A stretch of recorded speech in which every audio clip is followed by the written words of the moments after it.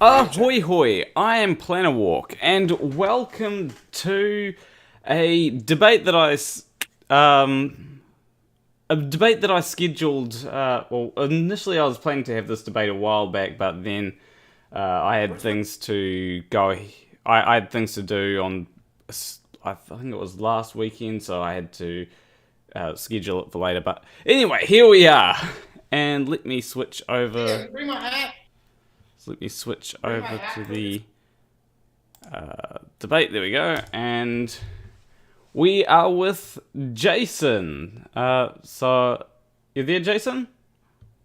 Yes, sir. Can you hear me? Check, check. Yes, I can hear you. How are you doing? Where are you from? I'm from New Zealand. Doing all right. New Zealand. Oh, awesome. You're what do they call you? A Kiwi, right? Yeah, that's what they call me. And let me just.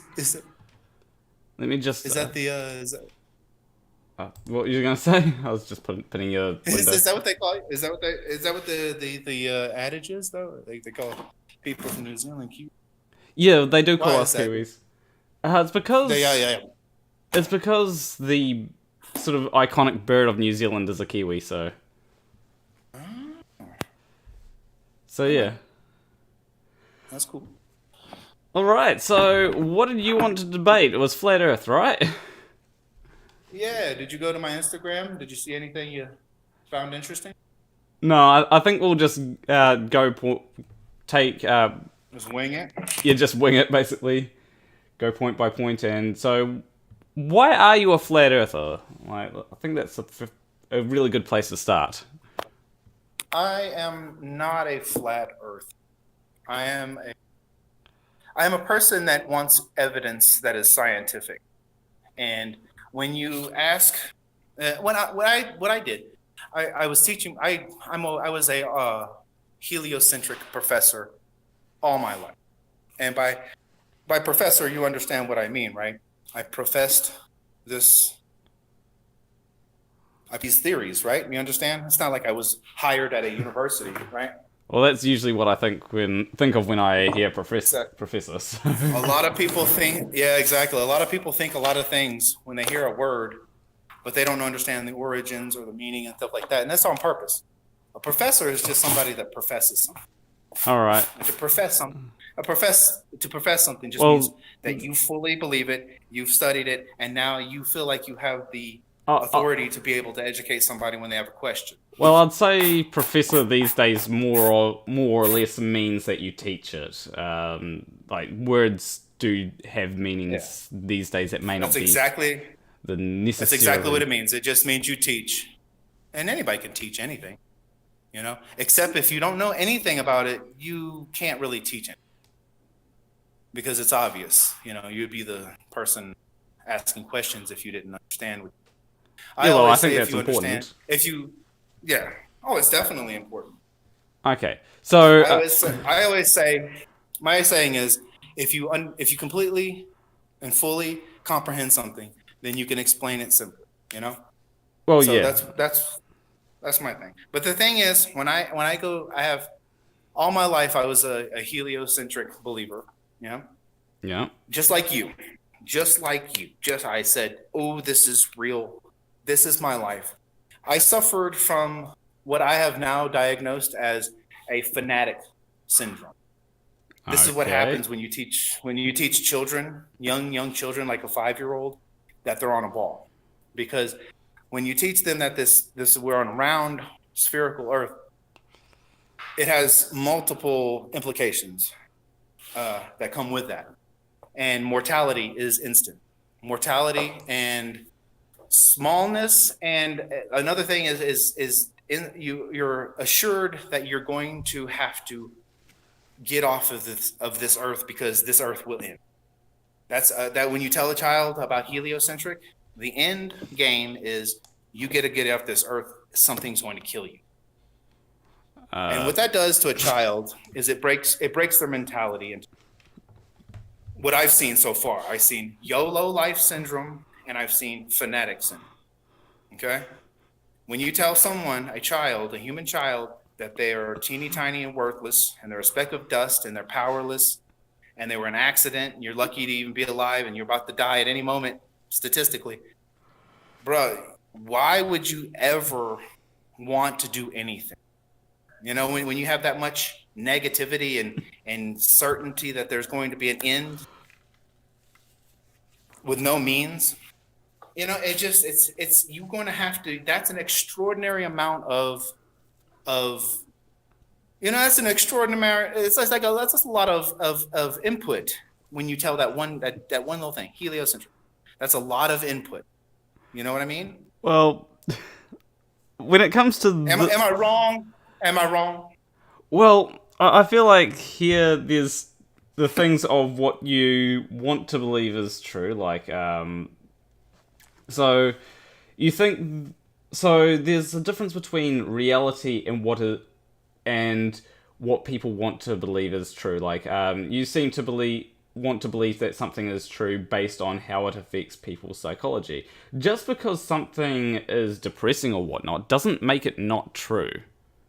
No, I know that. I understand that. And I was fully aware of that for 36 years. And as I said, I professed that to other people. I went around and I professed this thing, and I feel bad about it, really, because... You know, when you hit somebody with some intelligence, how you measure intelligence in the heliocentric world is by how many different ways that you can die along with everybody else in this world instantly from some catastrophic. Yeah, it is. It is. If you watch Cosmos, the apex of the entire series, of all the series, was the five apocalyptic. What do you know what it is, right? Oh, the five. I wouldn't say that's really the apex of the series. Like the whole idea behind the series. The whole thing. The whole thing was like, we have to stop this before we become number 5. Yeah, that was the apex. That was the pinnacle of the fucking entire thing. Was they made all the little series about all these deaths, all these cataclysmic fucking events. And then number 5 is if we don't fucking pay France $1 billion, if we don't give Iran trillions of dollars so they can build coal burning power plants, if we don't give China trillions of dollars, then we're going to suffer the same fate. That's what they said at the end, because climate change. Well, that is we gotta. I mean, that is an issue no matter what side you're on. Even if the Earth is flat, then climate change is still an issue. You know? You are absolutely correct. But it's not for the same reasons that we have. I mean, let me ask you a question. I want to write this down. I have a couple of questions I always have. This is the one I want to write down. What's your question? My question is, do you know if we can be driving water-powered cars right now? Did you know that? I have heard people saying about water-powered cars, but I'm not entirely sure how practical that is. How practical? What is the alternative? Do you think the alternative is practical? Drilling into the earth and extracting oil and then purifying it and then turning it to CO2? I think the alternative... carbon dioxide? I think that the alternative is... the best alternative that we've got is electric cars. No, that's not true. Hydrogen. Hydrogen car is water. It's water. Hydrogen is water. They have a car. They already have cars that can run off of hydrogen. I'm not. It's a simple conversion. We could be driving water-powered cars right now. Yes or no? Yes or no? Seriously, I'm some kind of stupid flat earther. I literally can go out right now and design a system that turns tap water, into hydrogen and then siphons that hydrogen off the top and runs your fucking car. So if I'm so stupid, people that are geniuses should be able to figure that out, no? I don't... Well, first off, I don't know too much about hydrogen cells, because that seems what you're describing. Not hydrogen cells. Not hydrogen cells. Again, you take the water, You put 2 electrodes in it. You use a battery, then you pump that and you run the engine that runs the alternator that charges the battery. Okay. You constantly have a hydrogen flow of it's a combustible gas that goes right into your engine, and the only things that would have to be changed is a couple of seals. I know that. Well, I know that. And why aren't we driving water cars? There's a reason I'm asking you this. It's way more deeper question. Well, can you figure out why I'm asking you this? Well, when it comes to why we're not driving water cars, there could be a number of reasons. Like, it may not be... Give me some good ones. Well, I am not qualified to have this discussion, so it could be a number of reasons. Like, maybe it's not as practical as... maybe it's not as practical as you initially think. Maybe it sounds like a good idea in theory, but in reality it turns out to be a horrible idea. There's been many of times when we've had horrible ideas. Okay, well, you know what? I think you're a smart guy, and you think you're a smart guy. Why haven't you thought about this? It's world changing. Why hasn't any scientist been able to engineer what I just said? Well, I'm sure that scientists have been able to engineer what you've just said, and it's likely... We should be driving water cars. Well, it's likely that they've tried to engineer, but it's not been as practical as you think. Maybe. It could be that the oil companies have some kind of say-so in this, and that's why we're not. What about energy independence? Do you think we need to burn coal to get energy? I think that there are better ways of getting energy than burning coal these days. So if you think that, why haven't scientists figured that out? I mean, they have figured that out. That's why we've got solar panels. No, energy independence. Exactly. You're onto something. But why haven't we fucking taken like Kansas or the equivalent of Kansas where you're from and just filled it with fucking solar panels and gardens and power the entire country and everybody gets free electricity? Well, and then with that electricity, you power your hydrogen conversion system at the house, and then you put hydrogen in your car, and you can have free gas, free electricity. I think you've just identified the problem. You know, you got because a few people in the chat are trying to say that that it takes more energy input than the output provides for the hydrogen things. But anyway, if you're using solar if you're using solar panels, no problem. Well, then why not just have a solar panel car? A solar panel car, because they're not powerful enough. You have to have a large array of solar panels to make power that's sufficient to charge a home battery bank. You know? But like solar roads. Why don't we have solar roads? Well, firstly, the reason why we don't have solar panels everywhere is because it's taken a while to develop these technologies, and these days these technologies are fairly well advanced. So you can put solar panels and all sorts of places in wind turbines. It's fairly cheaper than coal, and a lot of places they are phasing out coal plants. A lot of places are doing that, and it's just it's just a matter of time. We're just so stupid, huh?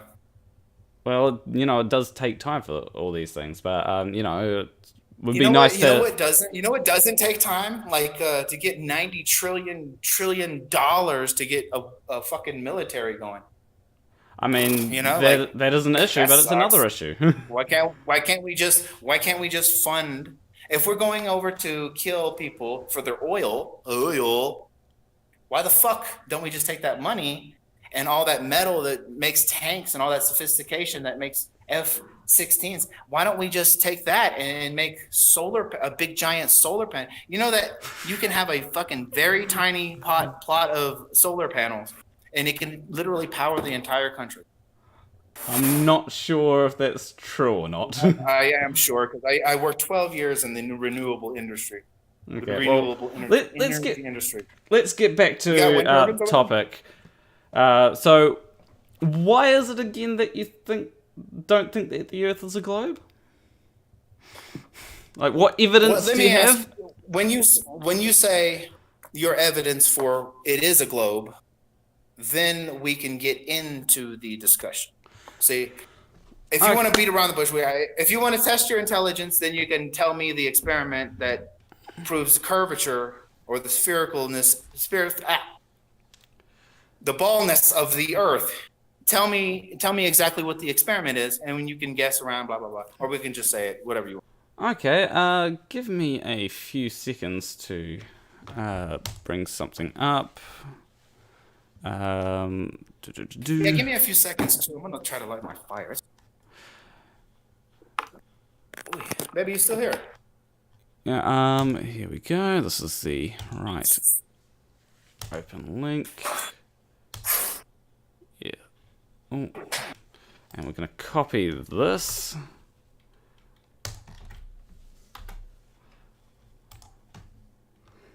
My favorite evidence. Favorite evidence. Yep.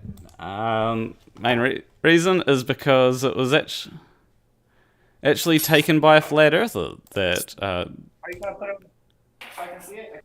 Yeah, I'm just going to. There we go. So when you get back, I'll explain what this is.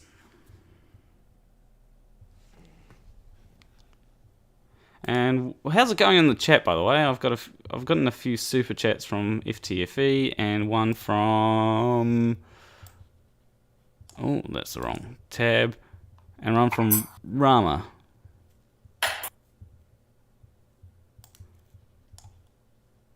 So yeah, how's it going in the chat?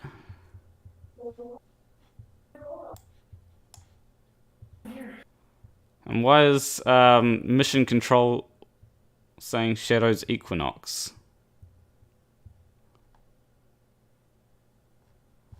This is honestly my favorite. Yeah, I will try to get him to stick to topic a bit more, you know. This is your favorite evidence. Let me see. Yeah. So this is a photo taken from taken with an infrared camera. Okay. So essentially what you've got here is you've got Mount San Jacinto, and it is 123 miles away, right? Mm-hmm. And you know they've taken this with an infrared camera, and this is exactly what we'd expect to see on a globe. If the Earth were flat, you would expect to see the top of the mountain be much higher than what it actually is in this image. In fact, there is I'm just going to copy a link and paste it. Well, hold on. Before you go any further, if you know me, and I'm sure the people in your crowd know me, I steer away from optical illusions and simple observation. I mean, how else are you going? How else are you going to get evidence unless you do observations? You know. Well, you observe a scientific experiment in progress. That's how that works. When you get the word observation, the people that have taught you this are the same. You have lawyers in New Zealand, I'm sure. These are the same people. I hope you're not getting your evidence. I hope you're not getting your evidence from lawyers, mate, or people that claim that they're lawyers. The people that wrote all this are lawyers. So this is how. Then people that teach you this is lawyers. This is how they're tricking you into this. You observe a scientific experiment happening. So when they tell you, oh, you have to do an observation. Yeah, you have to do an observation of the scientific experiment that has controlled environment, control variables, independent variables, repeatability. I mean, all these other things. You have to observe that thing. You can't just observe something happening and just guess about it. The ship is not disappearing over the horizon. This is not It's just not. a guess. This is a what you do is you say It is a simple observation. It is a picture. It is a video. What I specifically ask for is scientific experimentation of curvature or motion. so. Most people, I'm gonna go ahead and give it to you. Most people say Eratosthenes. Well, Eratosthenes is the person that conducted a science experiment. What I'm telling you is what I'm receiving. Okay, when I go into these debates and I ask for scientific experimentation, I get look at the boat, Eratosthenes. Okay, so, Eratosthenes is the closest you're going to get. Firstly, when it comes to this, what you do is you have an idea of how do we expect this to look, right? And then you go out and then you take observations. And if the observations match with how you expect it to look, right, then you confirm, okay, then it's this is what the shape of the Earth is. If it's not how, if they don't confirm how you expect it to look, then obviously you've gotten the shape of the Earth wrong. With this, this was taken by a flat earther who expected it to look. Oh, they actually expected this, but they fudged up their calculations. You don't even know where it comes from. It's like you don't know these people, what they've done or anything. See, it's so many. You handle it like a court of law. You handle it. This is hearsay.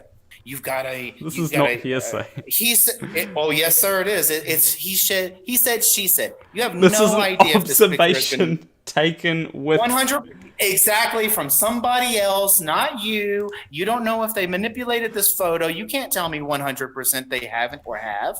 Well, you cannot. If they manipulated this, the bottom is cut off. If they manipulated this buildings, I'm seeing buildings there. Why would this was a flat earther who took this photo? I understand that. So why would I see buildings if I'm 100 miles away? Why would I see buildings on the shore? So the reason why is because they are 20 miles away from the buildings. Mount San Jacinto, the mountain in the distance, is 123 miles away, not the buildings. The buildings are only 20 miles away. So that's like 200 and something feet of curvature they're supposed to be. I'm not sure. Is any of those buildings? Is any of those buildings? Where is this? This is I think this is Miami or something. Or not that it matters. Not that this is scientific experimentation. Just to entertain and explain what's happening. But eventually we're going to get to the boat goes over the sunset, right? That's where you use observations instead of science. So the thing about observations is they're open for interpretation. If you observe one thing, you've been taught one particular way all your life, you're going to think of it that way. Yeah, you see, you put in a cartoon over a thing, a picture from somebody else. I'm not trying to hate on you. I'm just saying it's just not, we need science. That's all I'm saying. And everybody seems to fucking hate me for it, is I live naturally. And I want proper science experiments. So when it comes to this is this is something that is at least partially scientific. Like part of the scientific method is observations, right? And where's the controlled environment the entire time? What's the humidity? What's the smog rate? What's the visual? They used an infrared camera, which don't get mad about this. Don't get mad. Do not get mad. I'm trying to be scientific. You understand? Yeah, science is a bitch, man. It is a bitch. Let me talk. You have to fucking abide. They used an infrared camera. Infrared cameras are subject to much less refraction than what what's the name brand? Than what the name brand, the serial number, the zoom lens, the refraction. I'm telling you that this has to be science, man. This is not science, no. If you want to talk about science, then everything needs to be accounted for. It's called. You have to be scientific about it. That doesn't mean you could be nonchalant, does it? Let's explain this. That's when why I say you have to be scientific, that means you have to reduce every error to a 0. If you say I'm going to be scientific, that doesn't mean no. You don't understand. You just don't care. You don't understand. You don't. You can't. Why do you say that? You can never reduce every. Firstly, you can never reduce every. You can never reduce. You can never reduce every confounding variable to a 0. The best that you try. Sometimes you but can. But you try. Nah, you just don't give a shit. Bro, you've got to try to reduce every variable that is affecting the scientific experiment to a 0. No. 0. No, you can't. You can never do that. You can never. Tell me one science experiment that you can't do that. Like when you actually go I got it right here. I can explain a science experiment. When you go when you go outside, there's a lot of variables like wind and all that can never be reduced to a 0. The best that you can do is account for those variables. Yes, it sure can. You sure can. Why can't How do you reduce variables like wind? How would you reduce wind to 0? How would you reduce wind to 0? Vacuum chamber. You're going to... Oh man, don't do the fucking laughing thing. I thought you were going to be different. Do you think that you can take an observation like this at 123 miles away in a vacuum chamber? No, you only need 6 miles to disprove curvature. Do you think that we're gonna really have a vacuum chamber that's 6 miles long? Oh, are you kidding me? Hey, how long is Exxon Valdez pipeline? You do realize that? Answer that question. How long is the Exxon? No, not the Exxon. What was this new pipeline that stretches from fucking Canada all the way to the bottom of America? What is that pipeline? Okay, so I don't know how long that pipeline. No, you're laughing because you don't think people can create 6 miles of pipe. This is what you're fucking laughing. No, I'm laughing because the condition. Like, firstly, I'm not talking about looking at this mountain. I'm talking about producing a scientific experiment which is capable of happening in a 6 mile pipeline. Yeah, if you would stop giggling like a fucking retard, I would show you. Okay. Stop that giggling shit. You're getting nervous and you're giggling. Stop it. So I'm rude. Back to normal. Very rude. Don't be rude like them, man. Don't do that. Sorry, you just said something that was just absolutely hilarious, and I explain it to me. Okay, so it was hilarious. So, firstly, there's a reason why we take observations over water, and I want to hear the funny part. I want to be in part of the joke. So, the reason why we take observations over water is because water. Flat earthers say that water naturally seeks its level, so it's usually used as some kind of. No, that's what everybody says, though. That's not what flat earthers say. That's what science and physics says. I don't actually. I actually say that water will conform to the shape of the forces that are acting upon it. That's true. So. That's true.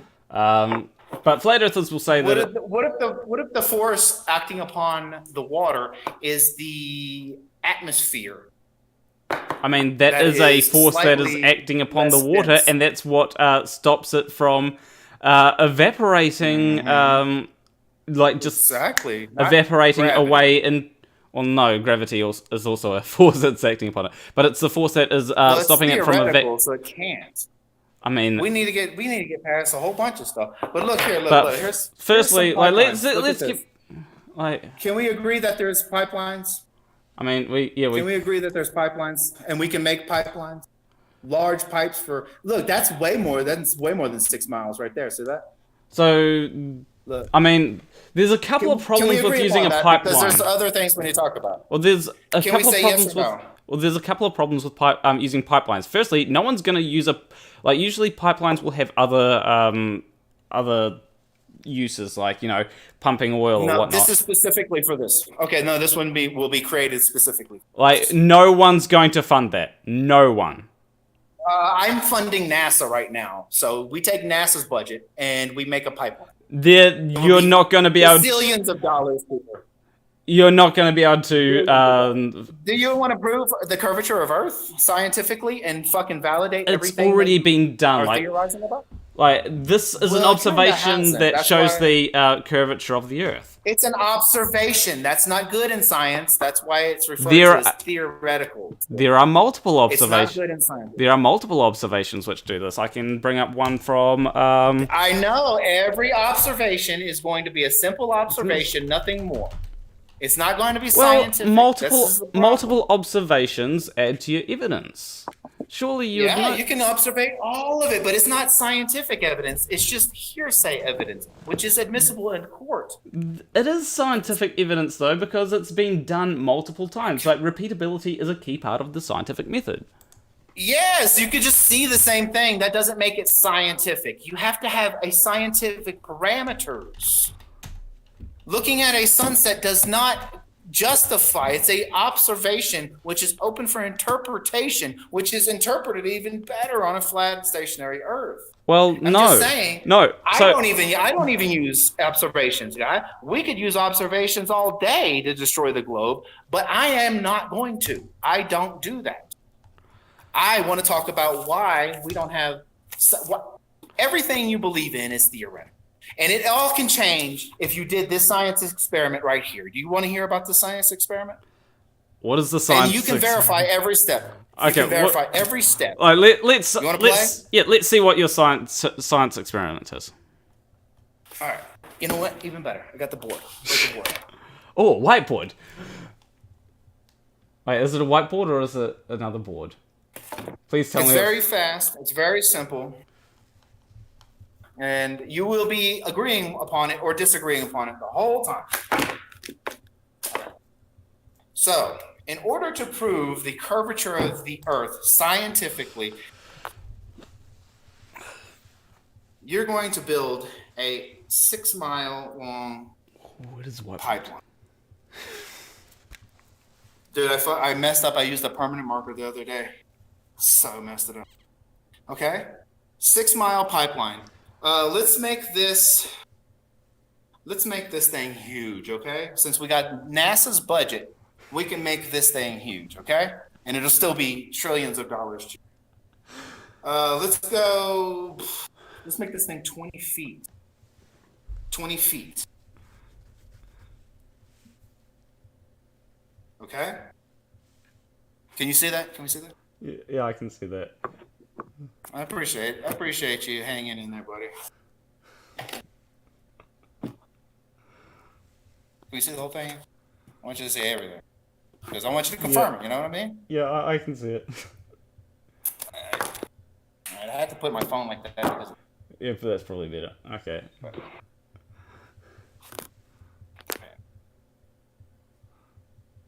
I don't know if I'm going to do this too many more times or not. Look, okay, and this way is,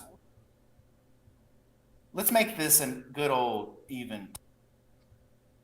Oh, you're really stretching there. I don't know if the NASA budget will be able to handle that. 10 miles of metal? There's literally fucking thousands of miles of pipe. We're good. Don't worry about this. This is super cheap. This is dirt cheap. Matter of fact, we're going to make this 5 inches thick. Super thick, huh? So we can pull vacuum or do whatever we want on it. Are we okay with the parameters here? Yeah. Or do you want me to look up the price of metal and don't worry about it. Don't worry about it. Like, just keep on. Just continue. So do you agree on this? I think that this is going to be very, very hard to be able to even like get started. So. How do you mean? Well, firstly, I don't know how you're going to even lobby like the US government to say, okay, build this pipeline to prove the Earth is a globe. Are you kidding me? So you can take everything that's theoretical and erase the theoretical part and just have law of gravity, law of Big Bang, law of dark energy, law, instead of theoretical. Well, you did. Hold on. Do you know what theory means? Do you know what theory means? Yes, let's go through this. Do you know what a compound word means? Yes, I do know what Before a we go compound word means. Okay, well, a compound word, for the audience and people that don't know what a compound word is, it's when you take two words and you combine them. I'm pretty sure they know what I'm pretty sure they know what I'm pretty sure they don't. I've explained this 100 times. These people, whew. Okay. Anyway, two words with two separate meanings are combined with a little dash in between. You have to have the dash, boom, or they have to be literally connected together. Yeah, dash or connected together. That is indication of a compound word, which has one definition from the dictionary, from all the combined dictionaries. Yeah, so when you say scientific theory, you're not saying one word. You are saying two different words. I mean, it's a compound word, isn't it? It is not a compound word. You have to have the dash, or they have to be stuck together, and then in the dictionary they have to have a definition.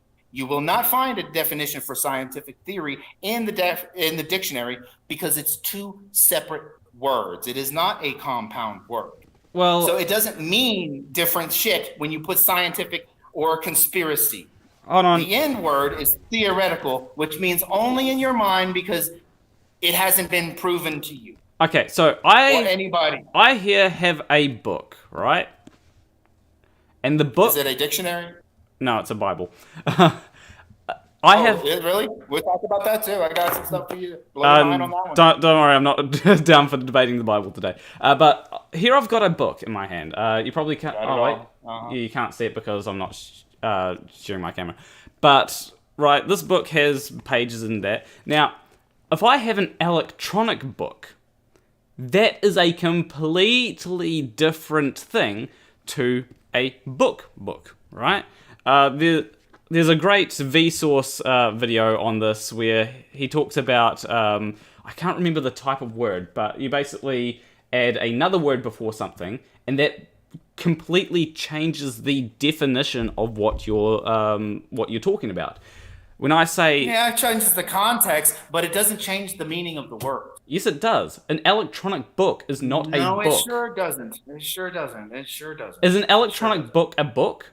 Like what? You can fight this all you want to, but I'm just literally sticking to the rules, guy. Like I'm just literally sticking to the rules. You get mad about it. You get mad at me, and then you fucking laugh. But I'm literally just sticking to the fucking rules. It's not a compound word with one definition. It is two words. The first word is scientific. The second word is fairy fucking tale. Okay, so ideas. I've literally got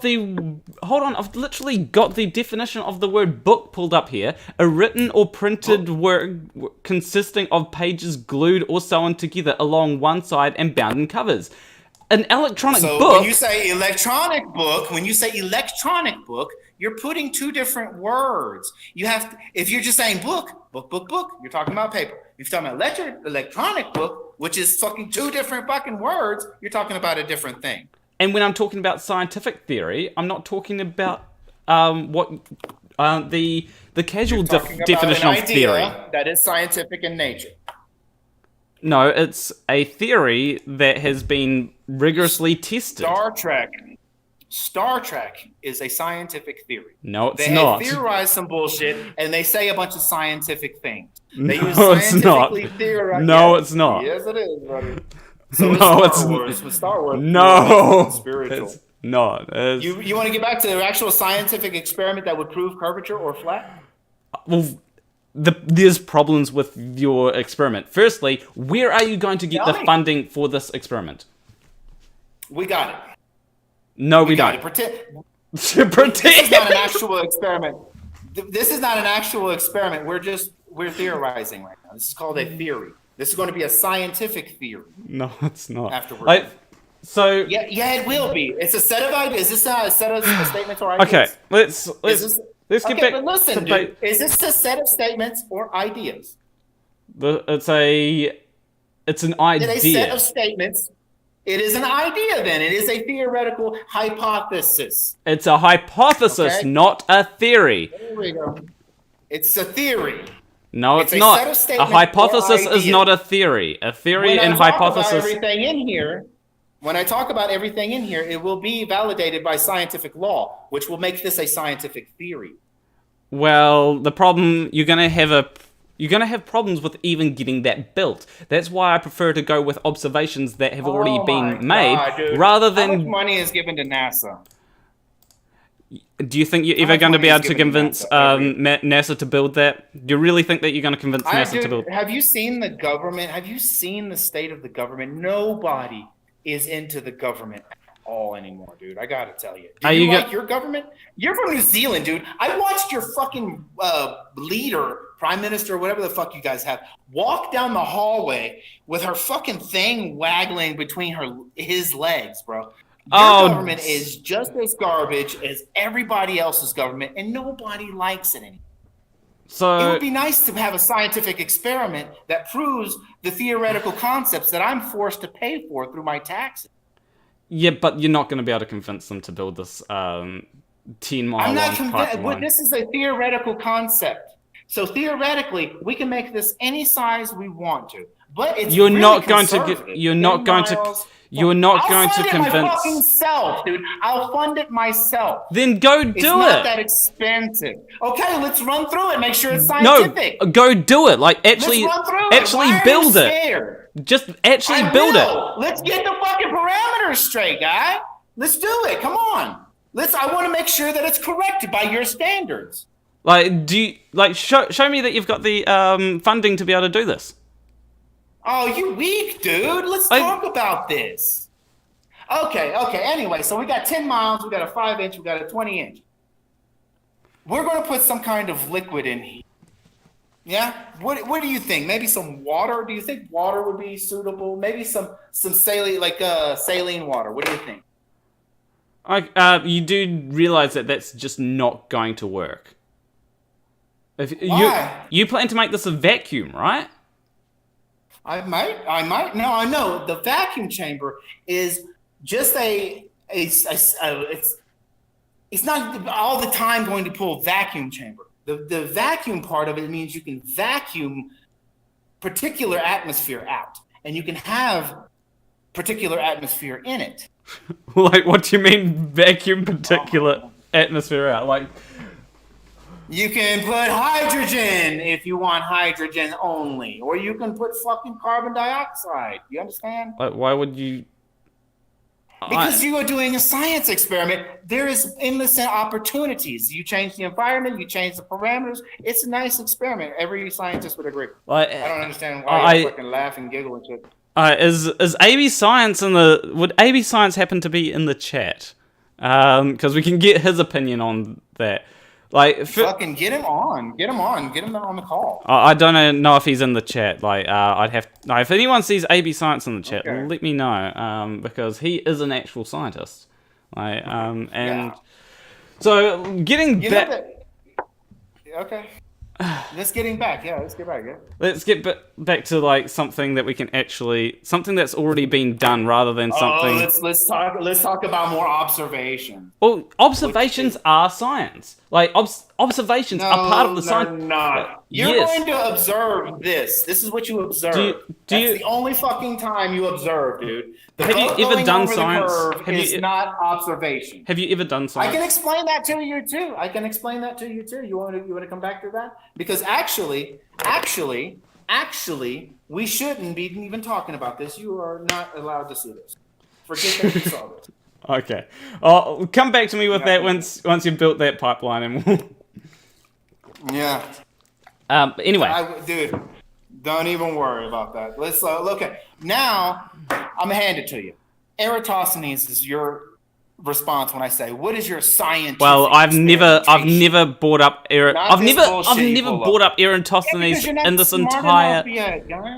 No, it's because this what I've got on my screen is really good. You got evidence. An observation. That's garbage. Well, firstly, it's garbage. It's garbage. It's an observation. I don't accept it. Nobody accepts it. That's why you're theoretical.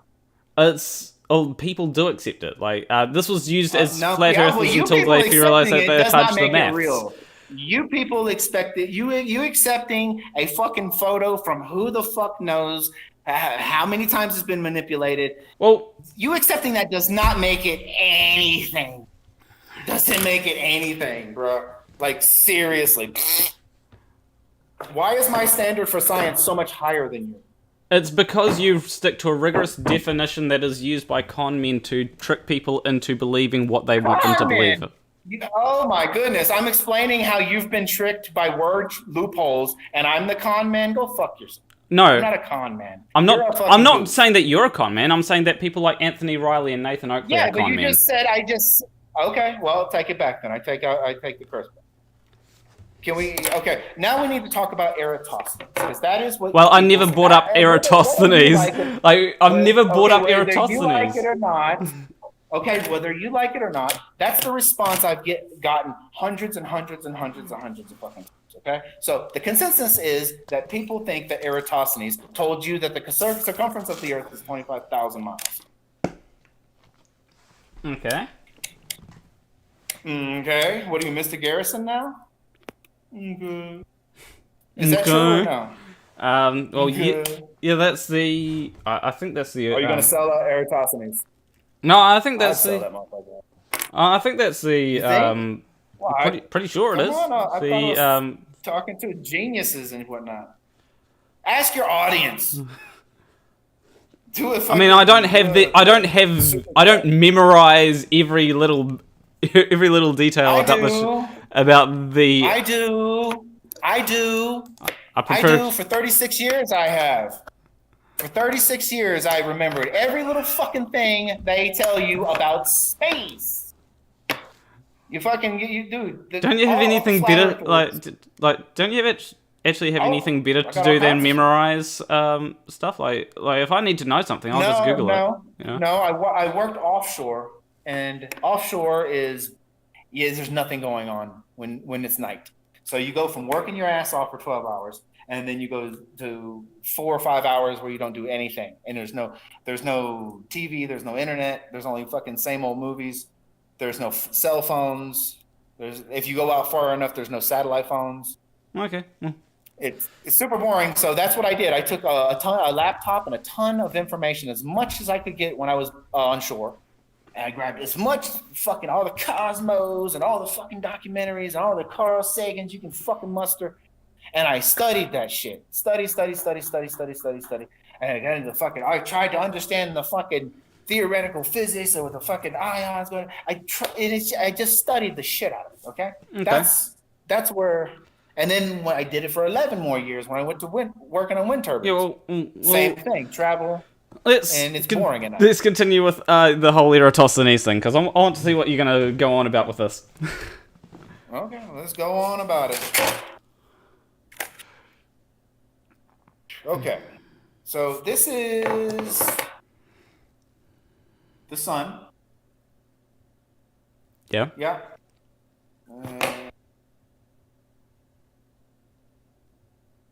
That is a very flat-looking ground.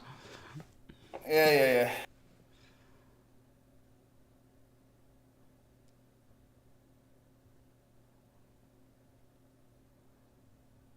Okay, so that's the two. Well, yeah, you're right. Let's go ahead and let's do it the way that you're. Okay. You're used to. I got you.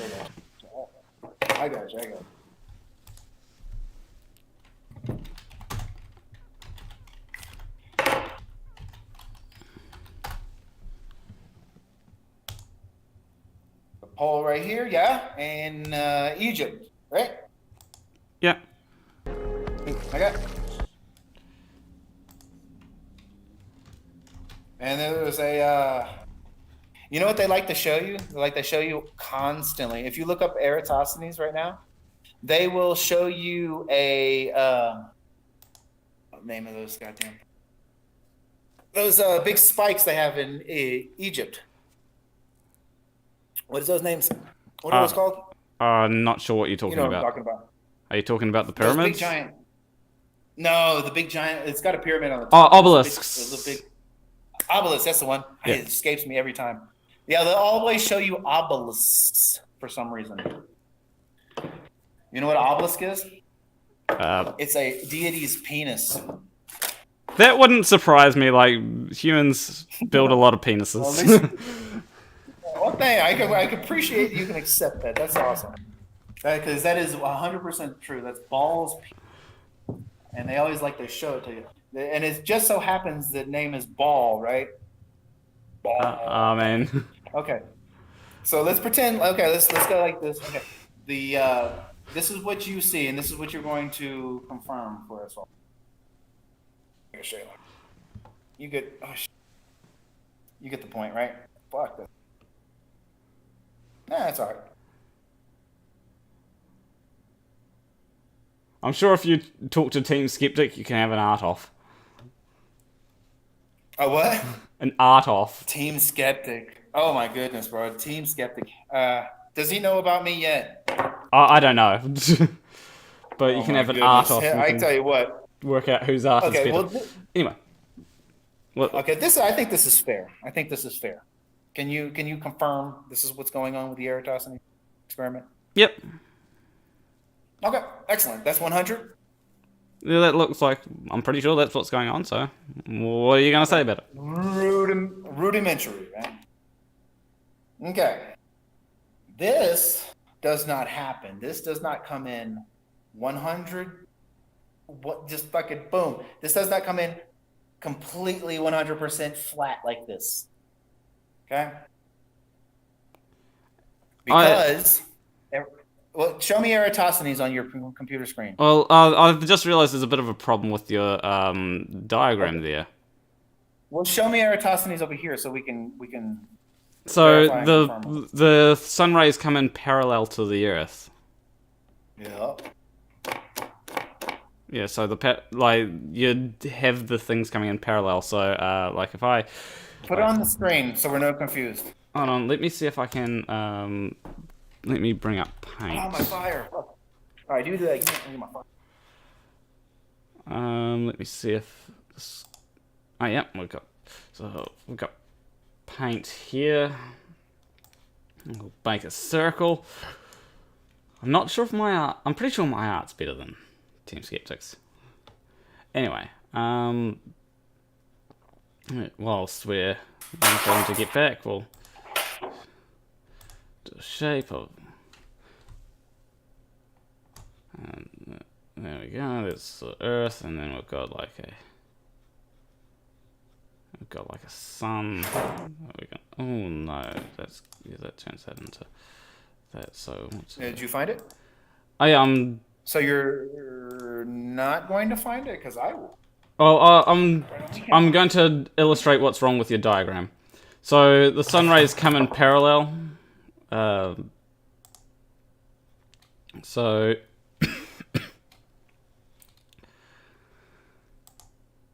working with a small screen gets annoying. There we go. That's a bit better. So yeah, the sun rays come in parallel to Earth. So from the sun. So that's the mistake that you've made. Show me on the diagram. Alright, so that, can you see that? The yellow represents the sun's rays, and the black circle represents the Earth. Oh. And basically, if I... Yeah, you just drew some stuff. Let's get the actual diagrams. I mean, I'm trying to pull it up. I mean, you drew some stuff as well. Yeah, that's what I want to confirm. It's accurate. You know what I mean? Yeah, let me give me a second. Eratosthenes diagram. Alright, here we go. Images, copy. We'll bring up to here. Oh, there we go. So, I mean, this, I'm not sure how well you can see this, but yeah, this is a good... Well, don't worry about me seeing it, let everybody else see it. Well, if I bring this over here, then you should be able to see it properly. So yeah. This is the...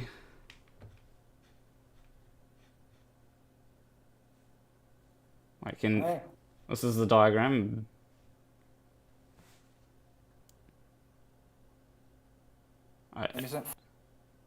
Is it official and whatnot? It's from Britannica. So... Yeah, there we go. Yeah, exactly. There you go. You see it all right there. Okay.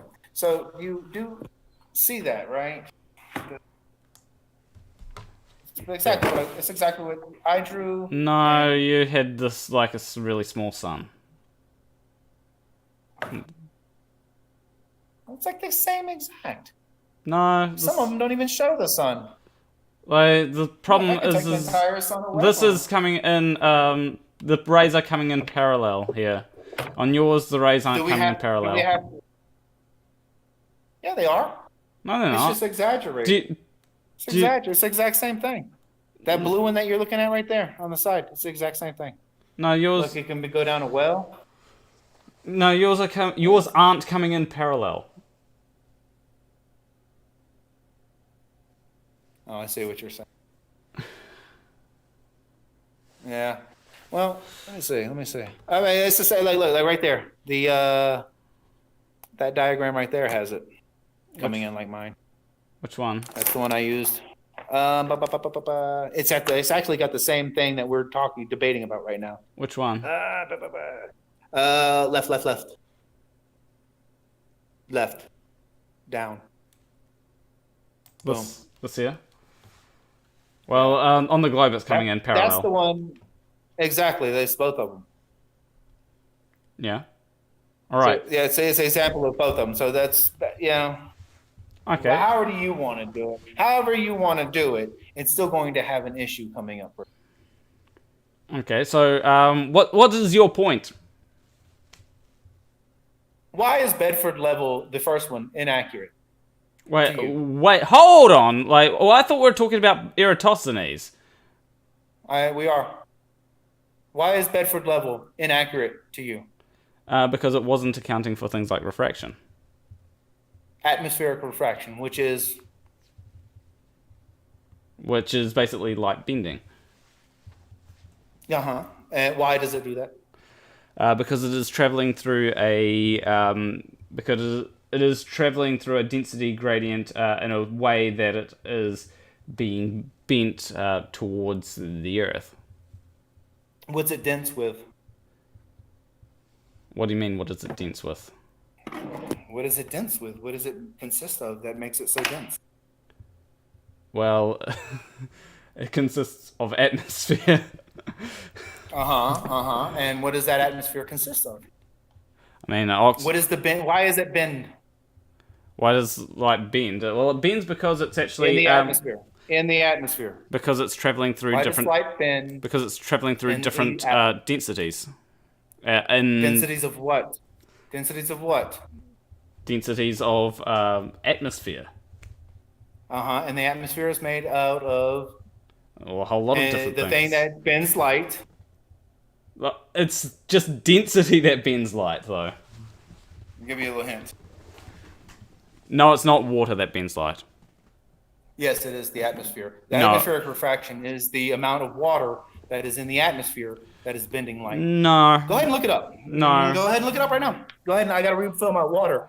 I don't think that's true. I think it's just... I'm pretty sure it's just... sure, water may...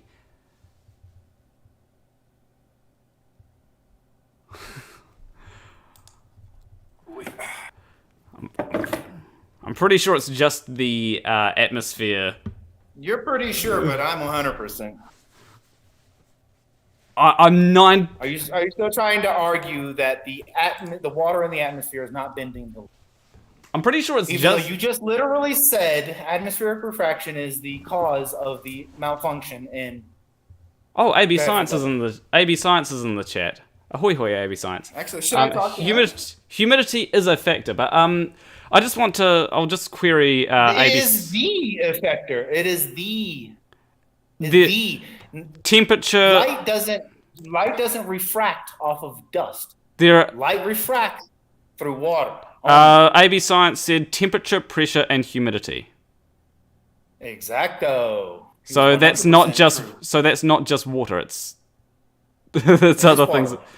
No, it's not. Said humidity. What do you think humidity is? Humidity. The humidity. That's humidity one factor. That's pressure. one Humidity condensed. It's one factor. The more condensed the water is, listen to me, man. I'm telling you, I know this. You said you think a bunch of times. I say I know. Oh shit. Okay, so I'm going to explain it to you since I know, and you can verify through your source over there because so far he's correct. Humidity, pressure.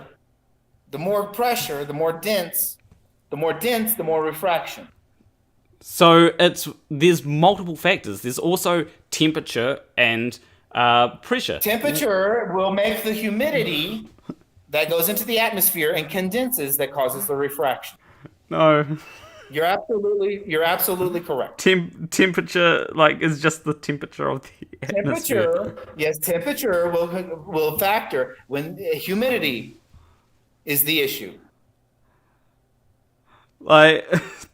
There's temperature, right? Which temperature means 90 degrees. If you take out all hot.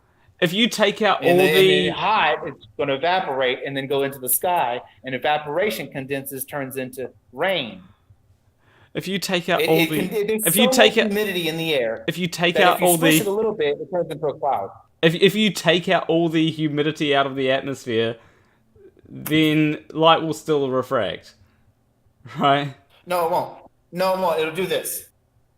This is what you're assuming. When you think of it, when you think, you forget, like you just done, you forget about all this. I've literally seen someone. I've literally seen someone refract light based off. But it doesn't mean anything of temperature, not humidity. What's up? I've literally seen someone refract light based off temperature, not humidity. No, that's you're heating up the air, and the air and the humidity around the air is what you're seeing the waves come from. Do you have any scientific experiment that proves that is the case? It's a mirage. It's called a mirage. That's what you're seeing. Yeah, but do you have any scientific experiment that proves that it's water that's doing it? Yeah, of course. It is the water. It's not even a question, dude. I've never heard anybody question whether or not. Do you have any Do you have any scientific experiment that it's the water? What do you think is happening? What do you think is happening? I think it's just the atmosphere that bends.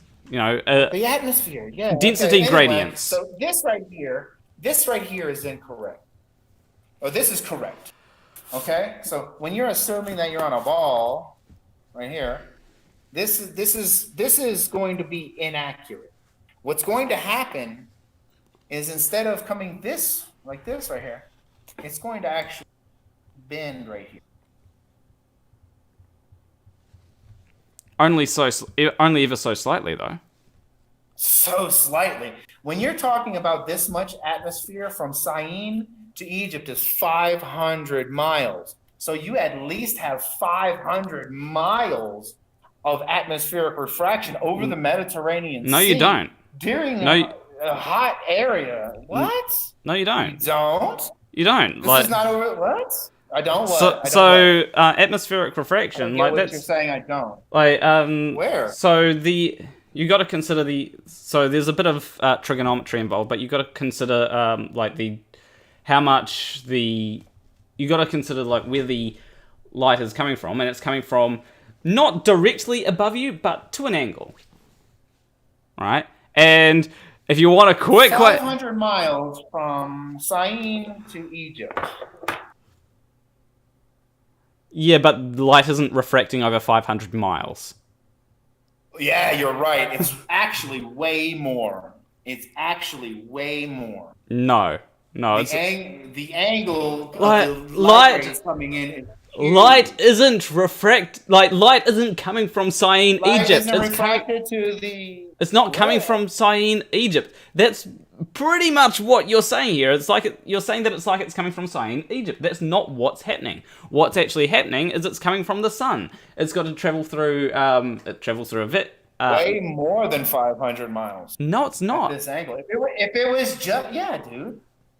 What? It's traveling the same amount of distance as you'd... Through where?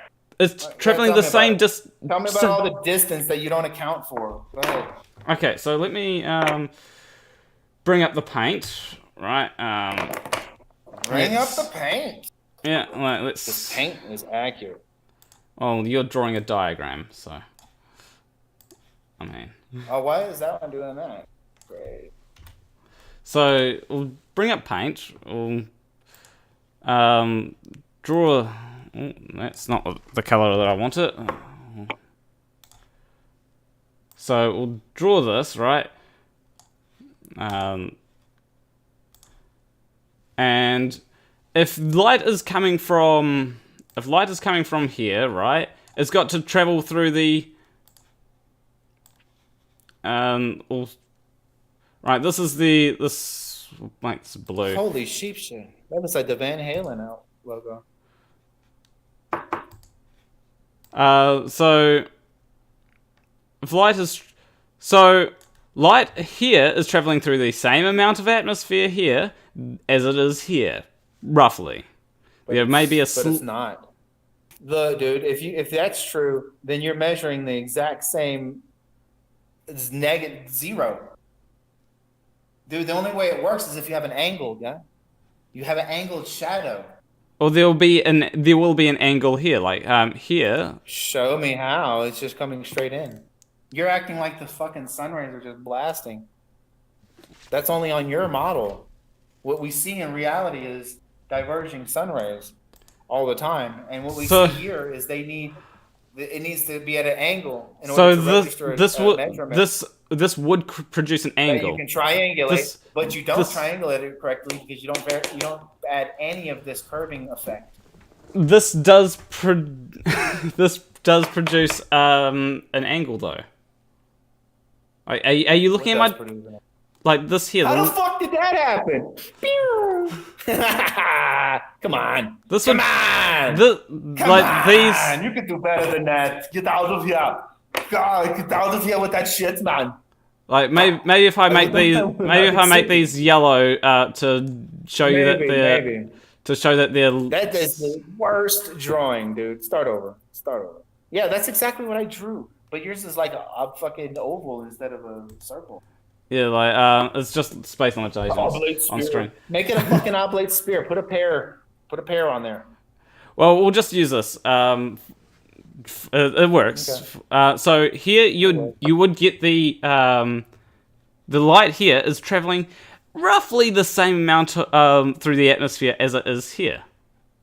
Like, did you know that Carl Sagan and Neil deGrasse Tyson both said that this is actually trash? What you drew just now is actually holy trash. Shit!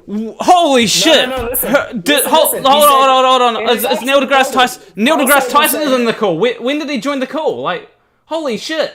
Listen, and then he said, if we provided more obelisks and wells, we would be able to fully prove the globe Earth. Oh yeah. If he said that. And Neil deGrasse Tyson said it's wrong too. So like he said that a lot of things wrong with it. Wait, do you agree that if we add more like obelisks or wells or whatever, or more data points, that would be able to prove that the Earth is a globe or a sphere, or a globe or whether it's flat or a globe? Do you agree with that? Yes. Excellent. Listen, also have to include the atmospheric refraction. Do you know how much atmospheric refraction should be happening? We don't. We never will. That's actually easily calculable. Guess. All we can do is guess. That's why this is not scientific. This is why your shit's theoretical. Well, it's actually easily calculable. It is, but it never was. Listen, to understand this 100%. Don't comprehend it. Stand under it. Stand under this because this is your belief. Your belief is that this guy figured this to be 25,000 miles in circumference. This is what you believe, Okay? This is not my opinion. This is what you believe. With this exact number, exact scientific number, you're able to verify and calculate the weight and the size of the Earth. Just the and size. The gravity and the theoretical gravity's force of, and you have to start with this number. It has to start with the size of the sphere. Then you measure the mass of the sphere. Then you take those two things, and then you can equate the theoretical concept that is known as gravity. Okay, so there is actually a experiment that was done. Yes or no? Yes or no on that? Well, I mean, let me confirm this. It's 25,000 miles circumference. It has to do with the size of the Earth, correct? The size of the Earth is a element when you're talking about the theory of gravity, right? Not just the mass, but also the size of the mass, because that includes the weight. Kind of. It has to start here. It has to start here. It's okay to say somebody's correct about it. If it. Kind of. I mean, yes or no? things can be denser, things can be denser and things can be less dense. Yes, that is true. That's a thing that can happen. Exactly, you're absolutely right. But they said it's exactly this size and this density. Therefore, the theory of gravity has a calculation, correct? Oh, if the Earth was a different size, it would probably just be a different density. Like, this is irrelevant. The size and the mass equal the theory of gravity's force. Because that's how you have to form a gravity well. Yes or no? What? The size and the mass? I don't think the size really plays much of a role. So if you have a lead ball that's this size, and you have a lead ball that's this size, they're going to create two different gravity wells. Yes or no? Yes, but that's because they're the same density. Yes, thank you. They are the same mass. No, they're not. No, you're right. They're the same density. They're the same material, but the size, the circumference is different, right? Like, AB Science literally just said in chat, law of gravity was derived without any consideration for the size and the shape of the Earth. Do you know how ridiculous that is? It's not. Explain. Okay. I do know how ridiculous it is because it's not. It's not? It's not. You don't have to have the... You literally just agreed with it, so you're kind of shitting on yourself. We have this on recording. You literally just said that. So I literally just said what? You said that this and this would make two different gravity wells. But that's because they're the same density. If you have something that's a different density... They're the same density, but this one's larger. Yeah. That means that it will have more mass. If the mass remains the same for both of them, then they'll have the same amount of gravity. Exactly, but I didn't say this one was hollow, now did I?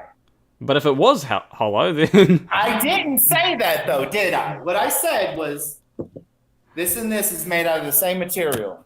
But if, like, Earth is less dense, then, then you can have a different... Well, doesn't it? This makes a smaller gravity well. Can we just get back to the subject at hand? And this is the subject at hand, man. What are you talking about, man? It just burns you because you're fucking killing yourself. No, I'm not. And it's not really yourself. It's your theoretical concept. You're trying to straw man. No, I'm not. Me. No, this is exactly what the Einstein.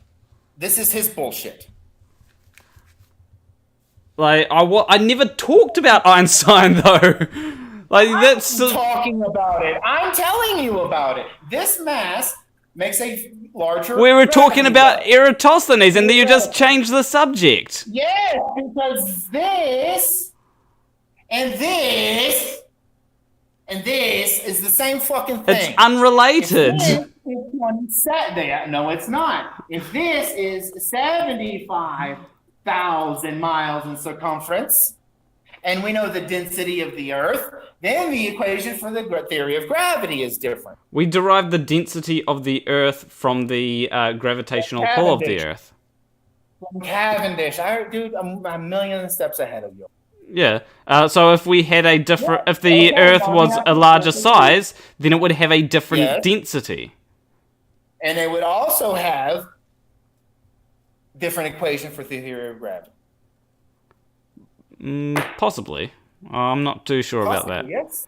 Okay. It would just have a different. I'll take that. I'll take that. Ask your friend. But anyway, let's get back to the thing and that we're on about. It is the thing. It is the thing. No, you changed the sub. This is wrong. This is wrong. You did not account for this. Purposefully left it out. Maliciously left this out on. This is ridiculous. Do you see what's on my screen right now? Not scientific and whatsoever. I see a cartoon on your screen. This is actual measurements that have been made, right? So that's excellent. Look at it. Stretch back, pull back. Well, I've got it on 2x speed. What it's doing is it's okay. Well, it's on video. Okay. Yeah. So I thought you had a. Yeah. So go back where it's large. Let's go back where it's large. This here. Boom, right there. Yep. No atmospheric refraction. No atmospheric refraction. And it's drawn just like I said. Well, this is what would expect to see on a flat Earth. Yeah. And we. I don't care even if it proved flat Earth. You still got to account for this. You still have to. I don't understand. Let me ask you one question, personally. Why is my stipulations for scientific experimentation much higher than this? Why is your bar so low? Because you're engaging in pure denialism. How? It looks like you are, actually. Because pure denialism means that you've got to try and make things I'm not falsify making the atmosphere up. No, it's I'm not making denialism means that you've got to have a reason why you can deny every single thing that your opponent says. I'm not everything, okay? I'm just this one thing, this major thing. Yeah, and you're saying that no, denying everything. No, you're saying that you're saying that because of the atmosphere, we've just got to throw any measurements that we get out, right? That's not the way that science operates. Science operates within a margin of error. It is. There is a margin of error that is taken into That's what you've been taught. Yeah. Who has said that to you? Who said that to you? Everyone. Who said that to you? Exactly. Who? Every Who the fuck is everyone, every science professor that I've ever make it right. Every science teacher that I've ever had. It right. Every science teacher that I've ever had has said that there's a margin of error. If I were to bring AB Science, or I could, AB Science is in the chat. AB Science literally said... I don't give a shit what you say. You can't leave this out. AB Science literally just said in the chat, every fucking scientist, and he is a scientist. And he is a theoretical believer. You believe that theoretical is real. He is a scientist. Like, you've got to... Iron Man is not real. Okay? He is a scientist, though. Like, he has done actual science. Yes. He works in a... say that this needs to be accounted for. Scientists can be ignorant. Scientists can account for it. Be fucking mentally ill to a point where they can deny everything. Denialism. He could be suffering from that. You account for it. You can account for anything that goes against the status quo. He will be fucking do you want me to bring him? He will debunk that within a second because he has a fun thing about that. AB Science, do you want to? Let's get him on. AB Science, if you want to come on, I'll add you to the call. Let me know. I would love that. Just message me on Discord or something. He may not. Do you know that doctors are the number 3 cause of death in humans due to malpractice? I did not know that, and that sounds like bullshit. Okay, a lot of things. Did you know that the creators of Rick and Morty are proud and out pedophiles? I doubt that. That sounds like bullshit, right? Yeah, exactly. You know that the creators of Rick and Morty have short videos where they rape infant babies. I highly doubt. Little babies. I highly doubt that. I doubt it. But your uneducated opinion doesn't change fact. Well, so let's go back to the idea of a margin of error. Do you know that in scientific experiments there is a margin of error? Did you know that? So you think you can just leave out the entire atmosphere and call it margin of error? pseudoscience, man. Well, you can call things margin of error because there is a margin of error in experiments. Do you know? Have you ever? Fucking pink dinosaur. Margin of error. You can't see it. Margin of error. Do you know what a margin of? Do you know what a margin of error is? Yes, it's a fucking allowable mistake. It's like you can be allowed a certain amount of fuck up. Yeah, like it's the amount of your AIDS leeway. Does your AIDS test have a margin of error? So you can be like told maybe you got AIDS. Yes. I'm sure that there's a margin of error in AIDS tests. Yeah, but you're trying to eliminate that constantly, aren't you? Well, yeah, like as you get more data, you reduce the margin of error. That's just a natural thing. You're always trying. That's all. You're always trying. You make a sealed environment, controlled environment. You fucking make it. You take steps in order to minimize. You don't just willy nilly. Oh, we've got AB Science here.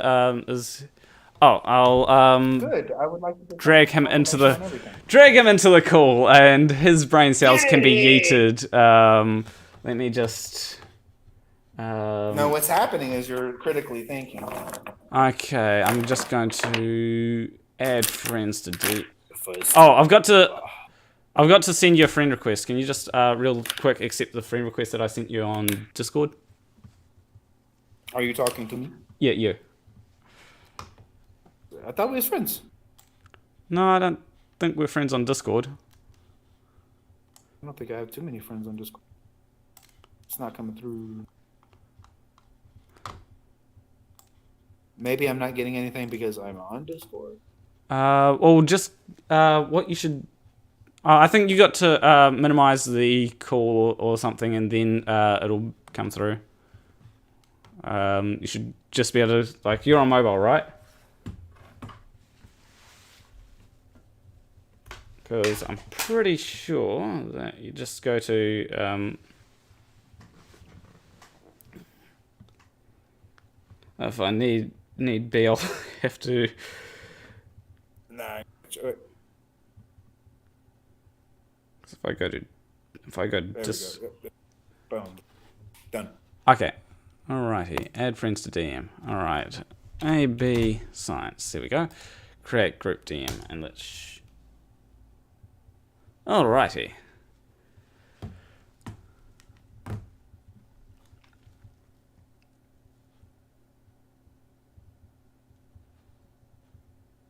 There we go. And we've just got to wait for AB Science to hop in. Can I send? There we go. Ahoy hoy! AB Science, how you doing? Yeah, not bad. You right? It's going well as it can be. Oh, shut up! You're not having it bad. All right, I'm just gonna turn. Fat the flat Earth has a bad time with me. All right, let me drag this out, and I'll. What is that? Well, all right, so the first thing that I actually wanted to bring AB Science in for was actually something that you said about him losing his paycheck. AB Science, did you hear that? Maybe. I can't remember what was the exact apparently point. If you don't keep the status quo, you're going to lose your paycheck. So you said multiple times about this. Most scientists are getting funded directly through universities, which are subsidized by government and other tax dollars. So if you come out and say, hey, I think this guy's right about something, you get chastised. Do you know what April 1st is? Do you guys have an April 1st in wherever you're from? Like it's a like an April Fool's Day. We have the 1st of the April. That's a date of. Yeah, that's a date. Yeah, you may. No, I mean, like it's a special date over here. I don't know if it's just like that everywhere. It's a date April where Fool's Day you make. Okay, I didn't know that. Yeah. So anyway, do you know where it comes from? Do you know where it comes from? Nope. Well, when they wanted to switch the calendars from the original calendar to the Roman Judaic calendar, which had Roman names in it and things like that. They wanted to do this, and nobody would go along with it because the first of the year on April 1st is the best time ever. It's, that's when people get together and make babies and whatnot. But it is the best time ever. It is. Not in the middle of the fucking winter. It's dead ass cold and everybody's broke from Christmas. That's not fun. That's not the first. But April 1st became a holiday to make fun of people because the Roman emperors said chastise, beat, and humiliate the people that celebrate New Year's on April 1st. You people are being tricked into chastising. How is this pertinent? You chastise me. I'm not a bad guy at all. I just disagree with you, but I get called retarded. I get say my family should be taken away from me. I get called all these fucking crazy ass names constantly. And I see that. That's exactly what that is. Yamo. That's exactly what's happening again. If you step out of line and you say anything right now that I am correct about, you better watch your ass because the cult is going to turn on you. Okay, well let's watch. Let's go ahead and continue what we were talking about. So I did want to get AB Science to address a point that you said. You made a point about AB Science would lose funding or something. I thought I just addressed that. No, y'all didn't get what I said. Okay. Oh no, I want to. You do know what the process of science is, right? Yeah, well, let's go through it. Simple observation, is that scientific fact? No, I'm not talking about the scientific method. I'm talking about the basic idea behind science. Yeah, it's to eliminate... Disprove the theory. It's to eliminate all elements when doing scientific experimentation. That's the only thing I'm super concerned. Right. We can go through everything, your opinion of science or whatever. The pure assumption of science is that we're wrong. Okay. That is the most important thing. Okay. All right, let's So let's go through it. When I say the Earth is flat, is to say you that say it's no, absolutely it's not. right. Okay, because that's bad science. So when 10,000 years goes by and everybody knows that the Earth is flat and stationary and we've navigated seas, what are you laughing about? I was laughing because when you said 1,000 years, people think that the Earth is flat. 10,000 years. It's been documented for 10,000 years through every major civilization that they believe the Earth is flat and stationary with a firmament above. And they've also navigated to the point where they've navigated to the point where you have created a globe from the maps that were made during flat Earth discovery. So let's listen. You're rubbing your head. I don't understand. Go ahead and tell me where I'm wrong. People didn't believe the Earth was stationary for. I'm not understanding what the confusion is. People have thought that the Earth was a globe for like 2,000 years. Just 2,000 years. I said 10,000 years before the heliocentric model was pushed onto people by the religious powers. So what's the problem? Why are you grabbing your head? It's astonishing that you think that 10,000-year-old. I know. We have evidence. We have evidence that people thought this. I didn't say anything other than that. But it's just a drawing. It's just a drawing. So is a map. These people were able to navigate the seas using sextants that are based on flat and stationary, and the stars being in the exact same place. This is how you got the globe in the first place.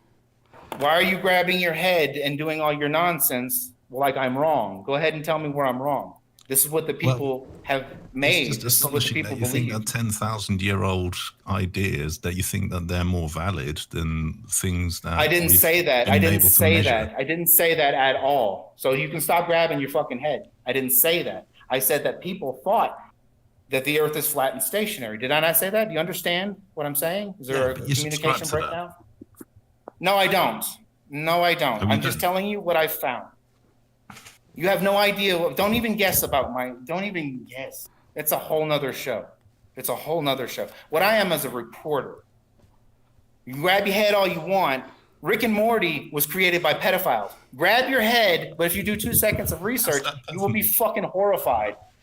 You know what I'm saying? But it doesn't, just because it sounds odd to you, doesn't devaluate it at all. Do you understand? Does that make sense to you? Just because you've never heard it? Huh? How is any of that pertinent? It's not. We're just having a conversation. You don't get it? Just because it's new to you doesn't make it invalid, no? It's not relevant. Yeah, okay. Jesus fucking. Exactly. Let's talk about what's relevant. Eratosthenes didn't account for any atmospheric refraction. And then he claims that this is dead ass accurate. That is incorrect. So if refraction is such a big factor, how can we get the same results under so many different conditions? There's always a fucking non-refracting element. You never account for it. That's how you get the same reading. How do you even, dude? This is what you said. Science. You can't tell me if there's more atmosphere here, more atmosphere here, more atmosphere here at any given time. This is always moving. It's always moving. No? Can we agree?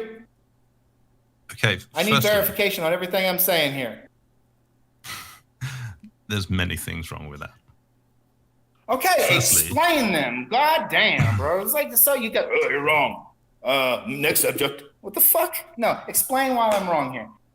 This atmosphere is 100% the same? The amount of a substance, is that what you're trying to thickness of that substance is not important when it comes to it's refraction. Not important when you're measuring refracting light. It's not important. If it's thicker right here, that's not important. If it's thicker right there for some odd reason. What do you think causes refraction? It is the slowing down of certain elements in the light beam. So when it bends. So what you're telling me that it doesn't matter, and you think this is 100% the same?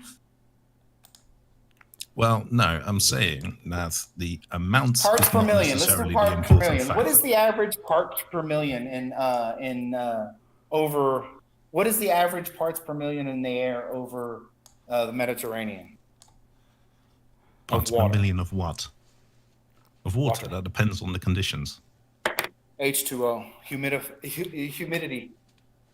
That depends on the conditions. You're absolutely right. It does. It absolutely does depend on the conditions. So whether it's hotter or not, right? Which means there's more atmosphere, right? Well, it's not the amount that's important. It's the refractive index of the atmosphere that's important. Yes, which varies.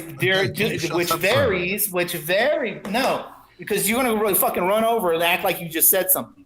It varies depending on how much humidity is in the air, how much water is being refracted. More water equals more refraction, no? Yes, it depends on the initial condition. So, exactly. So that totally is the opposite of what you just said. You said it doesn't matter. It does matter. It absolutely does matter. Don't get upset about this. You're not supposed to have your feels in it. What does more water do? It refracts more. It bends the light more. It changes the refractive index. Yeah, it is. You're absolutely correct.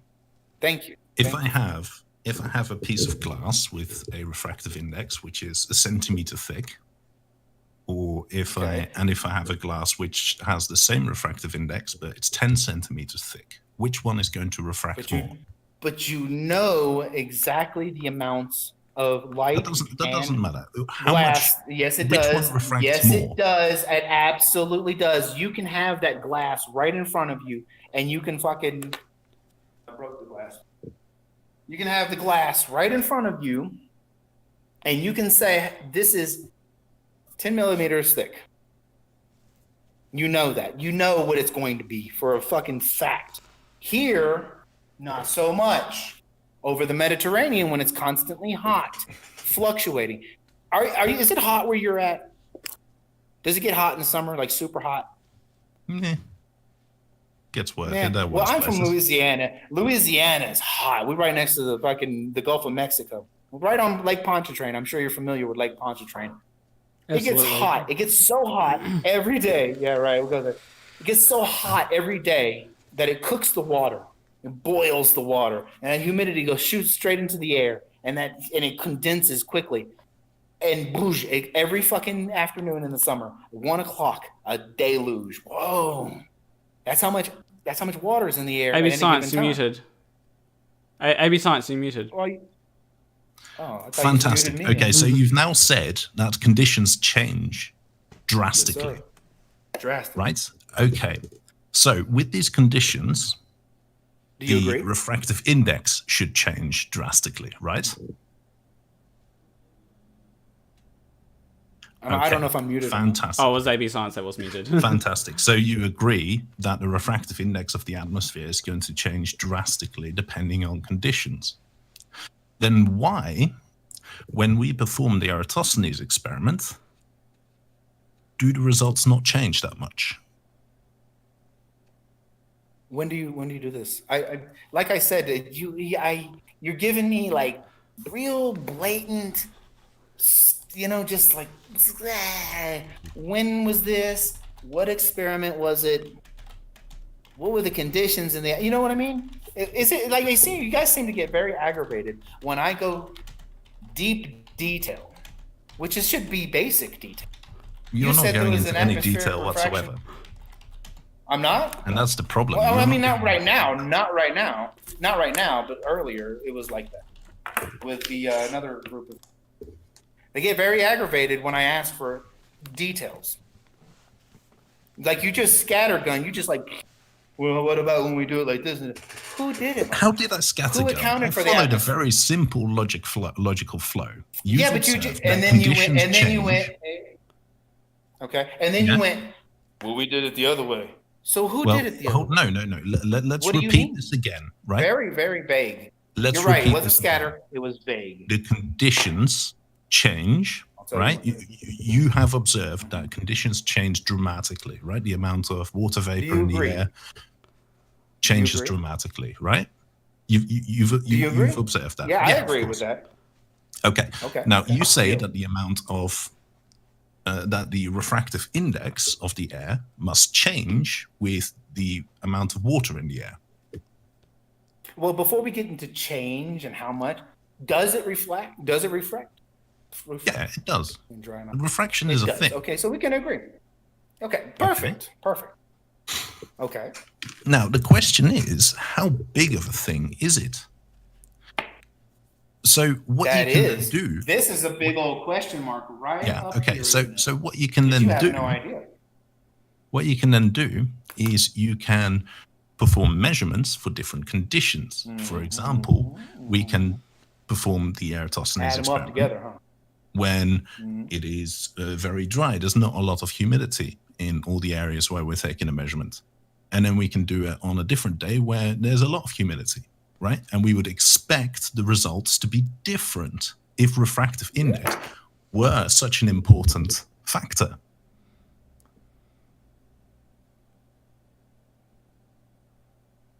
If the results do not agree with each other, then you could say, "Ooh, refractive index. The refraction You're just reading me a plays a script. big role in this." If You're they- reading me a script that you've memorized. And I'm going to tell you where the loopholes are. so, that is how you respond to this. Interesting. Can. Every time you said the word can, why is it can and we haven't? Why did Carl Sagan say that we can disprove flat Earth instantly? Why didn't he say we have? See, Well, I believe you don't that think Planarwalk- it matters. You don't think it matters, but words have a huge impact in everything that you believe Okay, so theoretically. we've just gone through the logical flow to indicate that refractive index doesn't play a huge role in the Eratosthenes experiment, right? How do you Because know this that? experiment How has do you been know that? performed so It makes many it, dude, times. you're measuring, no. You're measuring something that's supposedly 93 million miles away, and you're measuring within inches the shadow. Am I correct? Wouldn't you say that conversion from 93 million to fucking millimeters is an exact number? Which you were able to produce an exact number, which then actually matters when you're doing the equations for the theory of gravity? The distance to the sun is completely irrelevant in the Eratosthenes It experiment. doesn't, no, absolutely not. When you're measuring these inches, it definitely matters. I think you need to revisit your trigonometry classes. No, I don't think. Trigonometry is one thing. We can't verify this. And trigonometry would not be accepted without entering these equations for the atmospheric refraction. But we've Tell me already I'm established. wrong. Please tell me I'm wrong. Please tell me I'm wrong. Say it. Say that I'm wrong. Say that I'm wrong, that trigonometry wouldn't ask for the equation for this fucking bend in the light that you're measuring. You're measuring the light. You don't, dude, you're measuring the fucking light, the shadow from the light. How in the world do you think it's okay not to incorporate the bent part of the light? Please explain that shit to me. That is puzzling. We don't need to do calculations for that. We can just do simple experiments. But now we don't do calculations. Right? But you just said it was 25,000 miles of circumference. Okay, Jason, what I'm going to do is I'm going to mute you when AB Science is talking. You don't have to mute me. You don't have to mute me. You can just say that you want to talk. I'm just asking questions. Right, AB Science, continue. So, we've established, right, from different experiments on different humidities, we can repeat the experiment and we will still get the same result. Failed. Right? No, they'll do very well. They'll do very well. So from that, we can conclude that the refraction is not a huge impact. It doesn't have a huge impact on the results, and we don't need to account for it. Okay. Cool. So your means to invalidate the Eratosthenes experiment, because of you invoking refraction, it's nonsensical, because we can repeat the experiment in different conditions. So, okay, I'm sorry, we can and we have. If you don't like it, that's fine. But it's not scientific. I'm sorry. Performing a series of, hold on. Controlling for a variable that it's all scientific. Hearsay. It's all hearsay. All hearsay. Controlling you don't for know how much hearsay. Dude, you don't. These are controllable variables. You have no idea what's happening in the atmosphere at any given time. It's garbage. We can run through a scientific experiment like I was trying to a minute ago that would tell you the actual circumference and the curvature of the Earth. Would you like to go through that? Okay, go for it. No. I think AB Science missed that part. You don't want to know AB Science. You want to go over it again? No problem. Get ready for the pipeline. Yeah, get ready for the pipeline, because we can control every variable in the pipeline. What's wrong with controlling variables? Now that's a problem?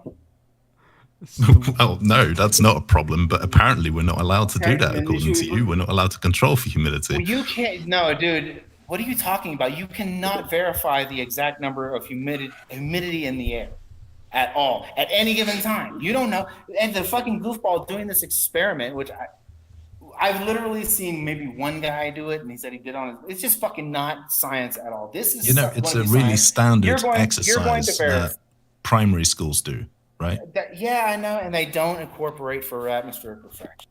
But listen, no, you know why I was giving you the thumbs up? Established. You know why I was giving you the thumbs up? Even though they have different conditions, different atmospheric conditions, and therefore I know. You said it ain't shit. Exactly, not a big issue. Say it again. Say it again. Refraction is not a big issue in the Eratosthenes experiment. In the Eratosthenes experiment. Okay, that's done over the Mediterranean, right? Is that correct? No. My God, are you sure, dude? Alexandria to Cyrene? No. Yeah. I'm pretty sure. It's like right next to the Mediterranean. You're pretty sure, but I'm 100% positive. Go ahead and look it up. Where's Cyrene? Well, I can try and bring that up on maps. How do you spell Syene? Syene. Something like that.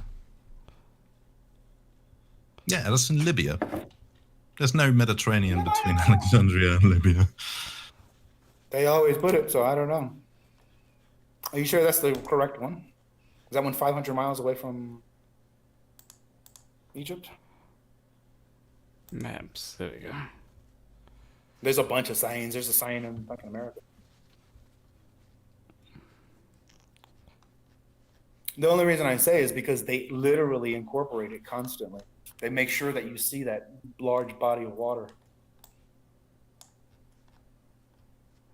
Yeah, like when I... Planarwalk, if you look up Shahat, Libya.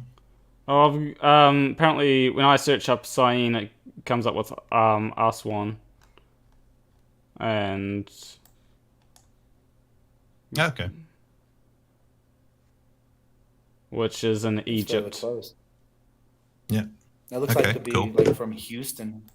Okay, so that's not what I wanted to. Can we agree that we would like both to take out the atmospheric refraction as a factor, so that it's not an argument? Well, can we agree? We don't. We can take as it out science. because we As can demonstrate. science, we can. We sure can demonstrate can. that it's not And a factor. don't we want to eliminate? Don't we want, as science, to eliminate the factors that may cause the problem? Well, we've already established that refraction is not going to be an issue. Hey, man. So we can do that through experimentation. Lebanon, hot ass Lebanon, right next to the Mediterranean, zero atmospheric refraction problems. So tell me again why only 6 miles of Bedford level, cold ass Bedford level, atmospheric refraction is a problem. Yeah. Do you know how refraction works? Yeah, I know. It bends the fucking light, man. You say it's a problem in one situation. 500 miles of atmospheric refraction over the Mediterranean, no problem. 6 miles cold Bedford level with zero humidity, big time problem. You've got a whiteboard there. Can you write down Snell's law? It doesn't look good. Oof, I don't know that. You don't know Snell's law? Yeah, I don't know Snell's law. I'm not gonna write out the. So you don't know Snell's law, but you are talking about refraction as if you're some fucking expert on it. But the thing is, you're dismissing it in one area, and then you're absolutely crushing another science. Well, no. Okay, so if you don't understand Snell's law, how much atmosphere refraction over 500 miles of superhuman Mediterranean atmosphere? Okay. I am a fucking expert in it. You don't have to have a degree on the wall to fucking be an expert in something. You just have to have a passion. You need to have a basic understanding. Okay, so write down. I do have a basic understanding, and I'm shitting on you, and I'm about to do a science experiment that you agree with. You haven't been able to tell me anything, dude. You said atmospheric refraction isn't a problem, and then when I bring up Bedford level, it's all of a sudden a huge problem, even though the factors are totally opposite. Huh? Well, this is why I bring up Snell's law. It's a stalemate, bro. This is a stalemate. This is checkmate. I'm sorry if you don't understand that I am trying to. I'm sorry if you don't understand your query. But, I'm sorry if you don't understand how you are being a hypocrite. I don't understand. I'm sorry that you don't understand how you're being a hypocrite. In the worst possible way, in the quite obvious way. So let's do that. Oh, whilst AB Science is doing something, I do want to ask the question, right? Why didn't the Bedford level experiment account for the fact that my great grandfather didn't have trousers on the day that they did it? Well, why didn't the Bedford level experiment account for that? Jason? Jason? Your grandpa didn't have he had his dick out? I don't understand what this he didn't have pants on. Why didn't the Bedford level experiment account for that? because it has absolutely nothing to do with that. It might have. Did they test for that? No, that's why they should put it in a controlled environment. Your grandpa with his dick out ain't going to be in my pipeline, guy. That's the deal. I mean, it could. You'd never know how it might. Even though it was like 500 miles away, it may, 500 miles is a big distance for my grandfather having his dick out. You're absolutely right. You are absolutely right. Let's put it in a controlled environment. You are absolutely But what right. if what if my grandfather's having his dick out and still manages to affect it in the controlled environment? Then I say your fucking grandpa is the problem. All right. My point is that you're bringing up things that probably aren't going to affect it. Probably aren't. Yeah, that's the best way to do it. And the way that you count for things is repeat. Okay, no, okay. Yeah, exactly. Mediterranean, testing the shape of the Earth. Let's not worry about atmospheric refraction. Bedford level, 0 humidity at all. Let's fucking talk shit about the 18 feet of missing curvature. You guys see how this is hypocritical?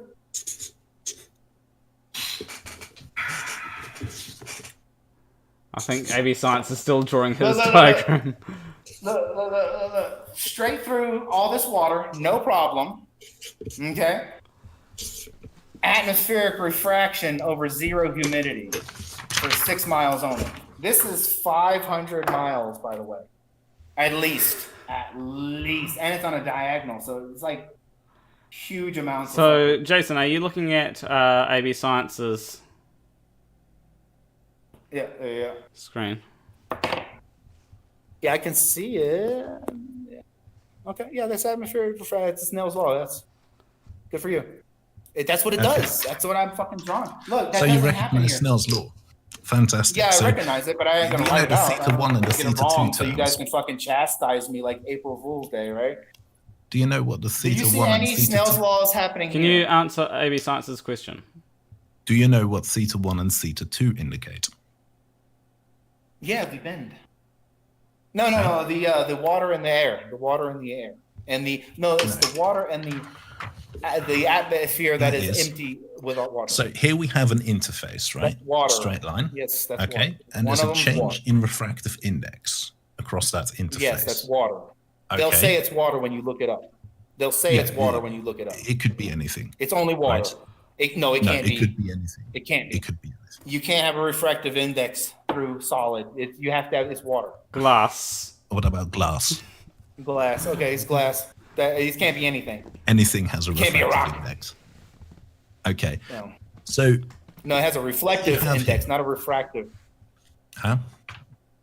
Right. A reflective, not a refractive. Not everything has a refractive. Okay, what the thetas mean, so you understand the concept of a surface normal, right? That's a line which is perpendicular to the interface. Mm-hmm. Right? So, we're going to apply theta this. indicates So theta indicates the angle from the surface normal. You're talking about this right here. Agreed? I don't know what you've drawn there. Okay. That's a ray of light, and that is hitting water for the first time. That's what you're talking about. Okay. Yeah, that's fine. And this is Can we agree? Yeah, okay, if that's fine. So if that is the angle between the incident wave, right, and the hold on, let me surface normal. Let me draw my diagram. Mm-hmm.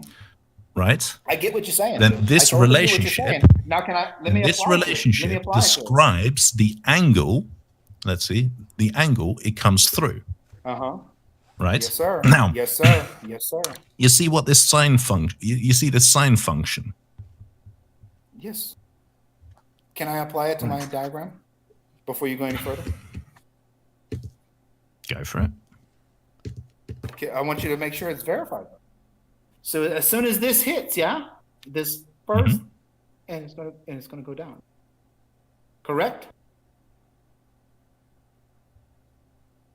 Is that correct or incorrect? Come on, guys. I'm not stupid. Let's just work through this. Come on. Is that correct? That's exactly what you just drew. That's exactly what you just drew, isn't it? That's fine. Okay. Please say yes, that is correct, or no, that is incorrect. For what I think you're showing, that's fine. Okay. But please I want to draw your attention to the sine function. Please don't be vague. From what it's correct. I like not being vague. I think it's correct from what I think you're trying to show. Now, you see this sine function. I get it. Yes, sir. Go ahead. Right? Do you know what a sine function looks like as a function of angle? No, go ahead and explain it to me. Okay. So, because the audience is a genius. Now just explain it to me. I'm the only stupid person. Even though I'm applying all the things you're saying, and it's still coming out to being me correct, I'm an idiot.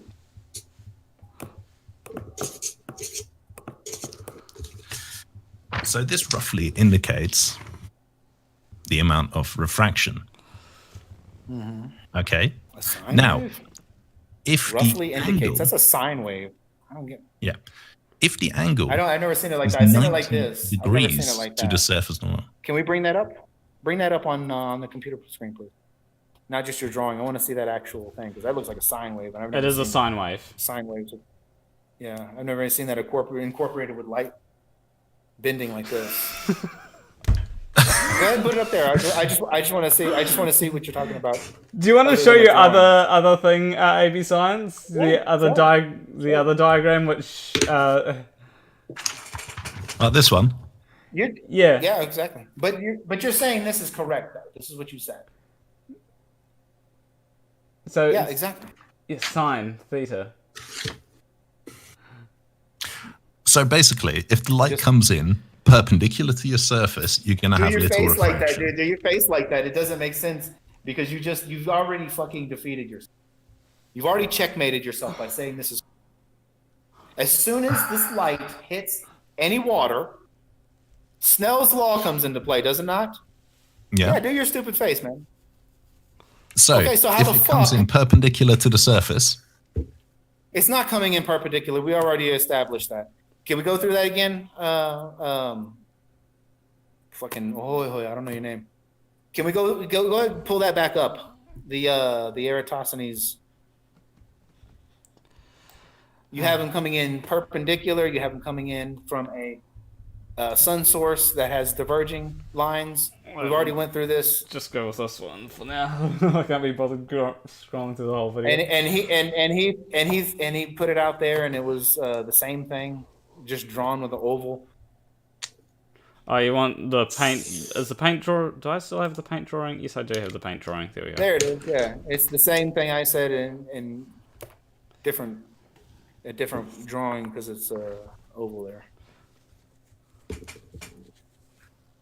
Yeah, so perpendicular, no atmospheric refraction at all. You see, the thing is, this is misleading because of the size of what you got going on here. That's like every time you see an Eratosthenes experiment, they'll put these obelisks hundreds of miles into the fucking sky, bypassing all the atmosphere. If you were to make that correct, that little stick would be teeny tiny, and that blue part would be the atmosphere, and then it would bend before it came in because it's on an angle a little bit, and it would fuck up your measurement down. Oh my God, you're right. I'm gonna have to open up Blender and make a 3D representation of the Earth that's everything is 100% to scale and. Why wouldn't you do that? Look. Because it would take ages. Watch. This doesn't take ages to understand. And you can verify. As soon as it comes in, Snell's law comes into play. It's no longer a Did you just line call it going Snell's 100% law? correct. Are you serious? Yeah, you brought it up, so I'm going to use it on you. How about that? Look, this is not changing. This is not changing as you assume. This is not changing as you assume. But then you invoke Snell's law, and as soon as it hits that all this fucking water particle, you have a different angle. That's going to give you a different reading. That's going to give you a 100% different reading. Now, this is going to be a shadow here. Actually, shadow should be going way out here. It's going to give you a totally different reading. This is going to give you a totally different reading. It's unscientific of you to deny this. It's unscientific. It doesn't matter if you have a scientist's name. It is unscientific to deny. I mean, There's he's plenty literally of fucking scientists that said smoking is good. There's plenty of fucking scientists that said asbestos was good for you. There's plenty of fucking scientists that got it real wrong. I mean, AB Science is literally a scientist. I don't give a flying fuck. Literally, scientists said smoking was good. AB Scientist, do you think every scientist is infallible? No, absolutely not. Exactly. Thank you. Can you tell your buddy? I mean, Doesn't mean shit that you have your name. You have to verify what's really happening. Is this happening? Is this happening? Is this changing? Is this changing? Yes, it is. Yes, it is. You can't leave out shit because you want a outcome. It doesn't work that way. That's pseudoscience. Yeah, it doesn't Science work that doesn't way, give a so shit stop what you doing it. want. Yes, yes. What are you talking about? What the fuck are you talking about? The angles change, do they not? Yes or no? Okay, how much does the Yes or angle no? change? Does it change? Yes or no? We're going to get Yes, to it something does. very Say it. important that you Say need it. to remember. Say it. It doesn't matter. Shut up for a Does moment. it change? You shut up. Does it change? If the incident angle Does it is change? if the incident it light is fucking change? perpendicular to the surface, how much does the Snell's angle rule, change? It's not perpendicular. Over here, on this side, when you fucking draw it out, look, when you draw it like this, and then you put a fucking obelisk that fucking big, you look like an idiot. Okay? In reality, it's this. Let's go even bigger so you can get the. Yeah, this. And you're measuring these fucking light rays on a. Right there. And the sun is right up. They come in perpendicular. Excellent. They come in perpendicular. They're still going to come into contact with the fucking atmosphere first. Enhanced view. You got, let's see. You got the atmosphere. Then you got the sun rays coming in. Perpendicular. They bend. You look like a fucking idiot. Seriously. This is all scientific for fucking, this is established, dude. Once you fuck that up, once you fuck this up right here.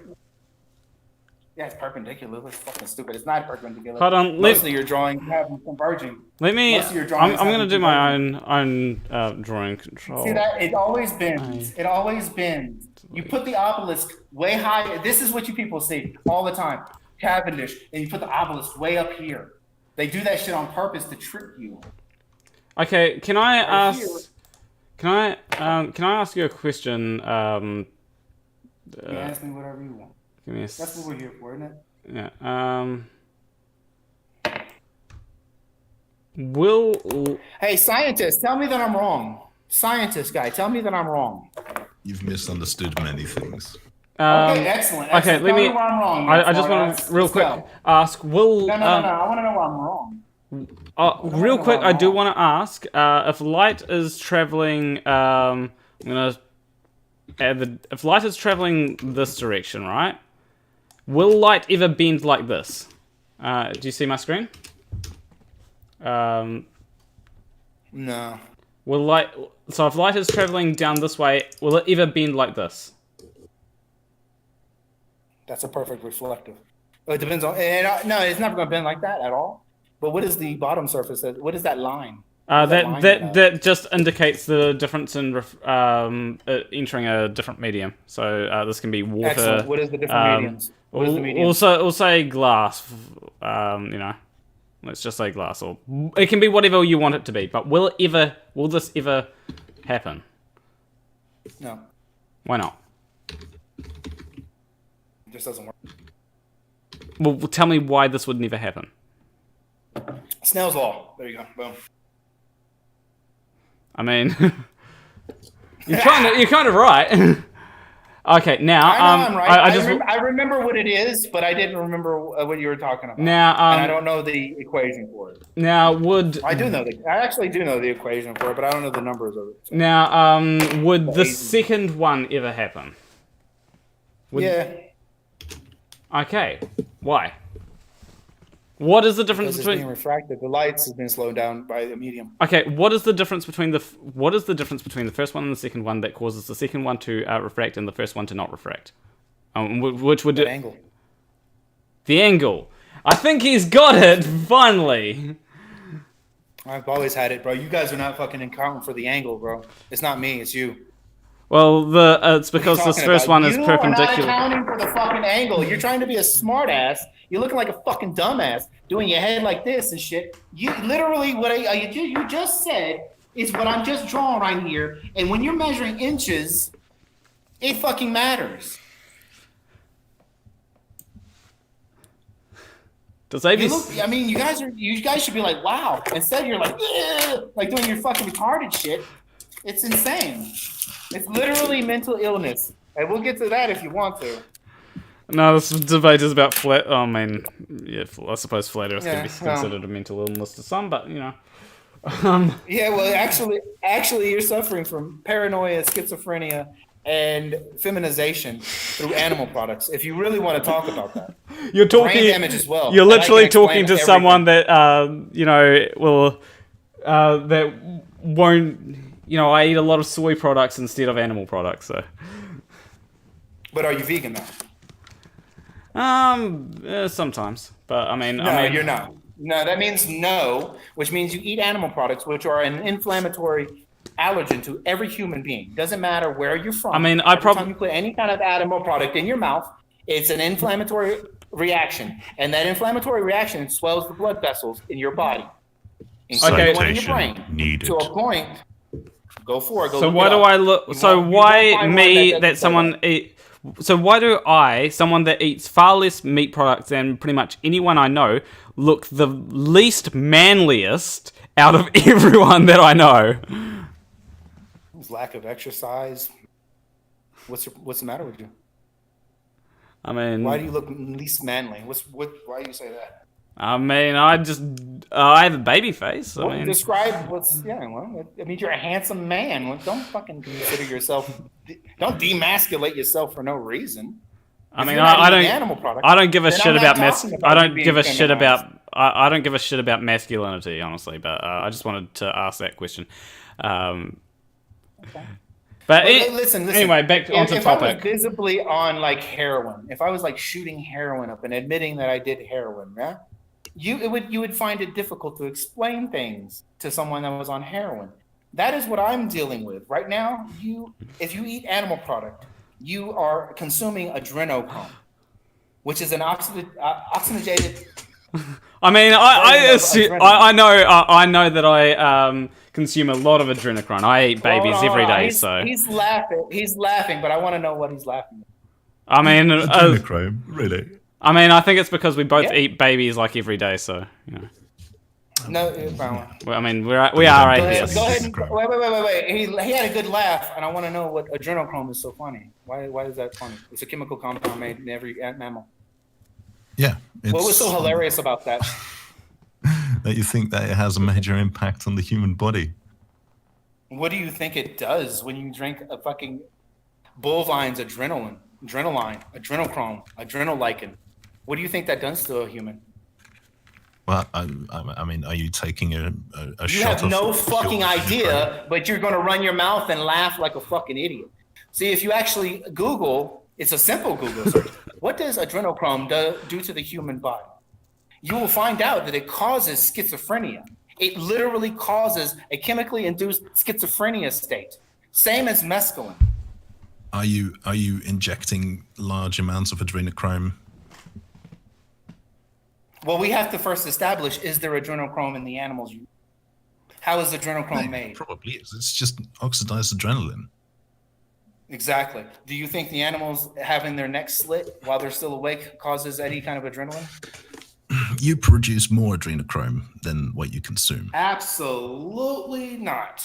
Absolutely not. You produce a small, exactly. If you look, I'll send you the link after this. You can read all the studies on it. You produce a very small amount of adrenochrome throughout the day. You get a little nervous, a little adrenaline comes out, you get a little adrenochrome hit. That's actually supposed to kill cancer cells in your body, but that's beside the point. When you eat, when a cow is killed, that thing has a huge adrenaline gland, and it is pumping huge amounts. 6 days these things stay around in the truck and in the slaughterhouses. They smell their fear. These things are super frightened. Their meat is saturated with adrenochrome-filled blood. When you squeeze that piece of steak and blood comes out of it, that has adrenochrome in it, and you're drinking it. You know, drinking it. I feel like I'd have a better, a more productive conversation about veganism with someone like Cosmic Skeptic, who actually, you know, cites.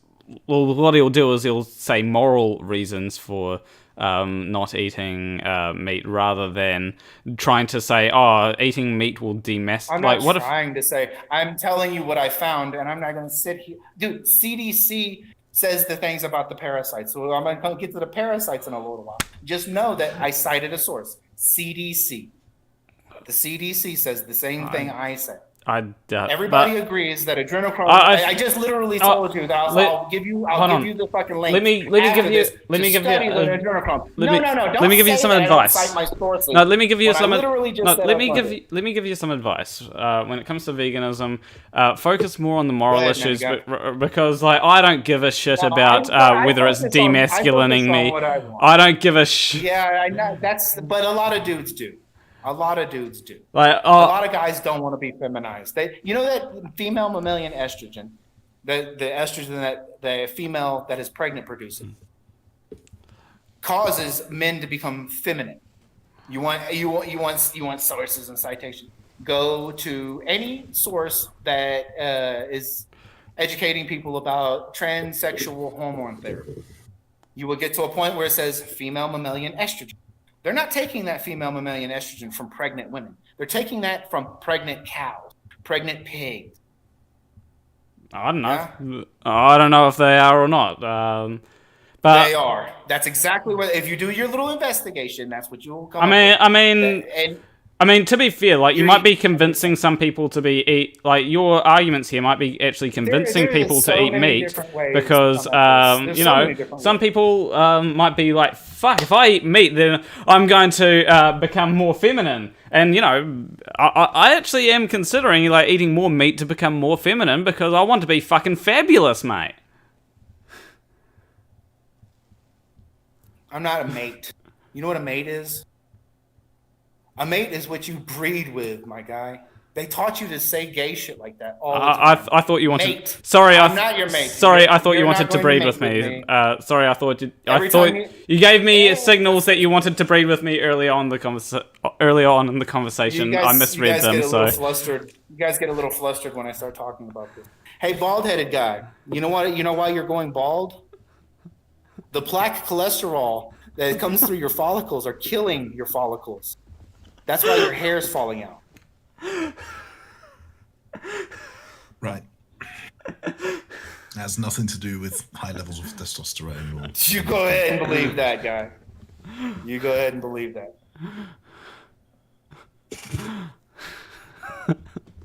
You go ahead and believe that. All right, my guy. Let's get back to you guys denying science that you confirm. Yeah, let's get back to you denying science. All right. Me denying science? I literally have you people agreeing to it and then shooting yourself in the foot. Does the angle change? We're always going to come back to this that because depends you're always on the going to incident angle. No, it doesn't. It's a yes or no answer. The amount by which it changes the depends question on of how much it is later. The answer is yes or no. Let's go ahead and mark it yes or no. Go ahead and give me the yes or the no. Does this angle... Depends on the incident angle. So that's a yes? Did you say yes? He said depends It follows Snell's law. He says yes. Yeah. Do you account for it over here? Do you account for the change? in the angle over here, or anywhere, in Eratosthenes' experiment to render 25 No, you don't need to. miles. Oh, you don't need to. Why wouldn't you want Because to it do that? depends on the incident angle. The incident? Then that incident angle does not change this shadow? Is that what you're You see, in the Eratosthenes experiment, it is performed over relatively short distances in such a way that the 500 miles doesn't sound like short distance. Yeah, that's a short distance because we're talking about the angular Thousands separation. of miles of atmosphere at an angle doesn't. But the thickness doesn't matter. It's the incidence. It It's the does angle of matter. incidence. It does It's the angle of matter. incidence. More glass makes more angle, right? That's how you come with a microscope, isn't it? A telescope, isn't it? Thicker glass means more. Yeah, exactly. Yeah, that's how a telescope or a microscope is made too. Where does it say thicker glass in that image?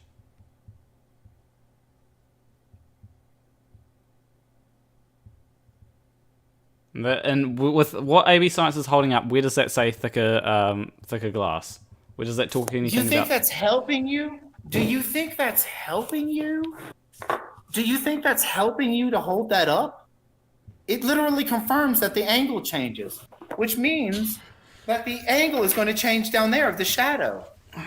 How the fuck do you guys can deny this and still stay face, man? This is not good. You say yes, it changes angle, but then you say the angle doesn't change. What a crock of fucking pseudoscience shit. This is Dunning-Kruger at its peak.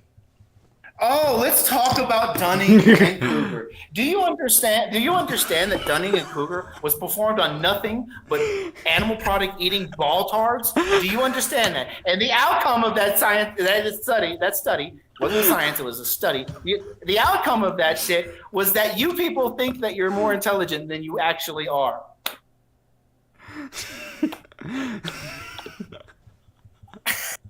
Keep laughing. It's so funny you laugh. Do you get it? Baldylocks, do you understand what happened just now? You're not laughing. You're not laughing. You understand that Dunning and Kruger means you people, don't you?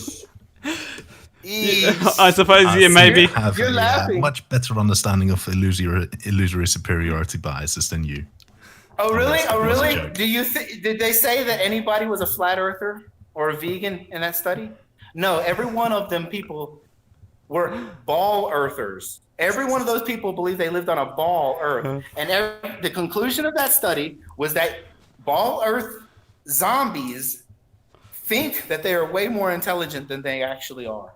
That is what Dunning and Kruger is. It doesn't apply to any flat earthers. No flat earthers were involved. No flat earthers were involved. Everything you say about Dunning and Kruger. Hold on. Have you heard about induction? Induction. Well, it's induction, but I was making. About like Walla Washington. The induction was a meme, but induction. Do you know what induction is? Inductive reasoning. Induction. No, explain that to me. Basically, it means that you take it takes something that you know and you apply it to other things. So we know that people that don't have a lot of that aren't that experienced in their field, tend to rate themselves higher, especially if they have very little experience, than people that have a lot of experience. That is Dunning-Kruger. That can be applied to anyone. Induction means that you can apply it to any field, regardless of whether... It was a study conducted, and it was conducted on nothing but heliocentrics. It was a study conducted on all heliocentrics. You people think that you're more intelligent than what you really are. Do you think that flat earthers are immune to? Do you think that flat earthers are immune to? Do you think that globe deniers are? Do you think that globe deniers are immune to Dunning-Kruger then? Absolutely not. Absolutely. Then we can still apply Dunning-Kruger to you guys. Exactly, but it wasn't, so you can't. Wait, what? What do you mean? It wasn't applied. All we know is that ball earthers from the Dunning and Kruger. So do you think that Dunning-Kruger only applies to ball earthers? The only thing that doesn't matter. The only thing that Dunning and Kruger has told us so through the study is that you people think that you're smarter than you are. Wait, do you think that Dunning-Kruger only applies to Ball Earthers? Yes, it does. Until there's another one done that includes 50-50 blend.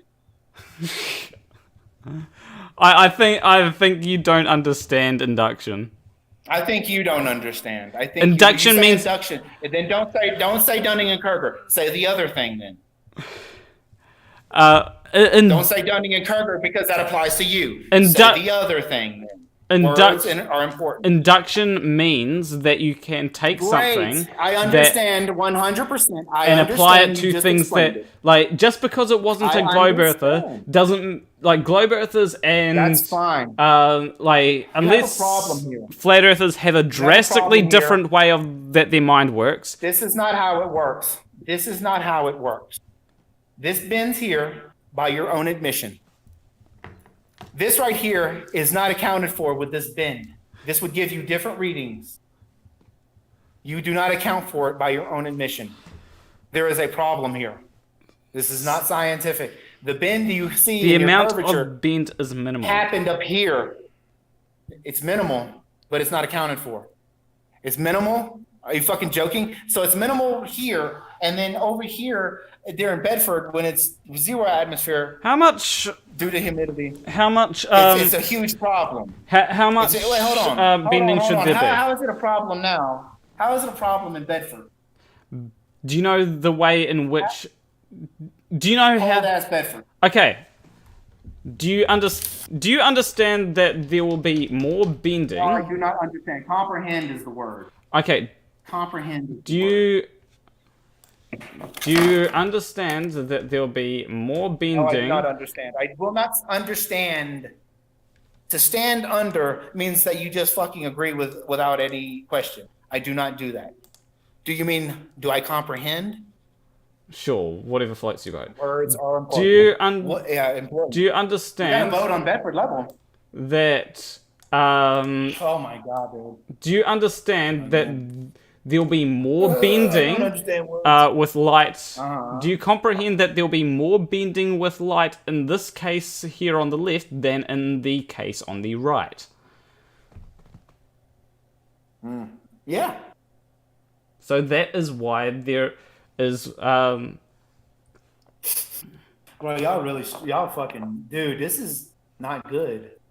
I feel embarrassed when we come from these things. I hope you guys do, because you're just literally disproving everything. I mean, that is why the Bedford level experiment is more subject to refraction than Eratosthenes, because the Bedford level experiment is basically the thing on the left. It's not hitting that transition. Do you understand? There is 0 atmospheric refraction because it was done in a cold environment. It's specifically done for this reason. Cold environments. You have plenty of levels. Cold water you have plenty of wrong. Listen. You have plenty. When we was tricking the Greeks, we have plenty of fucking flat level surfaces this it could be done on. It needs to be a cold environment. A cold environment is paramount because of the lack of humidity due to.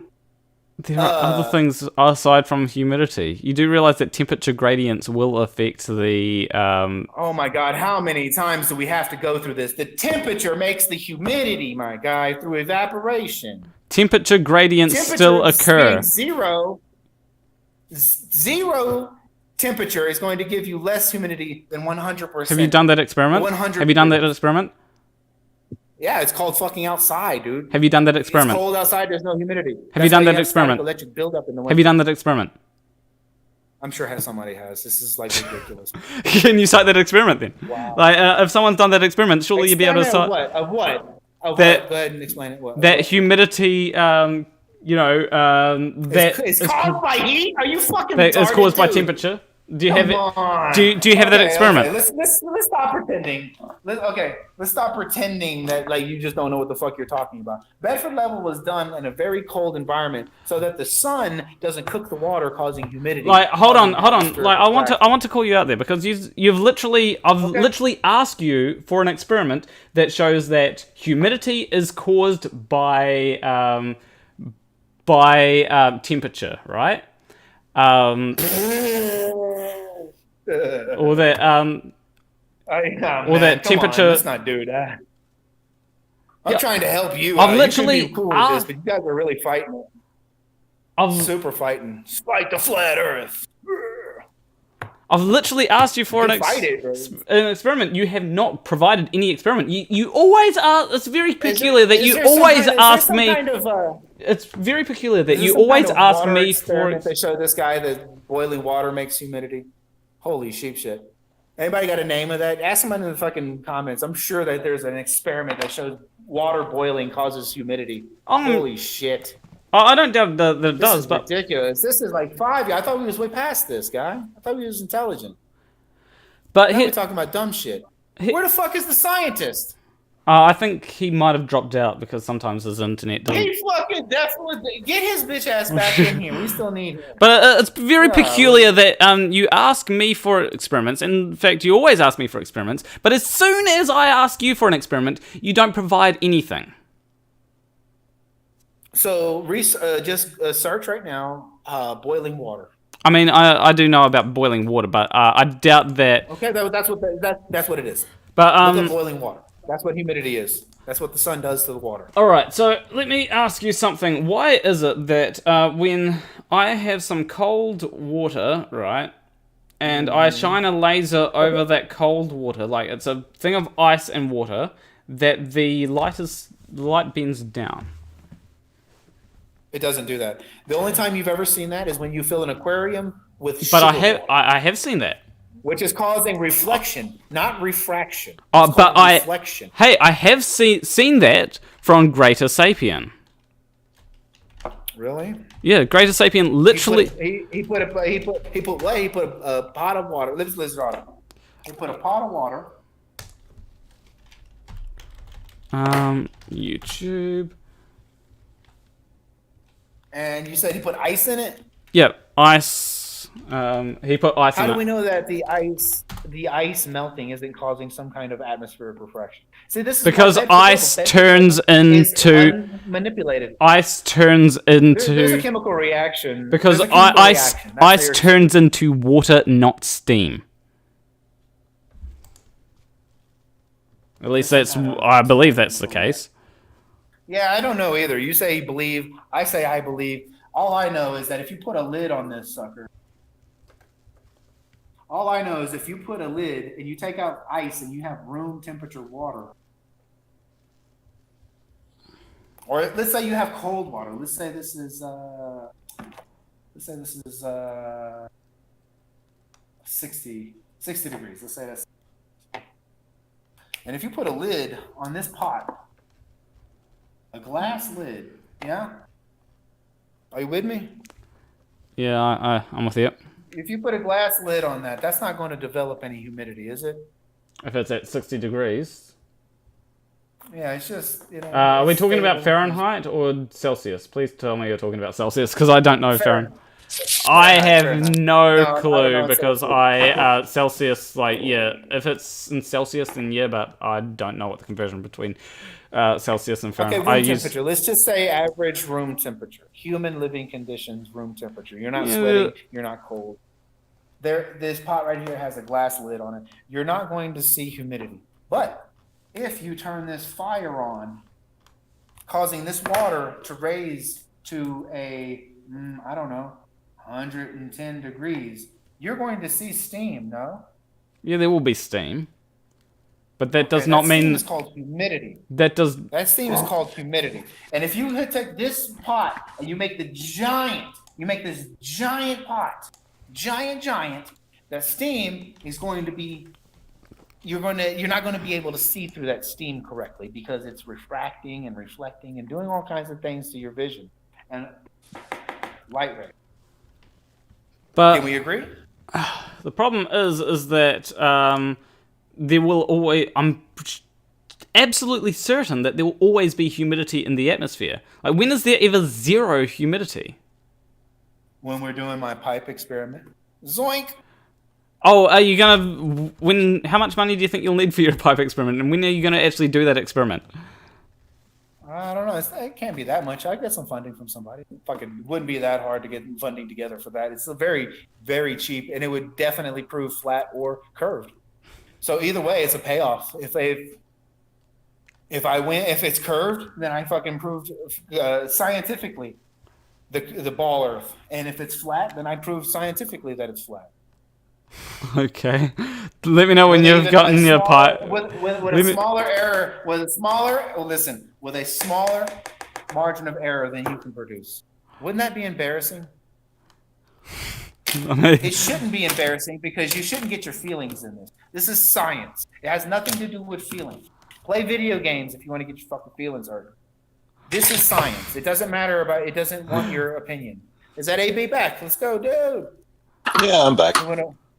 Put a hat on.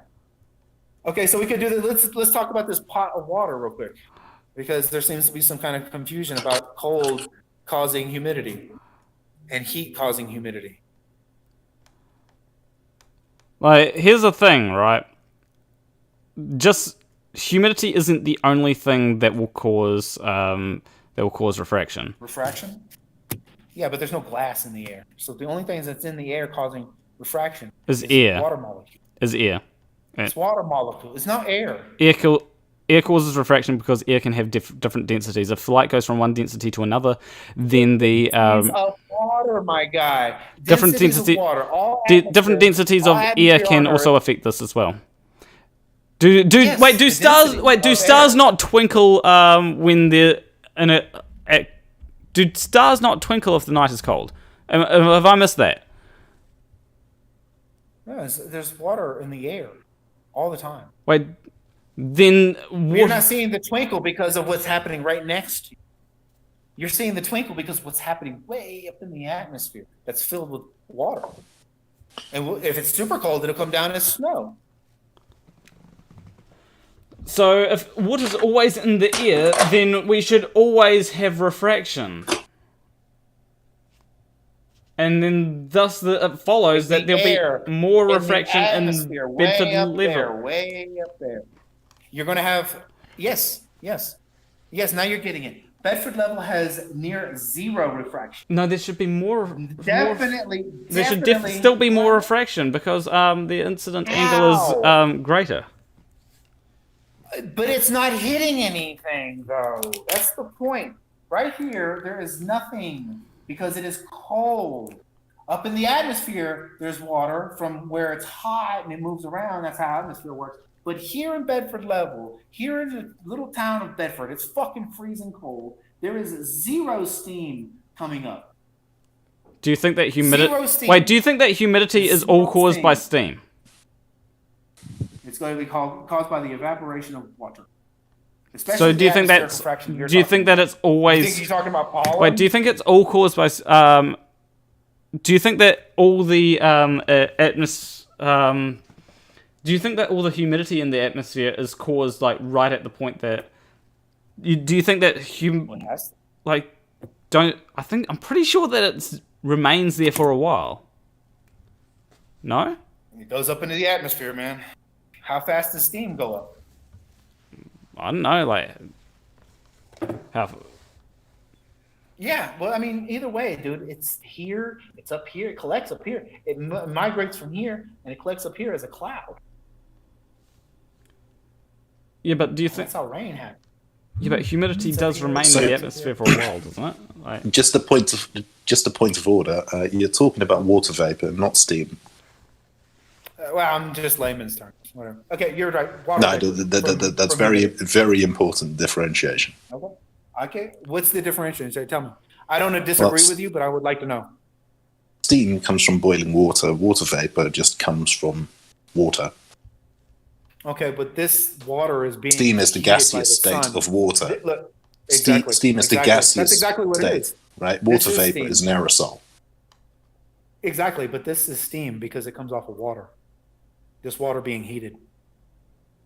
Well, if you boil it, then yeah, it would be steam. But otherwise, you don't have to boil it. You don't have to bring a pot to a rolling boil to have steam collect on the top. Then we are talking about water vapor. Okay, well, it's steam. That is what it is. No, they're very different things. Okay, well, how many times we got to go through this? This is heated, and this turns into steam. Well, the important bit is that Important bit is you need water in the atmosphere. You need to heat water. You need to boil it to produce steam. Right? No, you don't have to, no, incorrect. You don't have to boil it. We're talking about the difference between steam and water vapor. You don't have to boil it. Right? When water evaporates, steam. Right? That's water vapor. Humidity. As soon as there's different levels of categorization. This is water liquid. When it's heated up, it turns into steam. When it goes into the air, it becomes dispersed as water particles.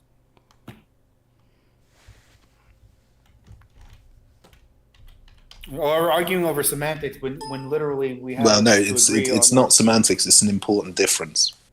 Yeah, but you're explaining it and you're correcting me at the same time.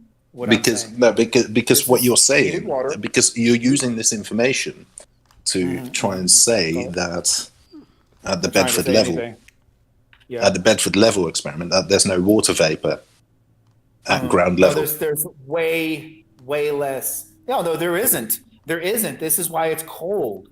It's performed in the cold. There's no sun heat to cause this to warm, to cause steam, which causes atmospheric refraction. Right. Okay. Can you agree with that? Can we agree with that? Bedford level. When was it actually performed? I don't know. We'll look it up. But right here in the Mediterranean, it's super fucking hot. You constantly have a lot of atmosphere over here, which would cause more atmospheric refraction. This 500 miles versus this 6 miles of cold would definitely have more atmospheric refraction. Yet you say it's okay to leave this angle out, but the fucking 17 feet of missing curvature, and we also see the bridge that's 20 miles down that's 10 feet tall. We see all that, from eye level of the water. I've tried to tell you several times now why we can ignore refraction in the case of the Eratosthenes experiment and why we can't in the Bedford level experiment. Right, and this is all about I really haven't heard you say that one time. Go ahead and explain to me why we have to account for the zero atmospheric refraction happening. Okay, it's because it's Bedford level, it is a factor, and that is because the incident angle of the light to the interface, where there is a change in refractive index, that is a large incident angle. For the Eratosthenes experiment, it's a small incident angle. You say that bounces off of something. You're saying that fucking Snell's law right here, what I'm looking at, this red line is an indication of one side's water, one side is air, no water. So one side is water. This water is the humidity that is You understand that the refractive index of the atmosphere is not constant, right? Yeah, and it's based on how much water is in the atmosphere. It's based on a number of factors, but that's an important one. Based on how much? No, only thing that's refracting light in the atmosphere is, like I said, there's no glass in the fucking atmosphere. Yeah, but a gas can refract as well. I don't know. Maybe if it's got water in it. Are we gonna laugh about that? That's gonna be hilarious. Yeah, because you're literally just denying things at this point. I'm not denying anything. You people are literally denying something. But There's no atmospheric refraction here in Bedford level because it is cold. I have just told you, right? You don't understand what evaporation is? I don't understand that. I don't understand. Are you denying evaporation? Okay, what we're talking about. I've got to ask, where is the water evaporating in this bucket of ice? Bucket of... I don't know. That's a chemical reaction. I'm not too sure. I've never fucking put a bucket of ice and put a thing over it. Because doesn't make any fucking sense. We're not talking about buckets of ice. We're talking about large bodies of water that have a very hot sun directly over it all day long, causing huge amounts of atmosphere. Because what happens... huge amounts of water to be in the atmosphere. Is when this... Let me just say, when this person, All right, let's see what you got. so what I've got here is that when this person Yeah, brings, there's a chemical reaction happening. when There's a chemical reaction. That's what I'm telling you. when I'm telling you this what's person brings the water under the laser, right? Oh, the ice under the laser, it refracts. It increases the index of refraction, refracting the light downwards. When he brings a much hotter object under the laser, the index of refraction the refraction ends up bending the light upwards. Yeah, he's just heating the water in the air and causing them to accelerate upward, which I imagine would have some kind of effect on the light. The ice bucket is a chemical reaction I'm unaware of, but I'm sure there's a chemical reaction happening. A chemical. You're laughing, but I mean seriously. What? Wait, what is a? Can you hold on? Can you describe a chemical reaction? Yes, water melting in a hotter liquid. That's not a chemical reaction. Ice melting in it. That sure is, dude. It's not a chemical reaction. There's a chemical reaction when that dude puts that hot surface in front of that laser. There's a chemical reaction. It's called evaporation of the water That's molecules not in the a air. chemical reaction. Put that in a vacuum chamber. See what happens. Yeah, it is. Water's a chemical. It reacts. It's a chemical reaction. It's not a chemical reaction though. Like a chemical reaction is when you. Is. A chemical reaction There's is a when bunch you. There's a bunch of different ones, but that is literally one. A chemical That is a reaction. reaction. A chemical reaction chemical. is when you have one chemical that reacts with another chemical. You've got to have two different chemicals for a chemical reaction to take place. You could just have one chemical performing different things, like being superheated or being supercooled or melting. You have a chemical reaction only takes I don't know. place Why do you when think, chemicals react with one another. Okay, why do you? They're reacting with themselves. The ice being formed is a chemical reaction.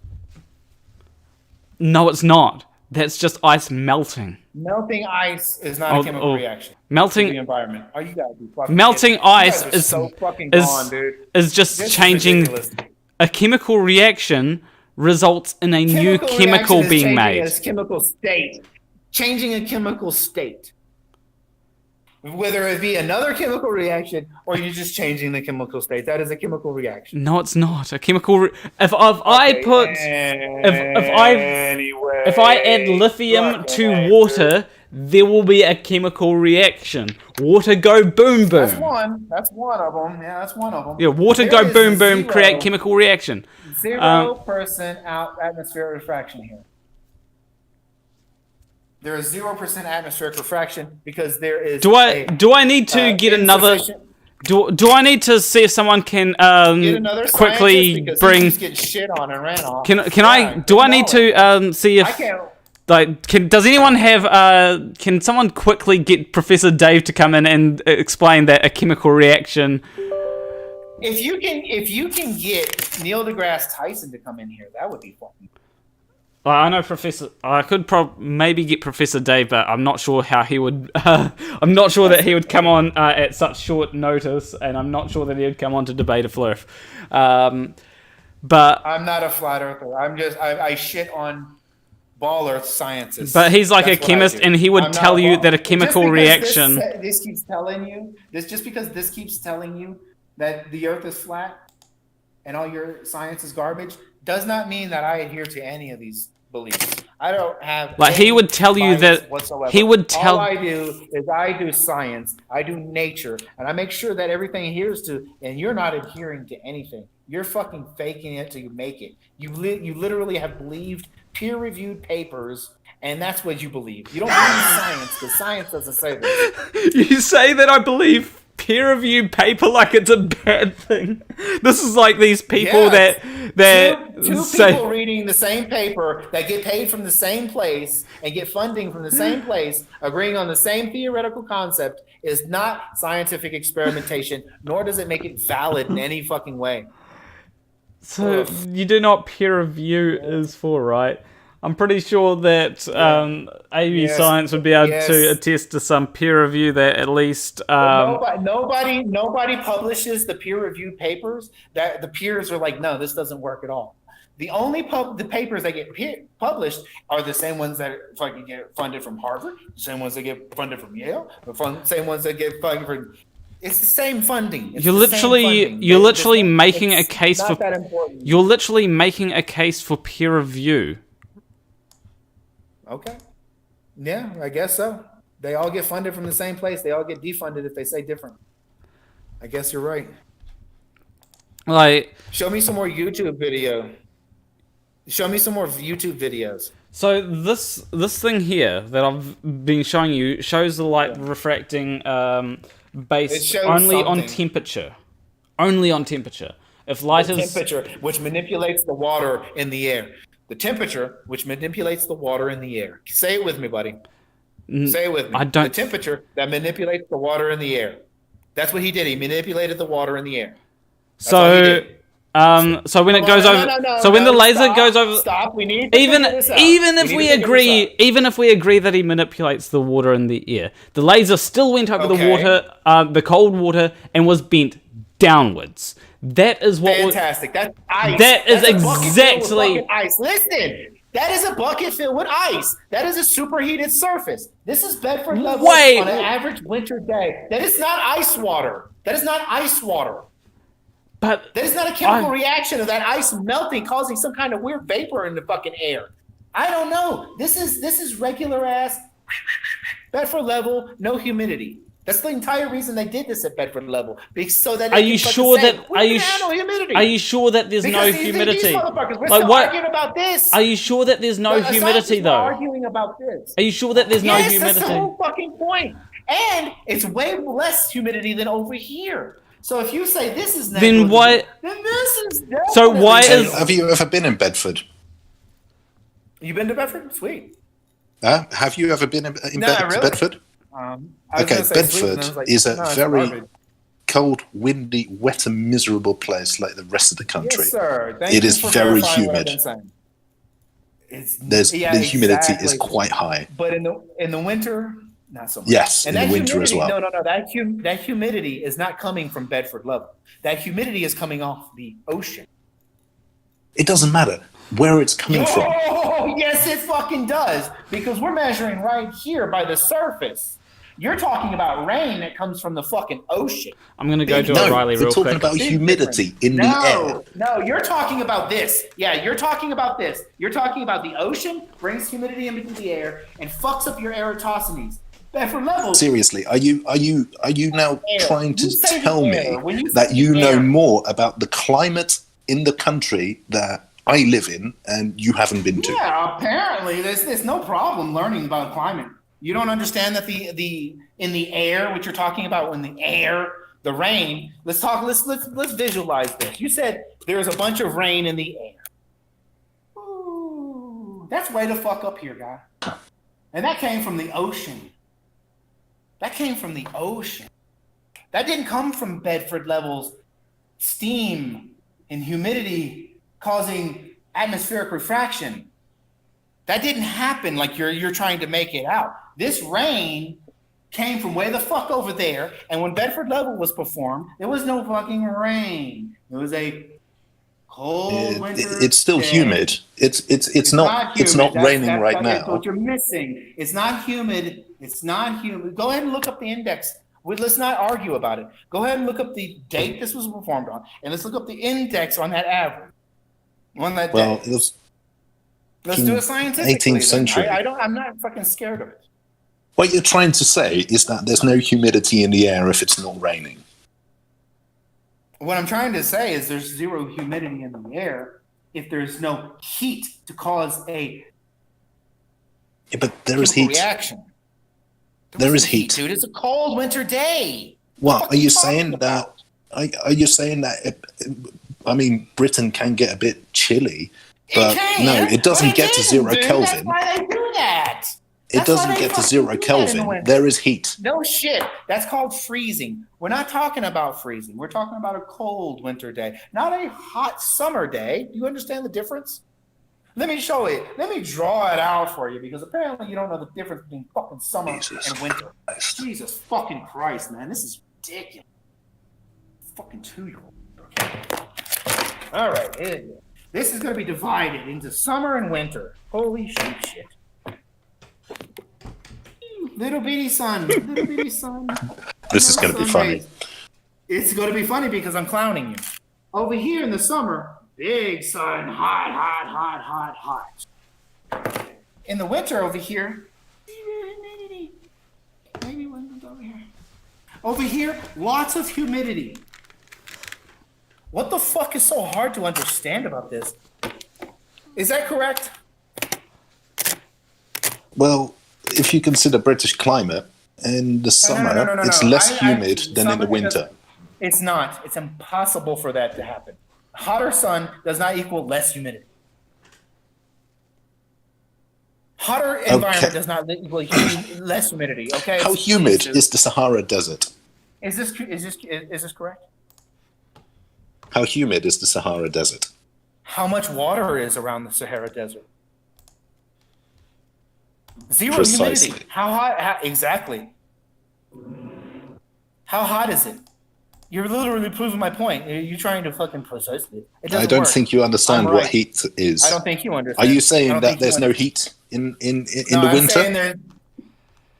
It's the lack of fucking heat. Is Okay, the thermodynamic temperature, when it's freezing, the thermodynamic temperature of the atmosphere, right, at freezing point, at 0 degrees, right, thermodynamic temperature is 273 Kelvin.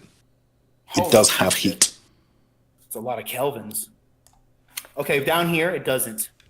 Right here on the surface, it's fucking cold. Yeah? I think you need to go back and read up on the theory of heat and understand what heat actually is. Okay, so you're saying because you've missed wrong. a few essential points. Okay, you're right. Go ahead. Go and explain why this is wrong. Well, there's more. It's warmer You keep in the saying summer. I'm so wrong, but yeah. What's up? But you're saying that there's no heat during the winter. I'm saying there's a lack of heat.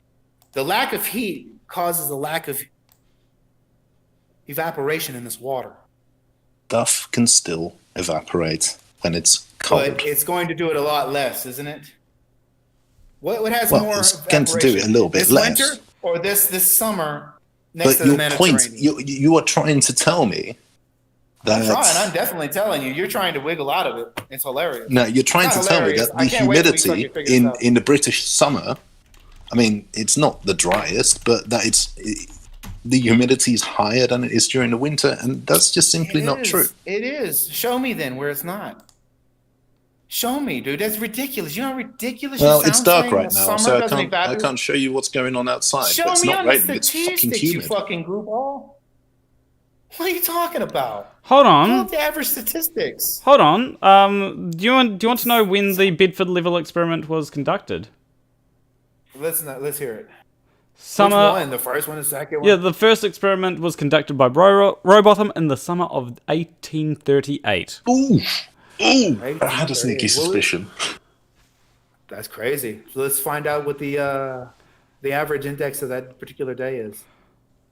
And in 1870, after adjusting Rowbotham's method to avoid the effects of atmospheric refraction, Alfred Russel Wallace found curvature consistent with a spherical Earth. Yeah, he just said that. But let's get back to the humidity. What was the humidity in the air? And was it less than this?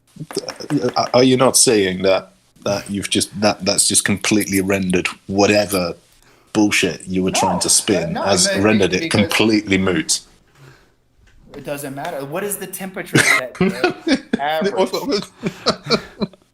Yes, on, it let's does go, let's matter. go. Because this was Yes, your I whole know. fucking point. I know. We still don't know what the temperature is. I'm still waiting for that. What is the average temperature in England, Bedford level, on that particular day? In the summer, it's somewhere And between as an 20 and 30 degrees. Okay, let's find out so we can figure out how much atmospheric refraction it is. Also, one person in the chat just said humidity is 80% where he is, and it's negative 16 Celsius, which is 3.2 degrees in Fahrenheit. Okay. It's still, even if you think you got me here, which you don't, because we don't know this temperature, this is still higher, and you still say it's fucking nothing. So even if you think you got me here, you don't.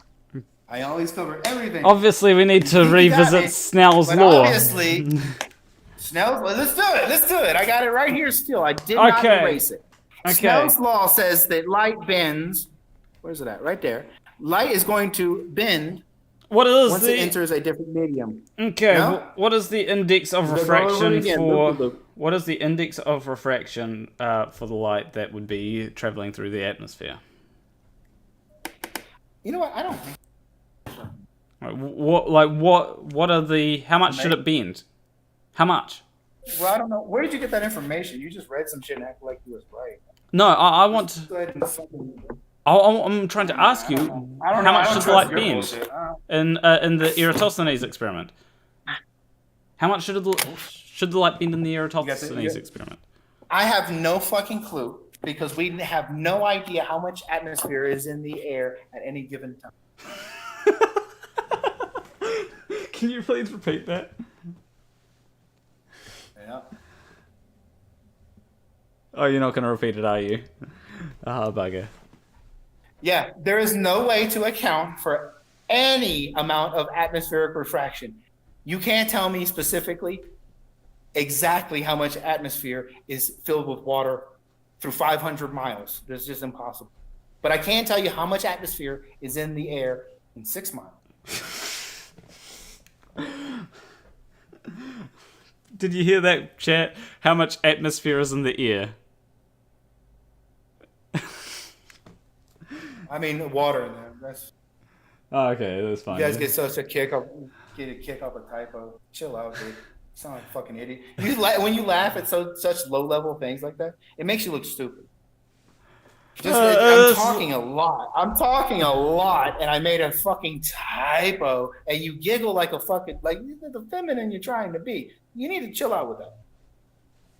It's unnecessary. It's unnecessary. If I'm saying things that are going to embarrass me, you don't need to put a little feminine giggle on it. You know, it should be embarrassing to me. Okay, so just you leave it like that. You know, be a bigger man. Okay, so let's because one of the things is that first we know that there is a pressure gradient, right? Hey, what did you go to? Yeah, okay. What did you go to find that information? Did you click right here, the very first thing? What? Like what? Did you just put Bedford level experiment and then Google and then you just click right here on Wikipedia to find it? Yeah. It's got a citation. All you people do is 5-second information. 5 seconds of actual. You do realize that these things are Wikipedia is not a fucking valid source, right? You do realize that there are references down the bottom, right? Yeah, I know. Oh, I've got plenty of that. I'm just saying it's not a fucking valid source. But there's references down the bottom that can that does verify the information. It doesn't make sense because that's the entire reason you would go to Bedford level so that there wouldn't be no refraction or any other type of interference. So I'm not going to go believe Wikipedia. I'm going to go do a little bit of investigation. I'm not reading that entire book because one of the citations is from the citation that I'm looking for seems to be from Zetetic Astronomy, and I don't want to go through I don't want to read that entire thing. Oh, here we go. In Scientific American, in January of 1870. Oh wait, no, that's the Alfred Russel Wallace. Where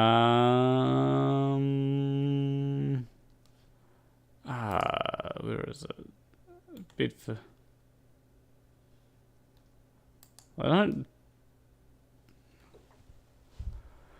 Oh, PhD Tony. Ahoy hoy. How's it going? So we are getting away from it does, even if you say that was affected by atmospheric refraction, you're literally saying that atmospheric refraction has an effect. So it's still really just shooting yourself in the foot. The atmospheric refraction that plays a minimal, like when it comes to atmospheric refraction when it comes to atmospheric refraction from the sun, casting shadows at midday, that atmospheric refraction is going to be minimal, because midday. You said midday for a specific reason. When you say midday, you're trying to get everyone to envision that midday means the sun is straight up, which there will not be atmospheric refraction, like I just verified what you said. Well, that's what you're trying to imply. That's what you've been taught to imply to people as a professor of the heliocentric theory. You would taught midday means the fucking sun is directly above you, which would not have any atmospheric refraction. But when you go across 500 miles at least to Syene, where it's very humid, it does have an effect. The distance from Syene doesn't. The distance from wherever it is taken doesn't matter. What actually matters is the angle that the sun's rays are coming in at. Yeah. And so they come in at different angles when they hit light, when they hit water. So, and you do realize that the amount of atmosphere that the sun is going to be going through is a lot less. Is a lot less when it's coming down. Come on. Apparently, I'm a professor now, so I can sit down, man. But when I'm talking about it's 500 miles of angle. Does not equal straight line. How do you measure angles? The same way the diagrams that you have brought up. Do you measure angles in miles, or do you measure angles in degrees or radians? Degrees. Okay, then use degrees. Are you trying to say again? Look right here. See how this is coming in at an angle now? Then use degrees, not miles. Yes, but there is miles of fucking atmosphere. Okay, how many degrees would 500 miles equate to? I don't know. And you can never know because you don't know how much water is in the atmosphere at any given time. So you can never proper calculate this. Never. It's always a guesstimation. And guesstimations are okay for ballers. You guys just believe anything like guesstimation. So I think it says 25,000 miles divided by 5. Wait, is it? Wait, no, that'd be 500 over that. I'm trying to remember how to convert from radians. So that'd be 0.2 radians. Wait, no, I'm trying to think. I know, radians. How do I convert the chord from a unit of miles to radians? What's the diameter of the Earth? Wait, or is it not radius of Earth in miles. I was just about to give me it in inches. Jeez, I don't want it in inches. 3,958. Okay, cool. 0.8. Yeah, we'll grab the 0.8 as well. Okay. And then we're going to have to talk about how thick this atmosphere is. How many miles on the ground has water particles in it, to how many hundreds of miles up into the atmosphere. It's 360. It's still having water in it. So we have to equate for that too.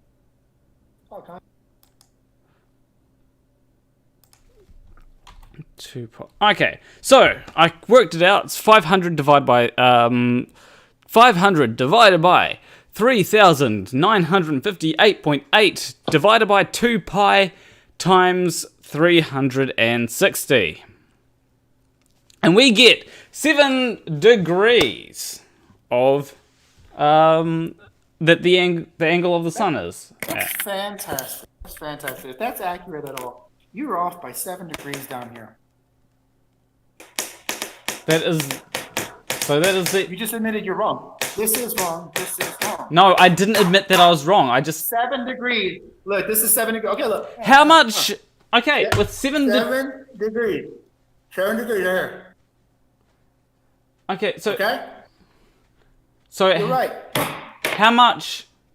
How much should that bend the light? Enough measurably. I don't. How much should that bend? bend? You tell me. But the thing is, you can't give me an exact 7 degrees because you don't know exactly how much this is bent, because you don't know how exactly the much atmosphere is in the fucking air. Water is in the atmosphere at any given time. We could account for this. You can do an average. You can do an average, but that's average, and that's not scientific. You're still going to be theoretical at the end of the day. We're trying to make you untheoretical.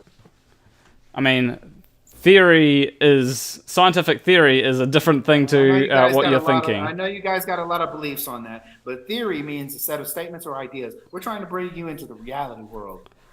I mean, okay, and this right here is not going to cut it. This right here is not going to cut it. The 7 degree difference that you just think you can fucking neglect and still call yourself scientific. 7 degrees is not a whole lot, right? But that's just a guess. That's even a guess. It could be way more. It could be way more. Okay, AB Science, you still there? It could be way more. Oh yeah, I'm here. Okay, can I please get you using the atmosphere? He said 7 degrees. Don't know how much water's in the atmosphere. Can I get you to could be more, could be less. Can I get you to plug in 7 degrees to the can I get you to plug in 7 degrees as the angle of incidence to the Snell's law, and can I get you to make the can we use like a density of glass or something? A density of glass. Okay. Why glass? No. Because glass is not in the fucking air. I mean glass. No. Density of. Okay, let's use the density of water. Okay. Water, humidity water, and spherical water too. It's like a whole bunch of things you have to equip. You know what? I'm gonna go with the refractive index of air. Why not? Yeah, that's acceptable. Because air. Make sure that the air is that acceptable. I believe so. Okay, they're cool, going to fantastic. But what? No. Hold on. There's some stipulations. Are we talking about Sahara desert air? Are we talking about New Orleans summertime air? What are we talking? What kind of okay, well, fuck it. Let's give it New Orleans summertime air. Holy shit. Let's see. Index of air humidity. Let's see. Here's a video of a guy filming a bridge on Bedford Level that's 20 miles away.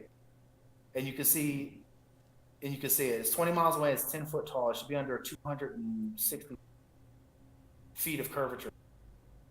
It's very funny how you use that, but this is not valid. Well, these things we can measure.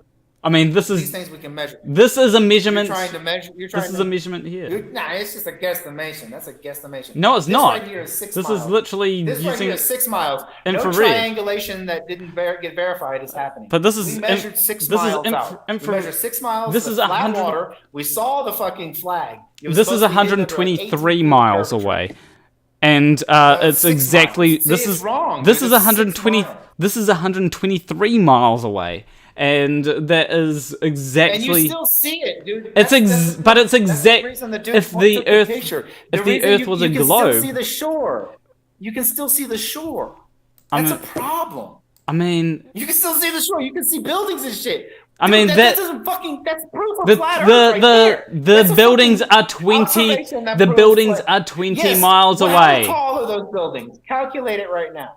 Calculate it. How tall are those buildings that I can see? I can see that building. They said. Go find that building in real life. Find out how many floors it is, because it doesn't look. They said 250 feet tall. At 20 miles away. That building's 200. Where? What is that building? I don't see any measurement for a building. This is the sort of estimation of the buildings, but the buildings shouldn't be. It shouldn't be visible at all. No, they shouldn't be as obstructed. visible at all. No, the buildings shouldn't be as obstructed as the You shouldn't mountain. see the fucking shoreline. Put the other picture back on. You see all the shoreline. But that should be hidden well under cover. Yeah, that look at isn't- it. Boom, you can see all the shoreline. That- you can see all the that- shoreline. Man. But that Do it again. Take it off. Take it off. Take it off. Take it off and put it back. You can see the shoreline. You should not. You should. you do realize that you do realize Let me that do the calculator. you do realize that this image here, this image that has been overlaid, is exactly what you expect to see on a globe, right? Exactly. You would never see that. You would never see that because it would be hidden by curvature. No, this is exactly what we expect to see on a globe. This image here. How tall is the camera?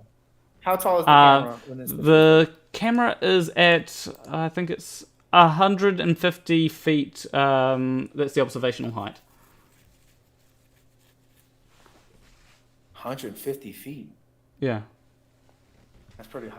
I don't know why flat Earth was 150 feet in the air. If that's taken by the shore, then you're going to have a whole lot of problems.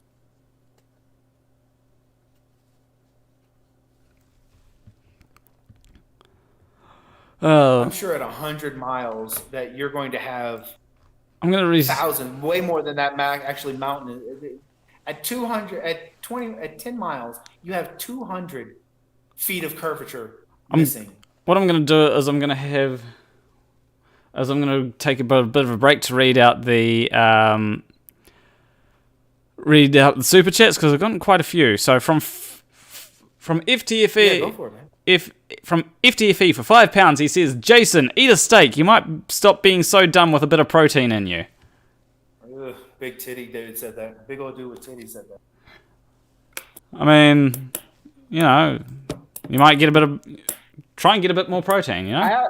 Maybe eat eggs. There's plenty of protein and things like What what I'm saying is, like, you don't get special protein from animals. The animals you eat actually eat protein from plants. You understand? Gorillas, the biggest, strongest animals in this world eat plants, and they become huge. Okay. I'm not lacking protein. You know what I'm saying? If anything, the parasitic worms in your lower intestine is sucking the nutrients out of you so bad, it is malnourishing. Oh, you want to laugh about that? But go ahead and Google how many people have parasitic worms in their ass, and you're one of them. You're one of them, buddy. Maybe. And so are you. No, actually, I'm not. I'm a vegan, and my body has become alkaline. My body is a hostile environment for parasitic worms. Your body's alkaline. Oh, that's problematic. No, it's not. We're supposed to be 7.3 alkaline. You, on the other hand, have reduced your acidic levels to around a 3 or 4, which is very bad. Ooh, It is enough. I'm very acidic. Ooh, shit. Wow, Exactly. that's true. And when you it's eat bullshit. parasitic worm larvae, Have you ever heard of a concept called homeostasis? It's exactly what the parasitic worms do when they lay their eggs. You eat that. They lay their eggs in the animal product you eat. You eat the egg. The stomach digests and causes the egg to start gestating. And when that happens, by the time that happens, it's in your lower intestine, where it becomes a full-on worm and attaches to your lower intestine. Pinworms. Look it up right now. You don't have to believe me, bro. It's a fucking major issue. It's like they said 75 to 50% of the population of the world has pinworm. This is a very big problem. Very big problem. You know pinworm infections as the flu, common cold, swine flu, bird flu, chicken flu, H1N1, SARS. No, Ebola. that's just wrong. Yes, 100%. Absolutely not. You are verifiably wrong. No, I'm not. And when you do try to verify them all, you'll come up with shit that says germs, pathogens, and things like that. These words are old words for parasitic worms. We thought we were idiots running around with no microscopes and we said, oh, germs must be floating around. Cartoon germs must be floating around. And then we got microscopes, and then we learned they were little dots. The little dots we called bacteria because it's a single cell organism. Bacteria isn't a thing, it's a classification. And when these parasitic worms lay their eggs, it's called a bacteria because it is a single cell organism. It needs a acidic environment to start the mitosis. You're just wrong. I'm gonna continue on with super chats. Yeah. Sorry, I'm that's just just wrong exceptionally about wrong. a subject I'm just wrong about a subject you've never delved into. Okay. Rama for Fucking 26. You know, I Okay, have Warmy. done genetic engineering, You right? literally have worms, but you're going to tell me how they operate. You don't even know enough to know that you have worms to get the worms out of you, but you're going to tell me how these parasitic worms operate. I mean, okay. AB Science has Sound like a done fucking idiot. That's AB another- Science has that's done another genetic men- that's another engineering, sign of so mental- I'm gonna trust That's his another take on sign- this. That's another sign of mental illness. That's another sign All of right, mental illness so- when you deny things that are reality. So Rama for Oh, I don't have All right, parasites. so, shut up, but dude. The CDC says you do. The WHO says you do. okay, Every dude, fucking medical facility in the world dude, says 7 billion dude. people Okay, have okay. parasitic Planarwalk worms. mutant. But But you before guys- before Yeah, but you guys I'm are going to right. ask you a question. Have you ever entertained the notion that you might have misunderstood something? Yeah, of course. Of course, that's Well, why I do read it whilst you're reread muted, so reread it. Planarwalk can read his super chats. Yeah, do it. The next one for 26. You know, we've got to do the 6 dance, don't we? Oh, whatever. But he says, "You're not a professor, dude. Stop pretending." If they think I'm a professor because I'm pretending so well, that's great. No. What he said is when you claim right at the start when you claimed that that you were a professor of. Yeah, and then I explained it. And it's still so fucking slow from the slow down you got slow cognitive growth from the amount of nutrients these parasites are sucking out of you. Look it up. Look it up. I feel like That's why you're. you're all skinny. That's why you're skinny, because you don't get enough nutrients. Yeah, I've got parasites like you sucking the nutrients out of me in these debates. So yeah. Do you think that you don't? Do you think you don't have parasitic worms? Do you think that? Do you think you're special out of the 7 billion animals? I mean, I used to have. you're the I one mean, that doesn't have I it? do know that I used to have parasitic worms, but I used a type of pill Look to it up. These flush them out. things can stay with you. Yeah, and then you ate them again. You keep eating them because your body is acidic enough to harbor and host these things I doubt and that. feed these things. All right, These so things can stay with you for continue. 20 to 30 years. An infestation can stay with you for 20 to 30 years. All right, so we'll go on to FTFE's next super chat for £5. Says, "Oh god damn it! I knew I shouldn't have ordered Fred Durst from Wish.com." Yeah. Oh, call me a rock star. That's fucking retarded. I call him a turkey neck, and he calls me a rock star. I call him Bits Tits, and he calls Can me you a rock please star. can you please stop making awful covers of songs though? I don't know. Which one?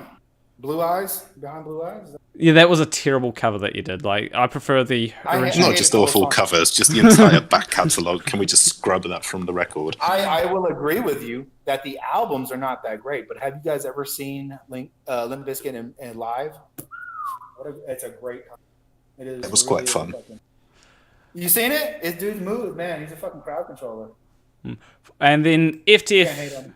FTFE for another £5 says, "Scotland has been energy independent Jesus. for 4 years. Just wind and wave. This isn't new." And yeah, Yeah, why in the fuck? It's new to everybody because the only place that has it is there. I, Why isn't the entire world like that? well, New Why Zealand does it take so long? New Zealand Figure it out. is phasing out coal power. I do know that they're trying to get rid of close the last coal power plants in the North Island, and then would be nearly 100% renewable. Most of our energy is from hydro, actually. Well, I mean, you still got cars running. I mean, yeah. So And, Yeah, all but those you could planes and convert- all those shipments because, you're an island. oh yeah, that is true. From Dominic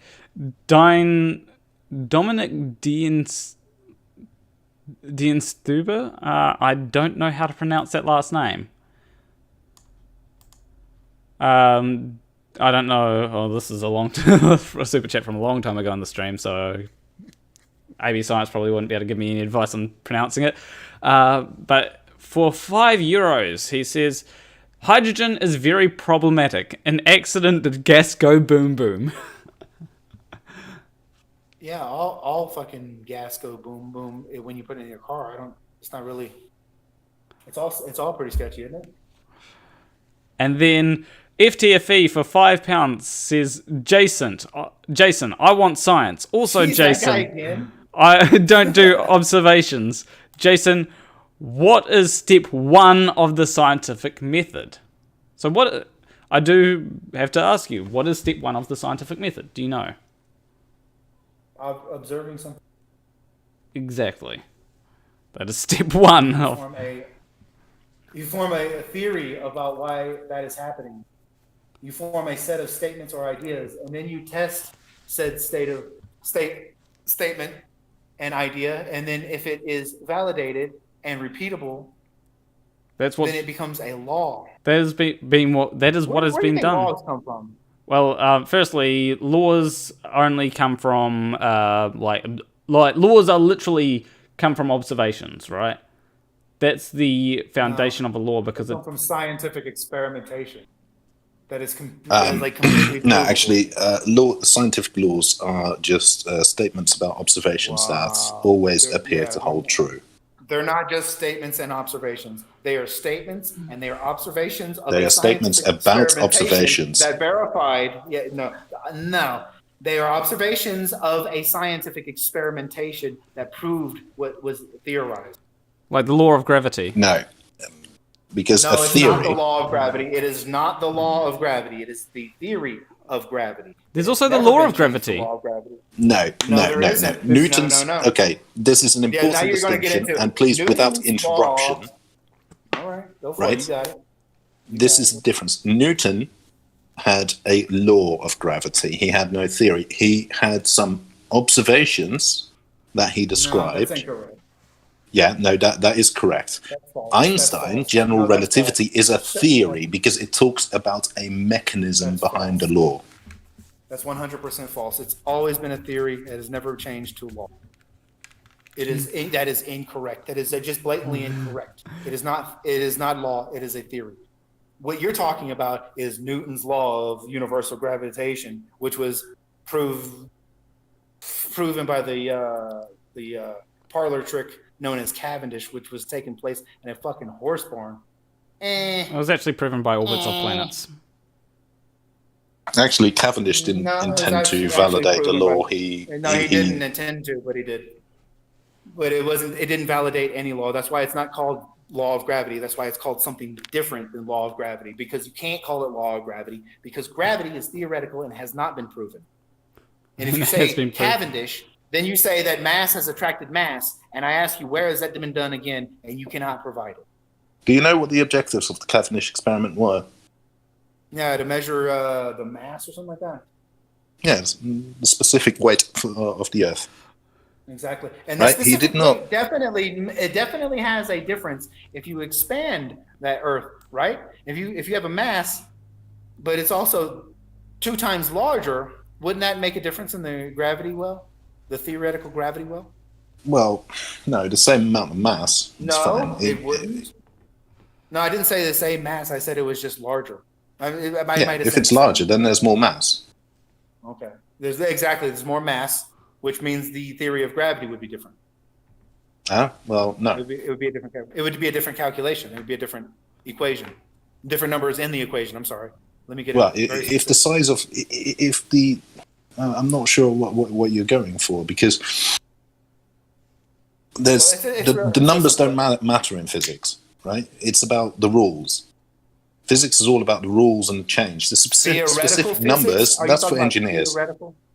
Look, this is what I'm talking about. If this is this and this is this,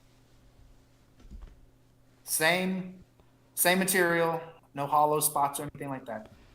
This is going to have a different equation for the theory of gravity than this will. Is that correct? You see? No, it's just slightly different numbers.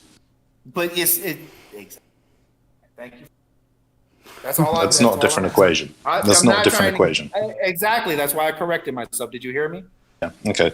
Different numbers. Okay. I did correct I'm not fucking infallible. Have you got more super chats? Yeah, go. Yeah, I do have. Super chats, buddy. Yeah, I do have a whole lot of super chats. Next one is a question. Is 10 to the negative 16 torr a vacuum or not? I'm sorry. Are the super chats for me or for you? They do ask questions. So Okay, so am I supposed to answer them? Because I don't want to. You've been all right. You've been all right here. Well, I don't want to shit on your super chat. I want to get you. This is a question for you. Like, is 10 to the negative 16 a vacuum or not? Like, oh, I don't know. 10 to the negative 16 Tor. You don't know? Okay. Yeah, I don't know. Okay, No, I'm not going to answer it because I don't know. I don't know. That's fine. I'm not going to tell you because I'm not concerning myself with that. You see what I'm concerned myself, right? Yeah, that's fine. It's okay to say that you don't know. Like, I'm not going to. Bash me. Don't bash me because I can name a ton of things. I had a ton of things that you guys can't do that I'm certified to do. 300 feet in the fucking air on a $4 million wind turbine. I can say that kind of shit, but it doesn't really help anything. All right. What we need to talk about is light bending. Delcos Man for $10 says, if you're inviting people in, I'd love to ask some questions about his view and show a few demonstrations with a few robots I have around here. His answers would really be interesting to hear. And I'm actually curious what those demonstrations are. Shit, me too. I'm like, okay. Xenoth Carthage for $5 says, does the dictionary define words or show you the most common use of the word? What do you think? What do you think about that one? I think that it shows you the most common use of the word. I mean, that's evidenced by... I think that's accurate. Yeah, like I think that when it comes to the dictionary, like you got sometimes it will have definition 1, definition 2, definition 3, definition 4, and the one at the top is usually the most common. That's true. Yeah, Stevie. But listen, to elaborate on that, hold on a second, because words. My wife she's the one that does all the words. She speaks Latin. She speaks Spanish. She's a lawyer, and her thing is the words. She loves to dig into where words come from. And you're right. That is the most popular meaning of words. But people aren't taught what words really mean, where they come from. Well, would you agree on that? Well, I think that people are just taught what the common usage is because the common usage is the most useful, right, for everyday life. Like if I want to say if I want to use a word like discombobulated, for example, I don't need to know where that word came from. I just need to know what context people use it in. Same with like the word poggers, right? If I want to say poggers, then I don't need to know where that word came from. I just need to know how people use it. Now, I do know where the word poggers came from, but I also know how people use it.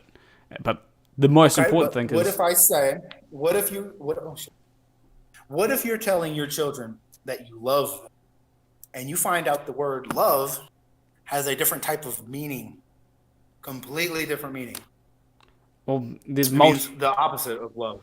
Like it's like the most horrific thing in the world, and it's very important to know where words come from and what they were originated for. Well, and that's not even the correct direction that you're supposed to read love in. If you read it backwards, it says something completely different. I mean, that's the common usage is the most important thing, right? No, might does not mean right. Like just because a bunch of people agree on something does not make it correct. I mean, wait, is language? People eat hold on. It's the most horrific thing in the world. Is language agree on it? Is language prescriptive or descriptive? It's hard to say. It's hard to say because we are programmed to say certain things without knowing it. But is it prescriptive or is language generally prescriptive or descriptive? I think it's both. I'll say both. I'd say descriptive because it describes. It's usually a description of something, right? Like when you say something, you're trying to describe something in the most common way. So I'd say that it's descriptive, not prescriptive. Anyway, next super. But what if you what? Backwards.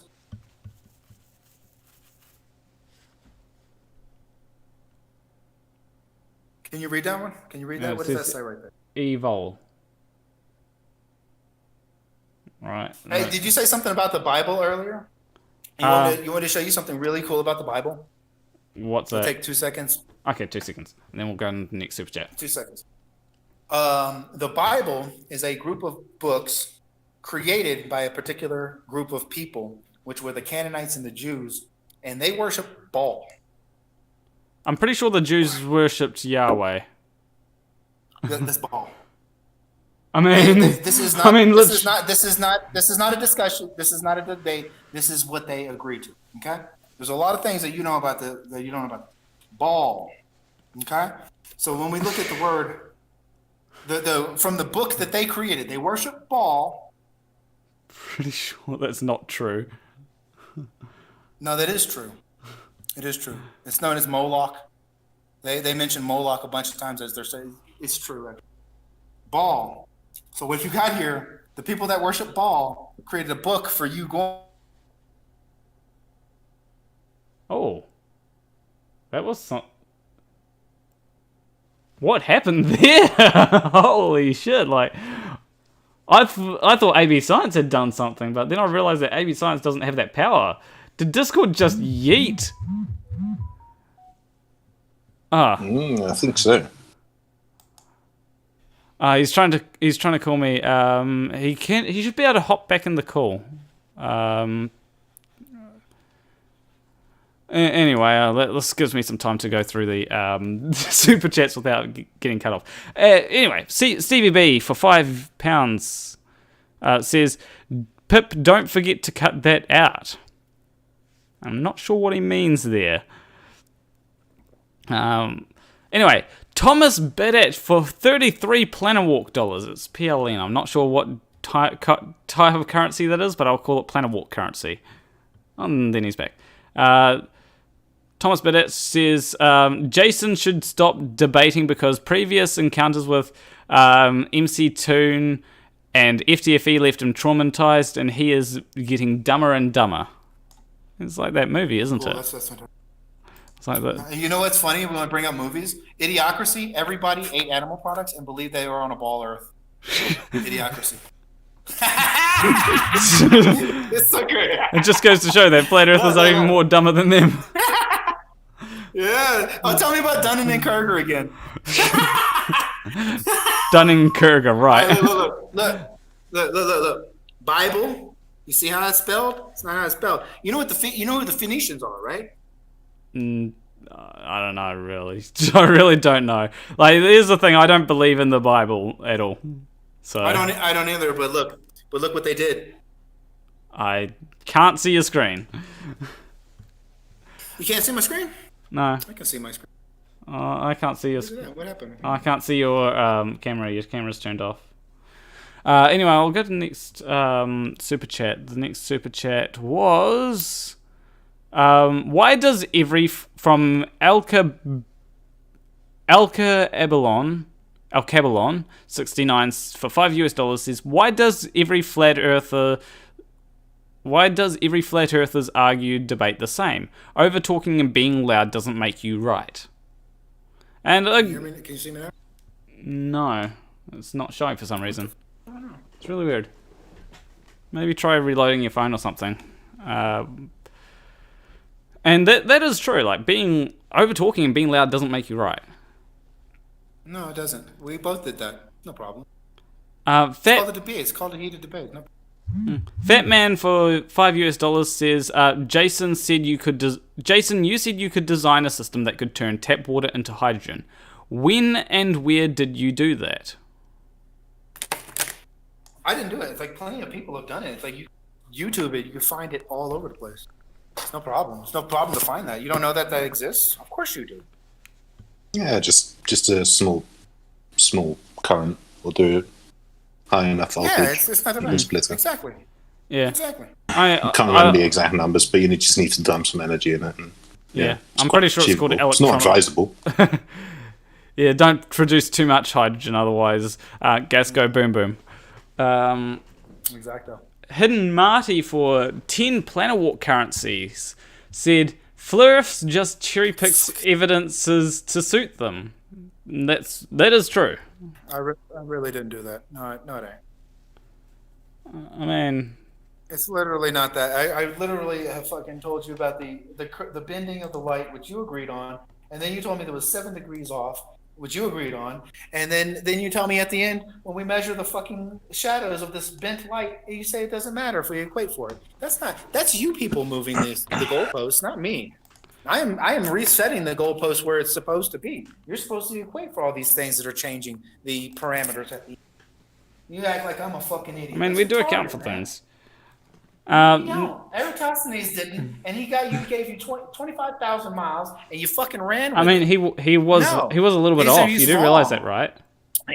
Yeah, but do you realize that him being off means that gravity can take a shit? Because everything you say, you put the man. But he was only a little bit off. Equations would. Yeah, right. You only get a little bit off when you're on the fucking moon, huh? That's ridiculous.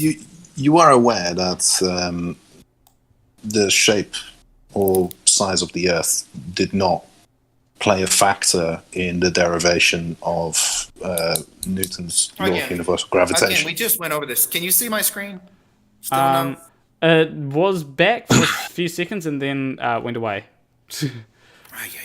Next super chat was from Esteban Ilibaka for 1,000 CLP. Says, they were wrong 10,000 years ago. You are wrong today. And that's directed towards Jason. Maybe. But all the evidence that you can provide is this bullshit. And you don't want to fucking do it correctly. So it raises a real red flag. It really does. And Gary knew... And the fact that you know that the theory of gravity directly correlates to the size of the mass that you just discovered. Cavendish said it's this mass. This guy said it's this size. That equations, those two things have to go into the theory of gravity's equation. Do you know how gravity? If you don't like it. If you don't like it, I don't know what to tell you, man. But the size of the fucking mass does matter on how much it forces. Okay. Do you know how the equation for Newton's law was derived? Tell me. I'm trying to get my fucking camera going. Go ahead and explain it. What observations do you think Newton used? Probably the boat goes over the fucking curve. The boat go bye-bye. What did he use? Tell me. He used Kepler's laws. Okay, what does that mean? How did he get those? He used observations of the orbits. Because everybody before Newton and all that, like the general consensus was the Earth is flat and stationary. So no. What did he... That's not true. Yes, it is. No. Everybody had to be convinced of this bullshit 2,000 years ago. You're just plain wrong. It's like Newton was around, wasn't it 400 years ago? And then, by that time, people had been believing that the Earth was a sphere for 2,000 years. Yeah, that's because the Catholic Roman Church forced people to fucking believe this garbage. No, because the richest people. Yeah, the richest people in the country. Roman Catholic Church. Hold on. The Roman Catholic Church forced people in 500 BC to believe that the Earth was a globe. Yeah, right. That's exactly what they did. That's exactly what they did. That's exactly what. In 500 BC, Puritans had a book that talked about the flat Earth. They would take Puritans out of their house and they would take their books and they would hang them around their necks and they would burn them alive with their books. That's what the Catholic Church did. You know how easy it is to convince a motherfucker to stop believing something when you burn another dude alive? In 500 BC. They do that shit. In 500 BC, the Catholic Church did this. Bro, they fucking got BC. They had fire in 500 BC. They set motherfuckers on fire for believing the Catholic Church. And the Roman military power. You have no frame of mind. Oh my God, the laughing is retarded. The Catholic Church. You have no frame. BC. I don't think you realize how stupid that is. What? Go ahead and explain it. But BC means... That was half a millennium before...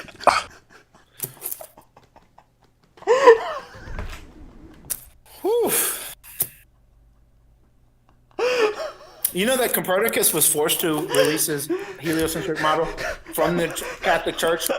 Did you know that Copernicus was actually a preacher? A high priest for the Catholic? Wow, dude, you sound like a fucking idiot, dude.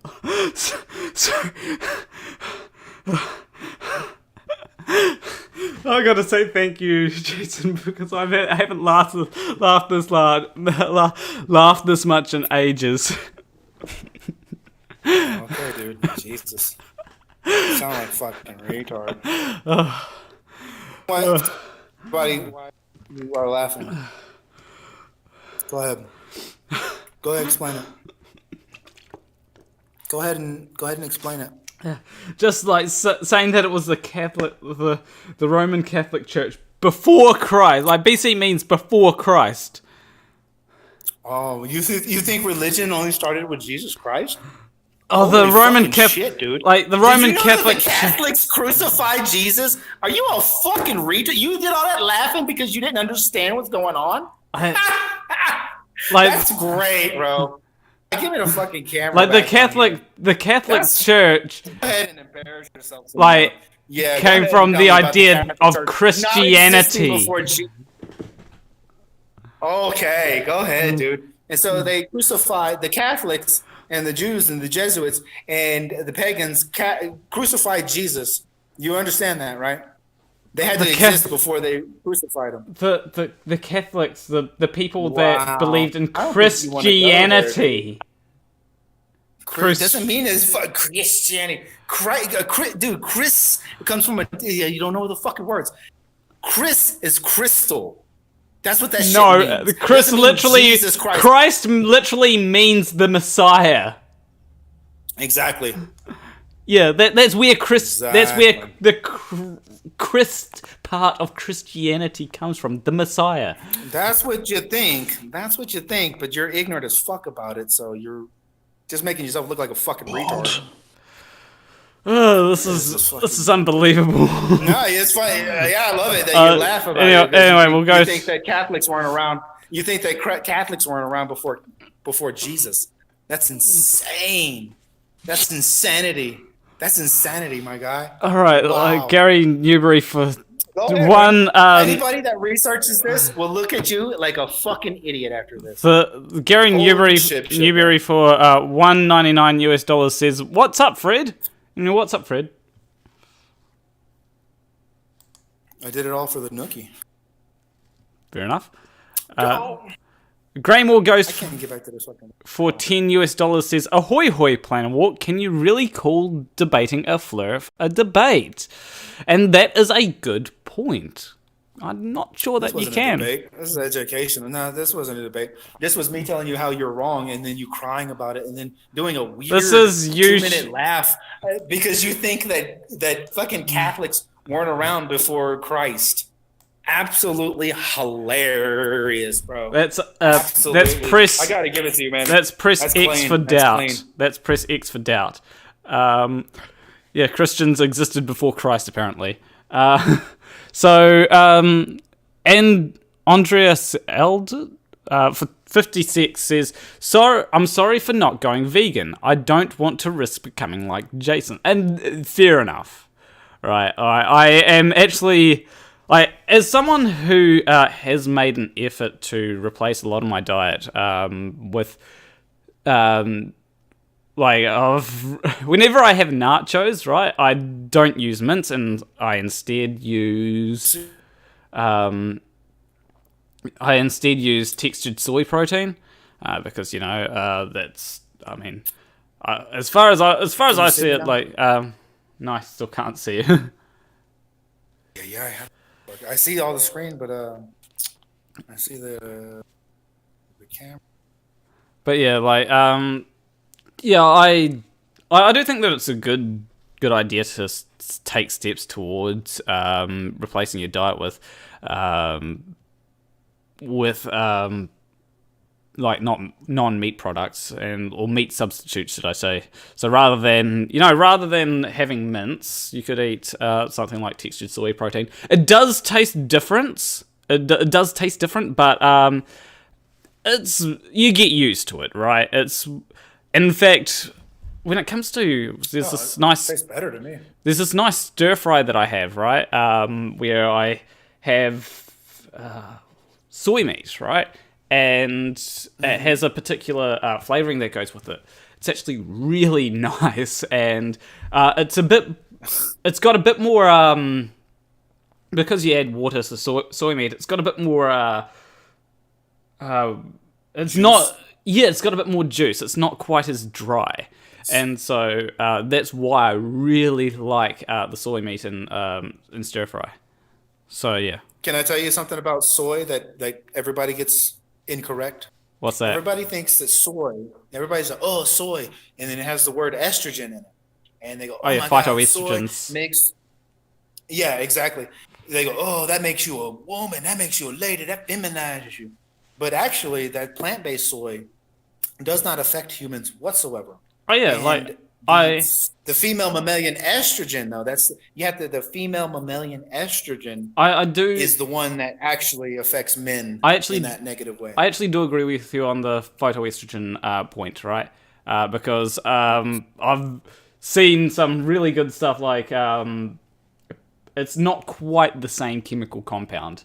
It's a similar looking chemical compound, but not the same. So yeah.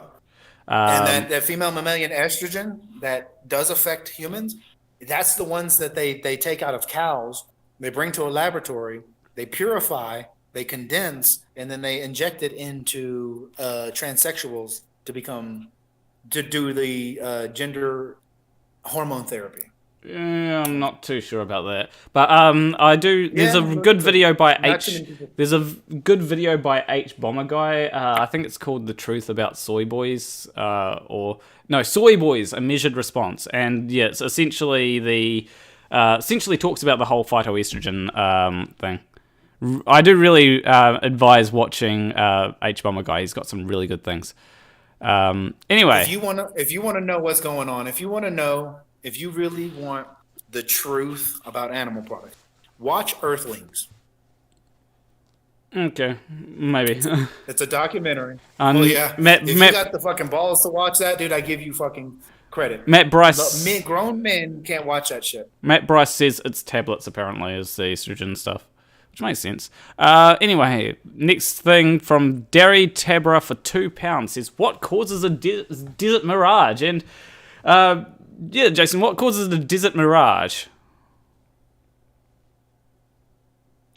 It's the little bit of little bit of water in the atmosphere over a great distance of heated land. The same mirage happens all the time. When you look at when you see the sun being cut in half by the horizon, there's a couple of factors that you don't assimilate with this. First thing is you're ultra zoomed in. You're not looking as your normal human perspective, which means you're going to see things differently. And another thing is there's a thing called are you aware of a mirror effect? Yeah, I'm aware of that effect and how it's caused. Okay, what is a mirror effect? Well, I mean, like, I don't want to put you on the spot, but like, what do you think it is? It is when light is being bent, instead of being bent downwards, it's being bent upwards to create a mirror image. I'm pretty sure that's exactly, yeah. and it's doing that because of the humidity coming off the water. That humidity making water droplets, round water droplets, and that's why the reflection instead of it penetrating, which it does, but it also reflects, and that's how you get this mirror effect. Maybe I'm not too sure about that.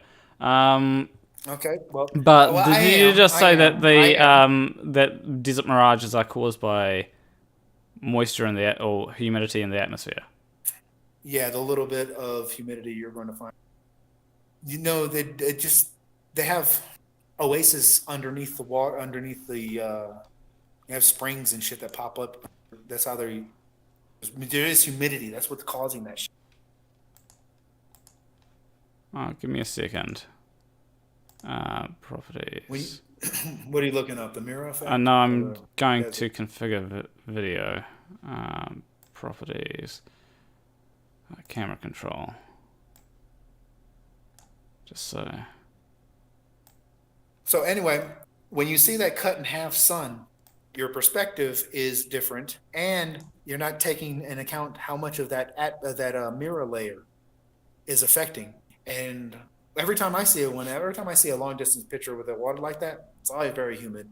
So in the desert, there's enough water in it to create. You're saying that in the desert, there's enough water to create a desert mirage? There could be. I don't know where these mirages are happening. I mean, okay. You're just seeing things. You have no idea why. You don't know. You don't know if there's some type of oasis underneath the sand causing this. You don't know. You don't know. You literally don't know. And you to laugh and like act like you know only indicates how ignorant you are. Okay. Stop doing that. It's embarrassing for you. It's embarrassing for you. Stop it. I don't. You're not a bad guy, so I don't want you to look bad. All right. So we'll go on. That looks awful. We'll go on to the next super chat because I just had a couple of super chats come in. Jace for $5, Fohammer335 says, Jason still can't explain how the Antikythera mechanism proved the precession of the North Star 4,000 years ago by the Greeks. 4,000 years ago, Greeks thought the Earth was flat and stationary. That is literally provable. That is 100%.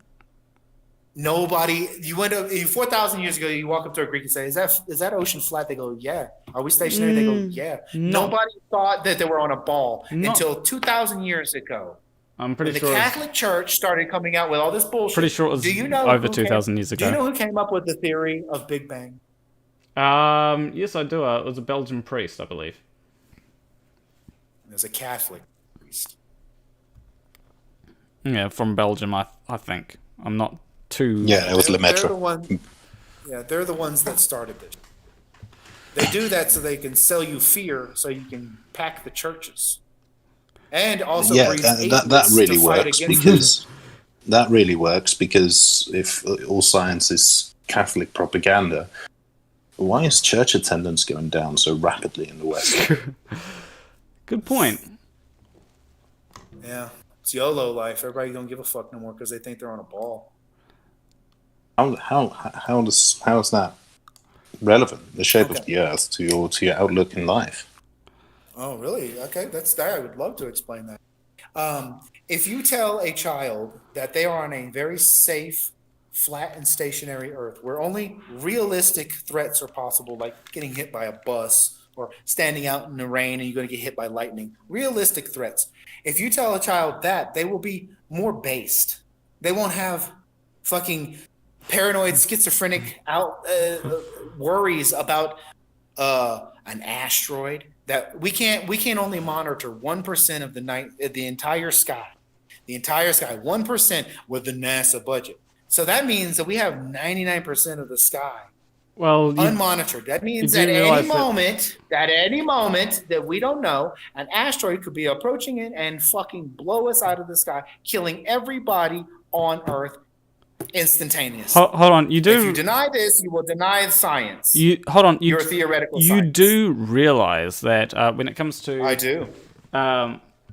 You do realize that when it comes to the night sky, it is sometimes really hard to find asteroids, especially we cannot look at the daytime side because the light is just not reflected towards the Earth, or just very tiny. You're proving my point. That's even more frightening, you understand. To a little child, to a child that's trying to live its life, you literally just told it, hey, nothing you do matters at all. You're a fucking speck of dust. You're a fucking accident. You're a retarded fish monkey. You're lucky as fuck to be here. And at any moment, statistically, there are so many things happening in space. Statistically, we could be obliterated any moment. So that does have an effect on a child. It has a measurable effect.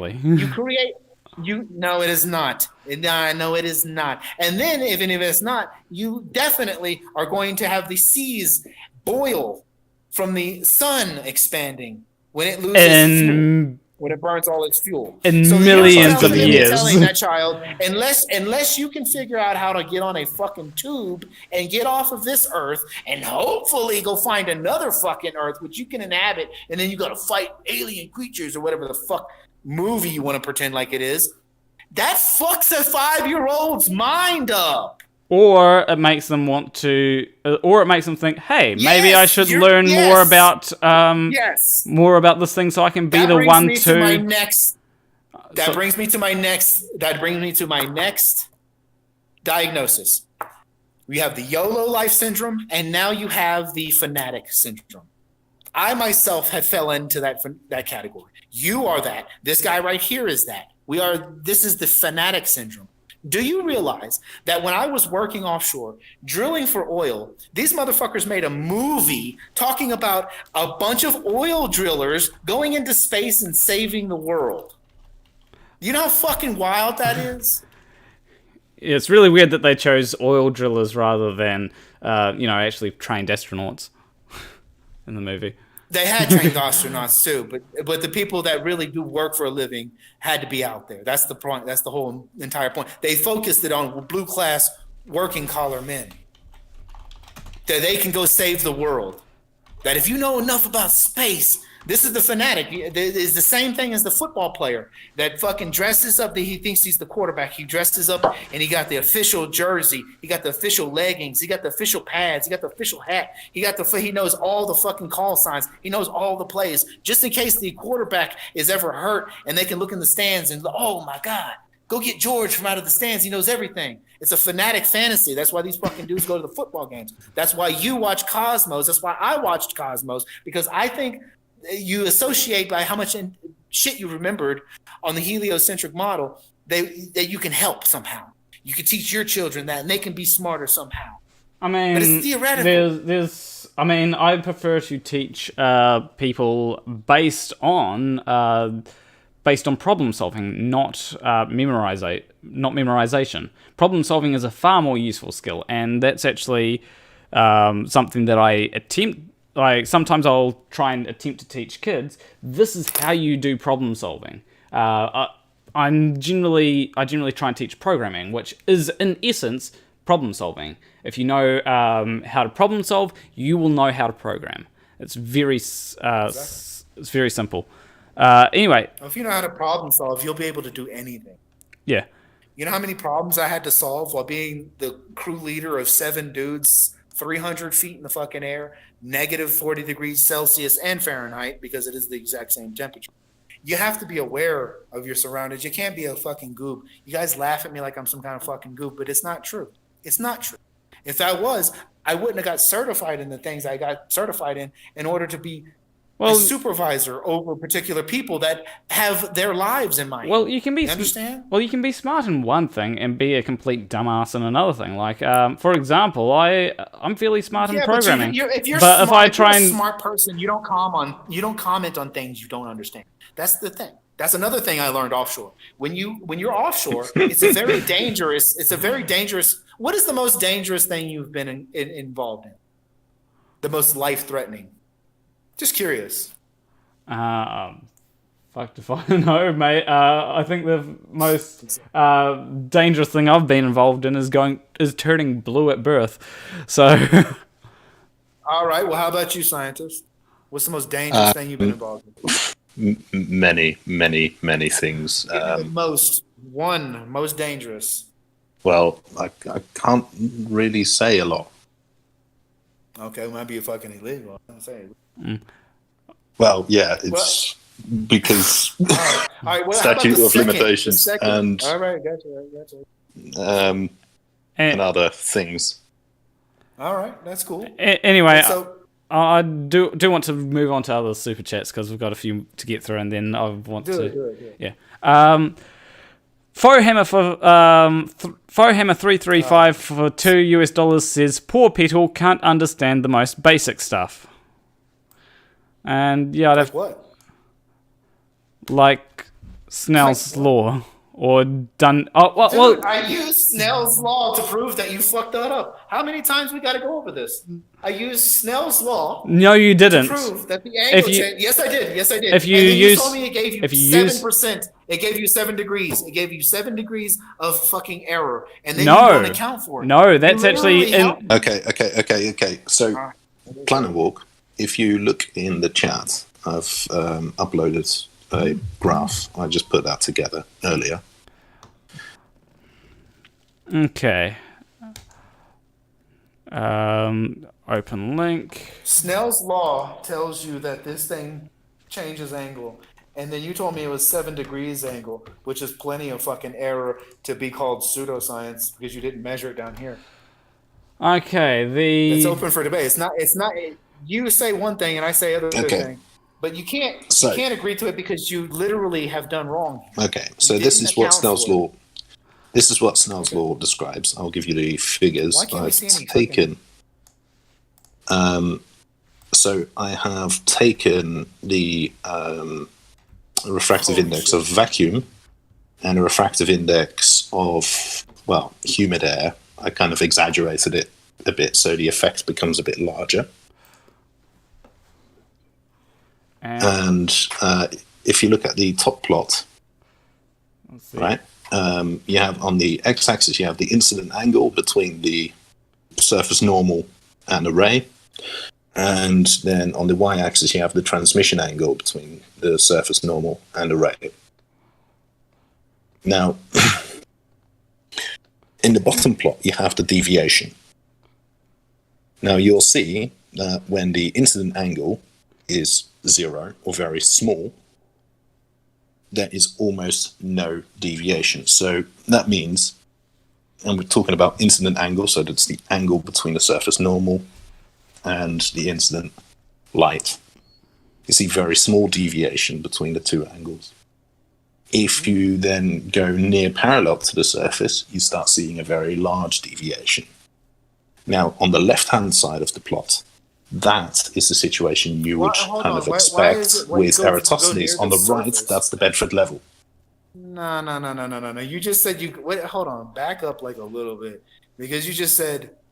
run that by me again. We'll read it doing the video. I was paying attention to this and I barely heard what you said. Go ahead and say that again.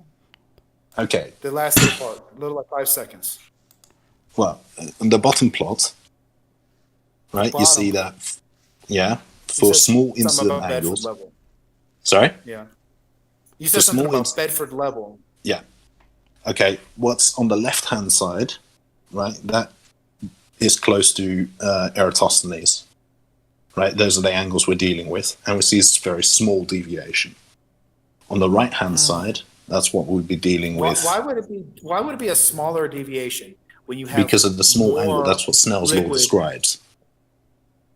Yeah, but I mean, there's no but there. But you just keep saying Bedford, and then you just keep totally dismissing the huge amount of atmospheric refraction. This is dealing with atmospheric refraction. It's insane. You say 6 miles is bad, but 500 miles is okay. You say that Bedford level, I'm questioning whether it was done in the summer. I'm not taking Wikipedia. It doesn't seem like they would fucking go all the way out of their way to go to Bedford level to do it in the fucking summer with this bunch of humidity. That seems stupid. So I'm gonna keep saying it was a wintertime experiment here with a 0 atmospheric refraction due to humidity. I don't understand. The humidity is less in the summer in Britain. Yeah, I mean, where are you getting that from? Wikipedia again, too? I live there. Okay.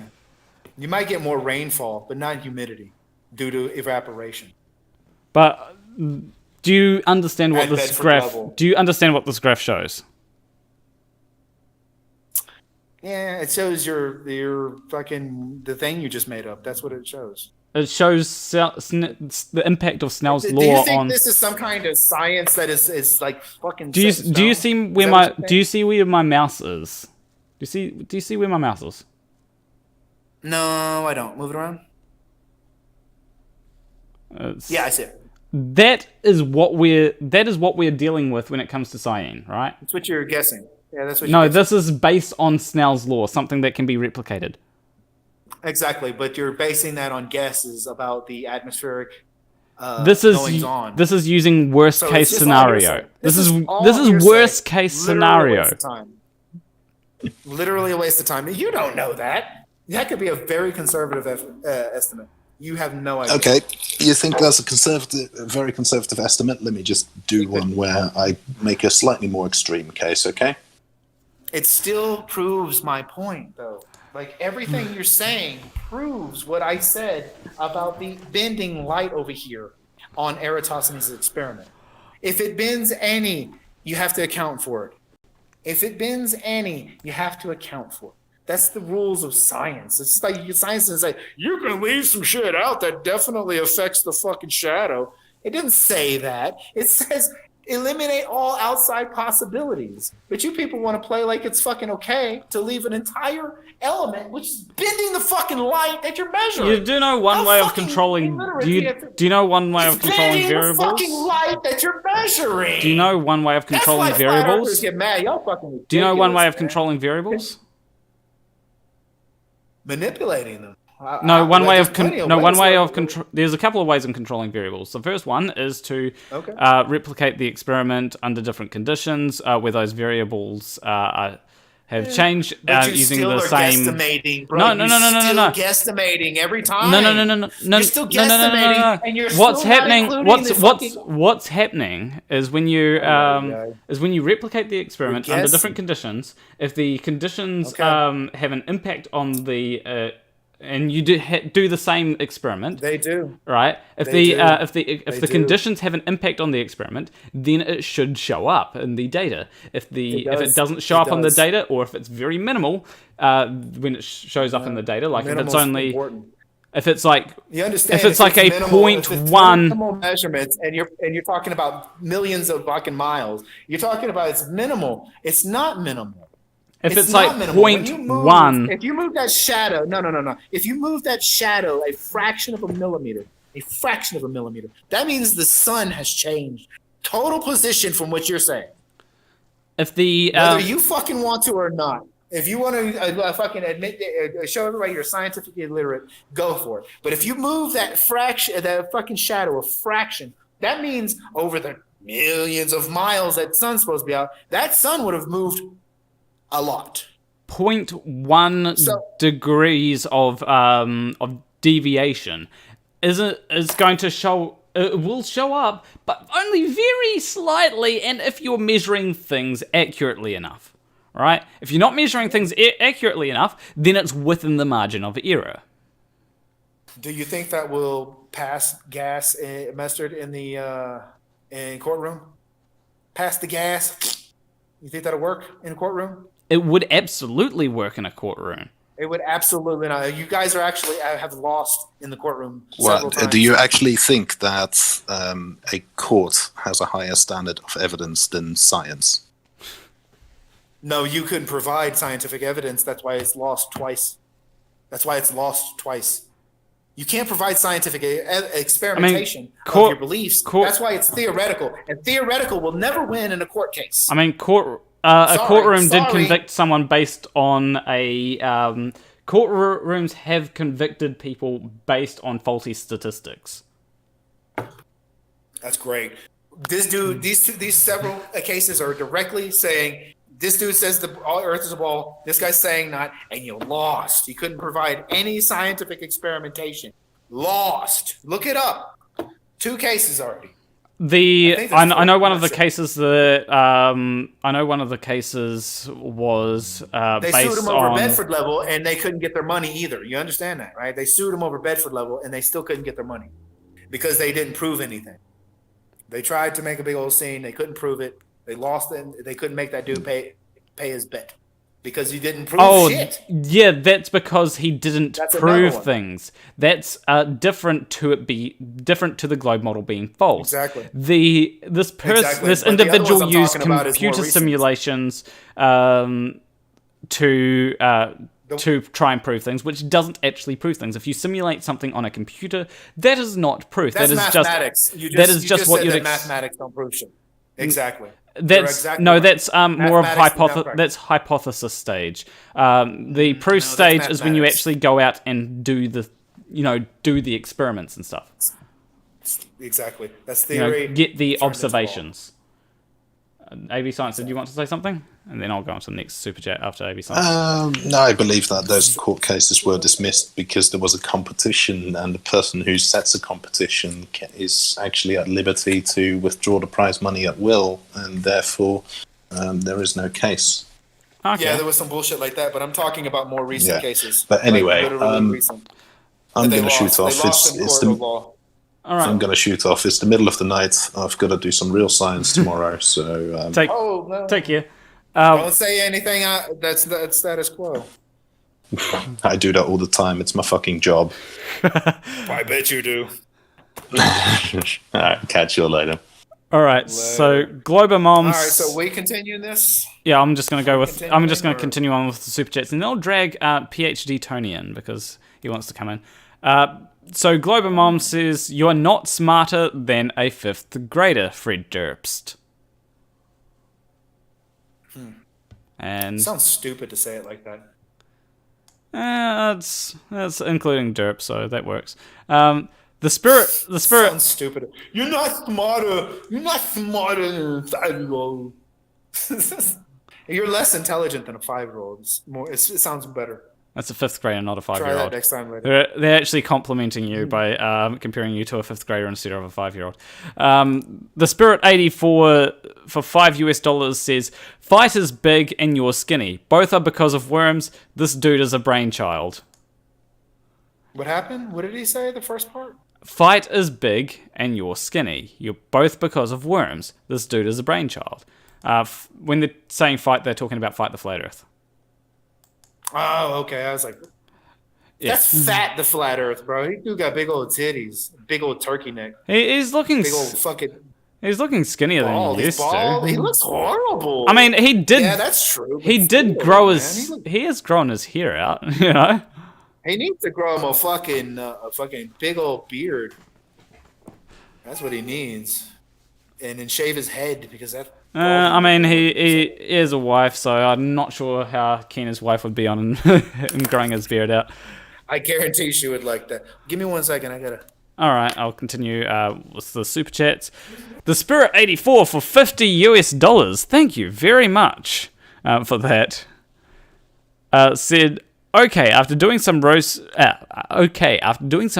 I found out that the Catholic Church was founded in the Roman Empire. The Roman Empire didn't come to existence until 27 BC and ended in 476 AD. With this info, no Catholics existed 500 years before Christ. Dumbass. Thank you, buddy. Okay, I'll actually, when he comes back, I'll tell him about that. What's that? Can you still see the video feed? No. I'm just trying to reread that super chat out because the Spirit 84 said after doing some research, they found out that the Roman Catholic Church was founded in the Roman Empire. The Roman Empire didn't come to existence until 27 BC and ended in 476 AD. With this info, no Catholics existed 500 years before Jesus Christ. Dumbass. So what do you have to say to Did that? you just say that was around 500 before Christ, Jesus Christ? Yeah, no Catholics existed 500 years before Jesus Christ. I didn't say 500 years. I said before Jesus Christ. Boy. Well, still, like 500 years before Jesus Christ is when. Before Jesus Christ, they were around before Jesus Christ. They didn't get their name from Christ. The whole thing is just literally made up in story. Still, though, like 500, they'd have to be around 500 years before Jesus Christ to make everyone a globe earther. The what? They'd have to be around 500 years before Jesus Christ to make everyone globe earthers, you know? Because that's when... No, not really. Everybody knew that the Earth was flat and stationary. They had scriptures about it. When the Catholics were created by the Jews. The first. I pope doubt was a that. Jewish. I doubt that. Yeah, well, you doubt a lot, but you don't know very much. How many hours have you spent of your life dedicated to studying this particular historical aspect? I've only spent like a little... How many minutes? I've only... How many minutes have you fucking... I mean, I've spent a little bit of time going through different things. Like, I don't actually... Like, here's a hot take. I don't think that Jesus actually existed. Jesus is a metaphor for the sun. Oh, yeah, I've heard that one, It's actually. called the sun. Yeah, like, I don't... Huh? I actually do know about that one. Although, I think that's more of the... I think that's more because the Christians copied the pagan rituals, or copied I think it was Yule. They decided to make They're all the into. same. You're right. They made that They're into. all the same. They all worship. Yeah, They all worship a deity named Baal. Oh You're right. no! What I'm saying is is because they couldn't get pagans onto their side. What they wanted to do is they were like, how do we get pagans? How do we stop pagans from celebrating Yule? And the easiest way was, well, let's turn Yule into Christmas. And so yeah. Now that's what that's what you want to believe. But what really happened is that you're just celebrating a pagan holiday. They changed it so that it would suit everybody, and they can just celebrate their little holidays of murdering babies and animals and drinking their blood and fornicating and pedophiling and do whatever the fuck these pagans wanted to do. They still do it on Christmas. Don't think that they've taken over the holiday and then now it's not a pagan holiday. Every Valentine's Day, autumn holidays are all pagan. They were written in these books for you to celebrate this shit so that they can all have their little fucking get-togethers, and everybody likes it. Everybody enjoys it. Everybody has a great time, but nobody knows what it's really from. Apparently, maybe. Anyway, you know that. If you know anything about any kind of fucking religion, you know that the shit's evil as fuck. It all comes from Baal worship. You need to learn who Baal is. There's different, like, people believe in different gods and all that. Like, people make, like, it's like... It's true. That's true. But at the end of the day, all those books are written by the same people, and every time they say God or Lord, they're literally saying Baal in Hebrew. That's the thing. I'm trying to reiterate this. Catholics, I doubt, but I press X to doubt, but I'm going to go on to the next super chat. PhD Tony for $5. No, not $5 dues. I got the for $10 dues. Says gravimetric location of ore deposits and surface mass distribution works. Gravimetric gradiometry is used to guide submarines and underwater obstructions. Mass is observed to attract mass. Where does that happen? Where does mass attract mass? Like, he literally just said when it comes to submarines and guiding submarines around underwater obstructions. That's sonar. That's not how that works. It's sonar. Apparently they use gravimetric gradiometry. The bottom of the ocean. No, that's wrong. Sonar and echolocation is how they map the bottom of the ocean and map where they're going. This is to guide submarines around underwater obstructions. Yeah, that's what sonar's for. Bing, bing. That's what radar is. I'll drag on PH. After the next two super chats, I'll drag on PhD. I'll drag PhD Tony in. Anyway, Dominic Dines Tuber, I don't know how to pronounce your name, sorry, says, has Jason done the experiments to validate all of his claims of himself? Otherwise, according to his standards, nothing is valid. Have you? Like what? Like what? Like the all the experiments that we've been talking about. Have you done any of them yourself? Like, have you got any experiments that you have? Have you got any experiments that you have done that show that the Earth is not a globe? Well, going by like observations, like you guys like to use, I have witnessed a boat that was supposedly over the curvature, and with a pair of binoculars. How do you know how far away they? How far away do you know? Well, that's the thing. That's how far they tricked the Greeks. That's how they tricked the Greeks, because the Greeks didn't have binoculars. So when they say, "Oh, the boat goes over the curvature and gets small and disappears from the bottom first," they go, "Oh, that makes sense." But then they fucking realize if they pulled out a telescope and looked again, they'd be like, "Oh shit, there's the boat." Also, one thing what is the telescope doing? Is it pulling in the boat back over the curvature, or is the telescope seeing around curves? Also, one thing that I noticed in chat, I almost forgot about this, is next debate, Jason versus Aaron Ra. And I think that would actually be really fun to do. Who's that? Who is that? Have you not heard of Aaron Ra? I don't do YouTube, bro. The only thing when I'm watching, okay, I do YouTube. I'm sorry, I take that back. I watch Darista, and I watch him make tools. I watch a lot of how to make tools. I make tools. So Aaron Ra has debated people like Nurthen Thurmpson. He's debated Kent Hovind, and those sorts of people. Like he generally does debates on Christian fundamentalism. Interesting. Yeah, I would like to. Yeah, Hugh Jarsz said Aaron wouldn't waste his time. Yeah, probably. Yeah, I bet he would. And the Spirit 84 for $5 says he said the Roman Catholic Church was around in 500 BC. Don't let him backtrack. So no, I didn't say 500. I said before. I said the Roman Catholic Church and the Roman military was around before Jesus Christ. You literally have the Roman military that were guided by the Jews and the Jesuits and the pagans to kill Jesus Christ. I mean, I doubt that. I mean, that's why they when you walk into a Catholic church, wasn't there like a Jesus Christ strung up on a cross? Wasn't there like that's why you see that? Wasn't there like a huge war between? They hate Jesus. Wasn't there like a war between? Right? Wasn't there a war between the Jews and like the Romans?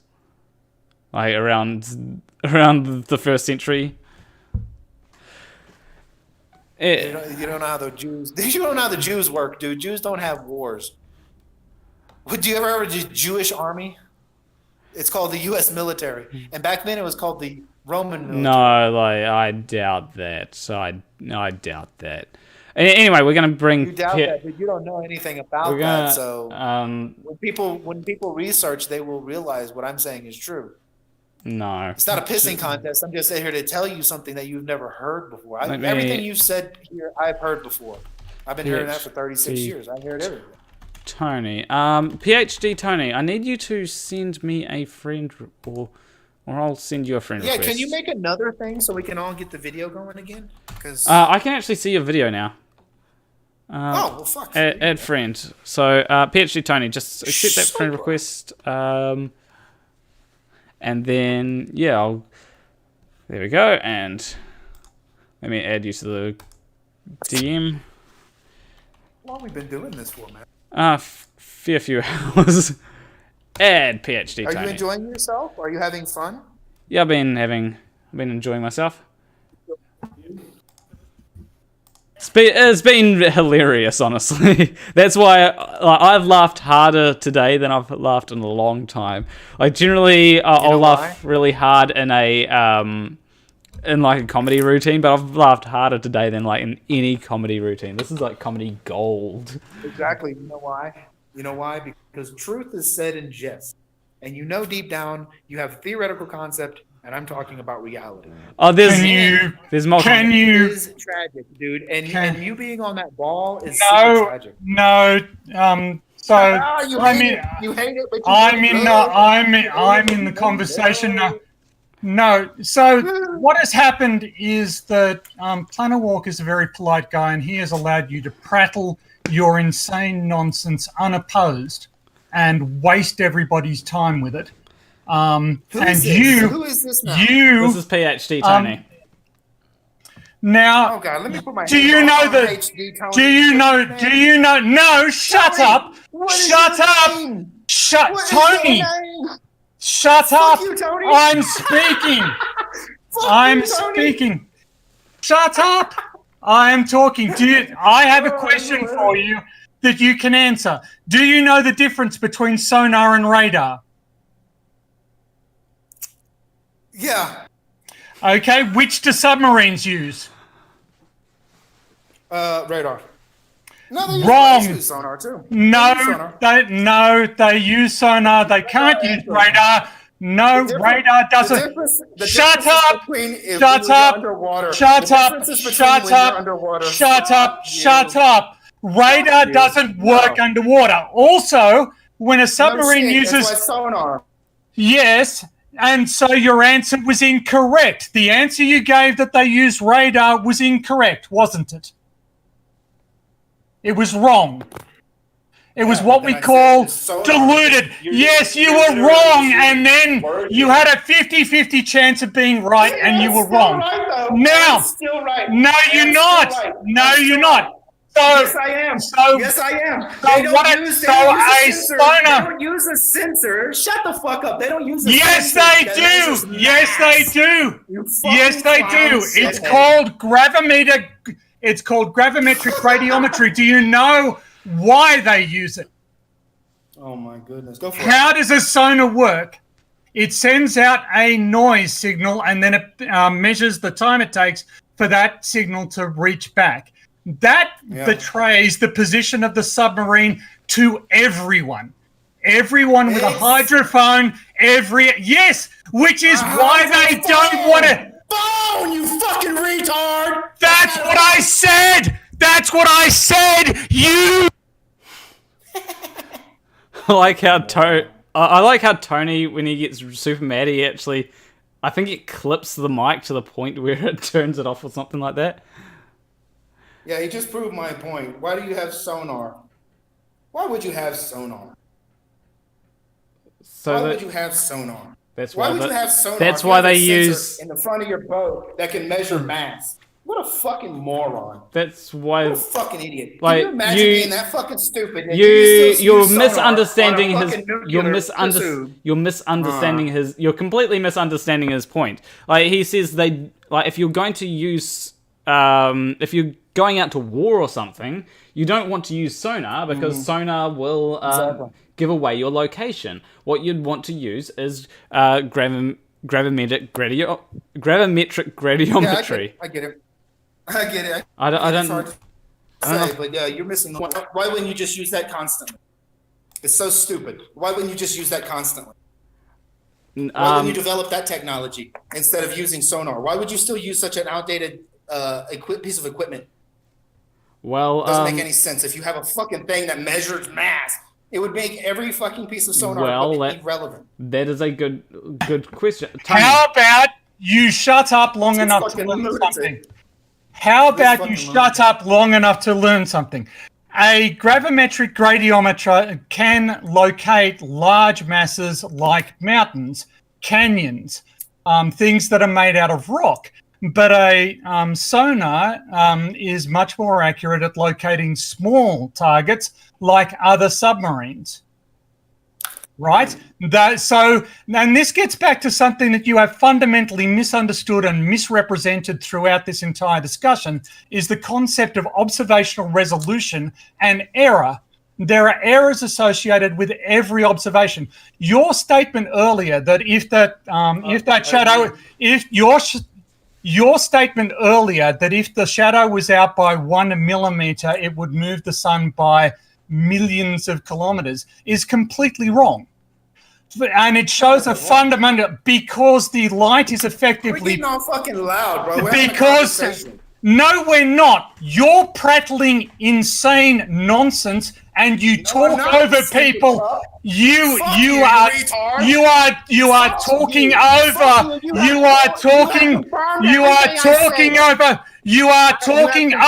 people. I said. No, I have. So, yes, you have. Yes, you have. You're talking over me right now. Gravimetric radiometry exists and is used. Gravimetric radiometry exists and is used. It is used to detect the gradient of the gravimetric field so that you can detect when there are mountains that you're approaching, because maps of the ocean floor are not very accurate because they are. And do you know how we obtain maps of the ocean floor, Mr. Genius? Sonar, dude. It's sonar, bro. No, actually, it hasn't. No, it hasn't. You're wrong. Because you're wrong. You're wrong. You're wrong. Yes, and now you answered it, and you're wrong. Right? Only a small portion was mapped by sonar. Only a small portion of the ocean floor has been mapped by sonar. the majority of oceans. Allow me to repeat myself, because apparently English is not a language you understand. Only a small proportion of the ocean floor has been mapped using sonar. Allow me to repeat it again. Only a small proportion of the ocean floor has been mapped with sonar. The vast majority about what we know about the ocean floor geometry is derived from gravimetry.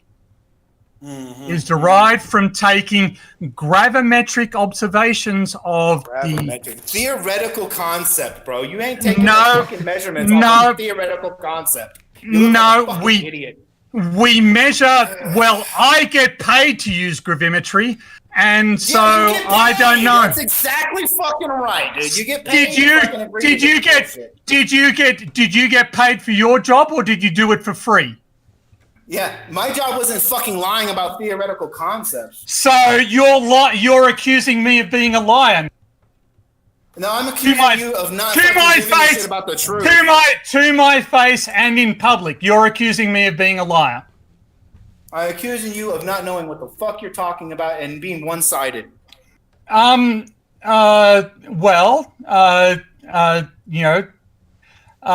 marks for chutzpah.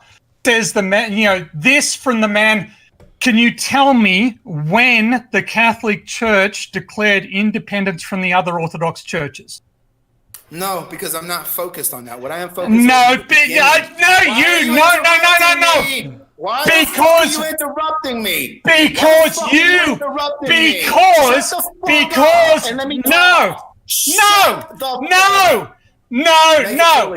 and I'll explain why.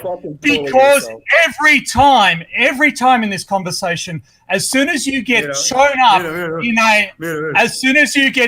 up in an era, you instantly change the topic back to something else. You were telling Planarwalk about what an expert you were in Roman history, in Catholic history. I've never said those words. Yes, you did. You said, how much research into this have you done?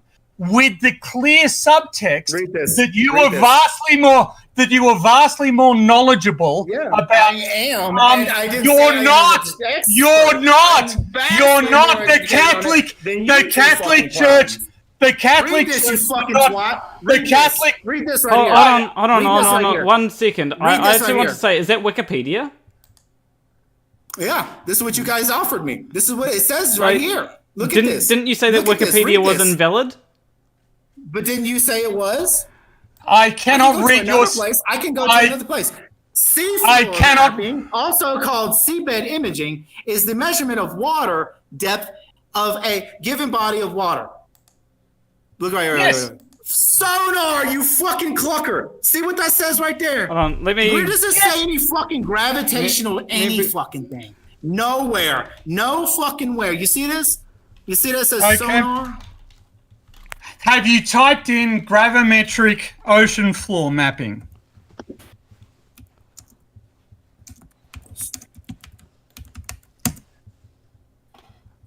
The theoretic gravitation metric.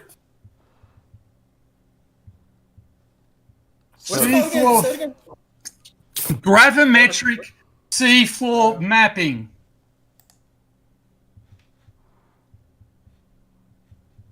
I'm gonna have to drag. Detailed seafloor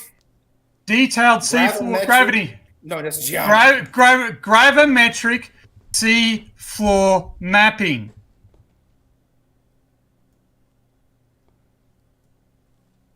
Alrighty. There's a lot of different things here that they use. Because it's a widely used technique that we've been applying for decades. So so this is like super sophisticated, right? Like this gravimetric. What is the proper exact wording of it? Gravimetric. Gravimetric seafloor mapping. So if this is so good and so accurate, why do we have sonar still?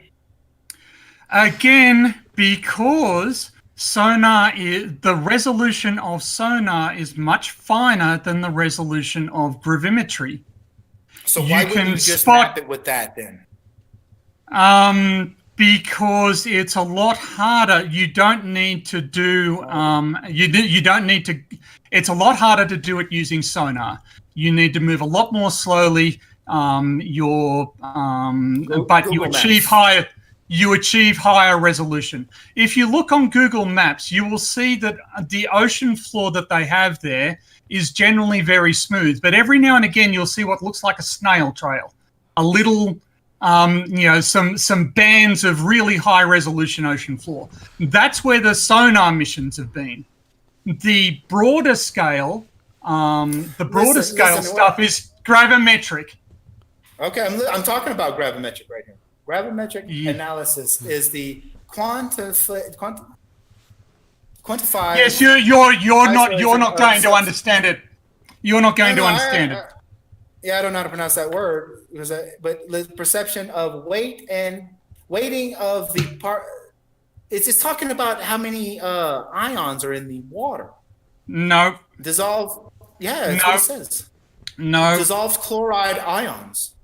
No. Mass of chloride presented in provide the link. Provide the link because what you seem to be discussing. I just Googled it. I just did a Google search. Provide the link because I don't believe you. You fucking retard. I just fucking told you. I just Google searched it. It says it right here. There's no link. It's just a Google search. And then you press the search button. It says gravimetric analysis of sea water. Yes, that's not what I told you to Google. Yeah, I know. I'm just saying, what is it doing there? Gravimetric, what is it doing? So what it is doing is it's measuring the distribution of mass inside a test sample. Kind of sounds. It says right here it's just measuring the amount of chloride ions, which is Cl negative. I've got a better mass of them. That just means the dense of it. I've got a better thing here, which says, let's read this article.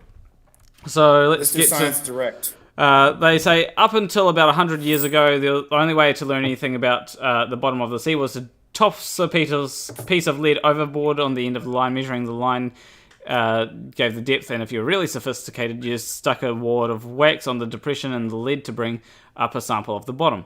More sophisticated techniques were developed, but at the end of the day, they were just weights and grabs on the end of a very long string.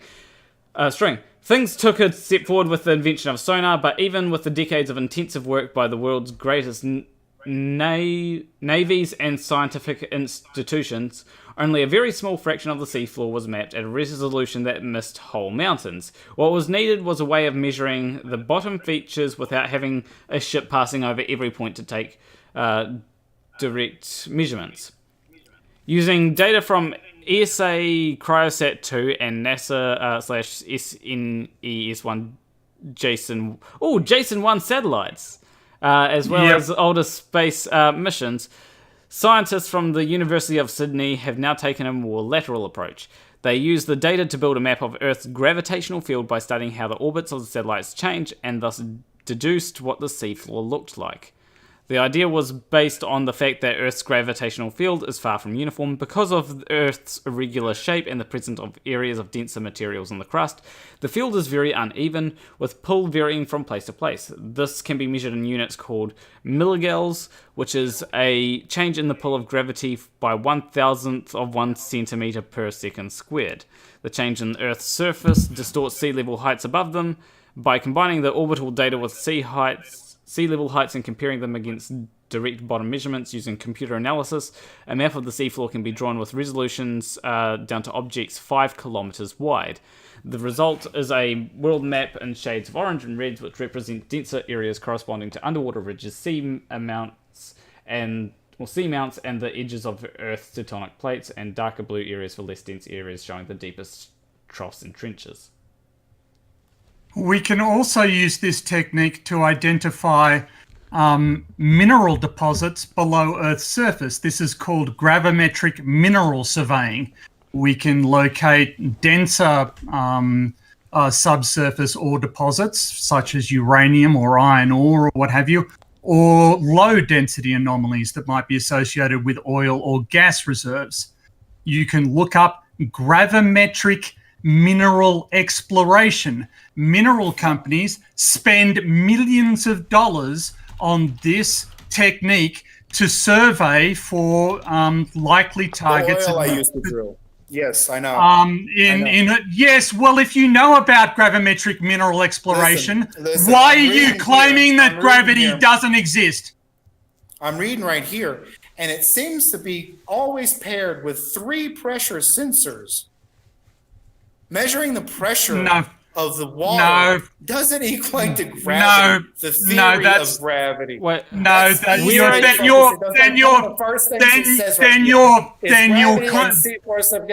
Acquired simultaneously and combined surveys. So it's not even the one fucking thing. It's literally combined simultaneously with other surveys. This is from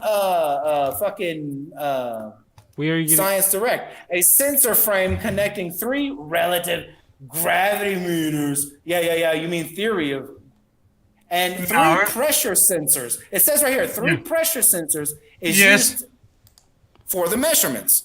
So you can't. You can tell. Dude, it says first of all it's combined with a bunch of other surveys, so it's not even that good. Listen to Tony explain why. Second, it uses 3 pressure meters, which also can tell you the bottom of the floor of the ocean, depending on how much pressure is in that water. You can tell how far that motherfucker is by how much pressure it is. Yes. Theory. You got a theory. It's a theoretical concept. It can't have no effect. So this is exactly the tactic that you've been using all day, and you've been allowed to get away with it, which is you haven't. And taking a shit on you. I've been doing it all day. You see this? You see this? You see this? You see this? Your inability to parse English is not proof of anything. I know more about the English language than you do, you fucking limey shithead. You see this? You see this? Limey. What does limey mean? See that? It's different. What does limey mean? What does limey mean? What does the word limey mean? If you know English better than I do, what does the word limey mean? Honestly, that's literally the only word I don't know what the fucking definition is. What does that mean? Okay. I know it's an insult for you fucking clowns, but I really don't know. Tell me about it. What does it mean? So I'll know. It means an English person. Am I English? That's it. Yes. Oh, I know that's what that means, but what does the fucking limey mean? The etymology is from the British Royal Navy that used to give their sailors limes to fight off scurvy.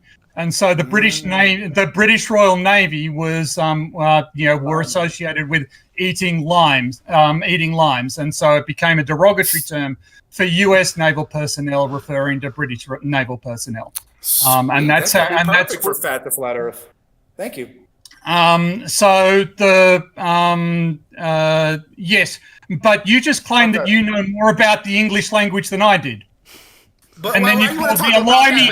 And then you called me a limey. Well, I do want to talk about that. You just ranted all over me and called me a limey liar. Now listen. I'll keep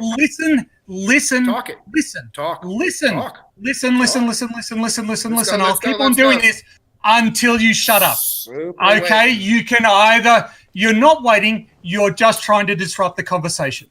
That's all you're doing, and that's all you have done all day. Okay. Go, you fucking retard. No, I'm not going until you shut up. Shut up for 10 seconds and then I will talk. Oh, fuck. Nobody wants to hear your goofy shit. They came here for me, you fucking retard. No, they came here to watch you. They came here to watch you.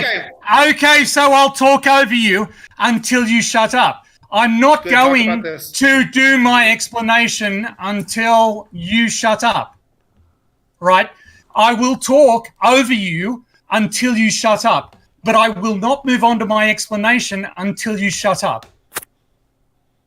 So, that a particular vehicle is carrying multiple instruments that measure multiple quantities does not mean that those quantities are related to one another. Nor does it suggest that the gravimetric results depend in any way on the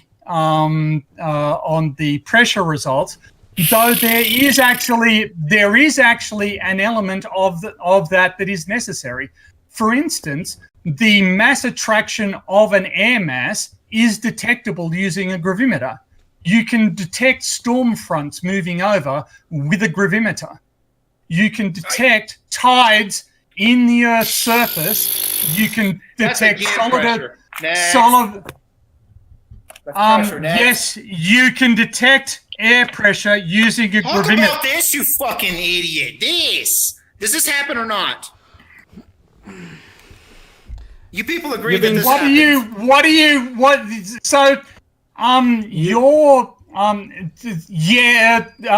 You're trying to go back to the Eratosthenes experiment. No, we're talking about gravity. We're talking about gravity. Unless you have a ball, guy. Now we got to prove a ball. That's not true. That is absolutely not true. Then why does gravimetric mineral exploration work? Pressure. So how does an ore body affect pressure at the surface? Why does a gravimeter in a plane respond to...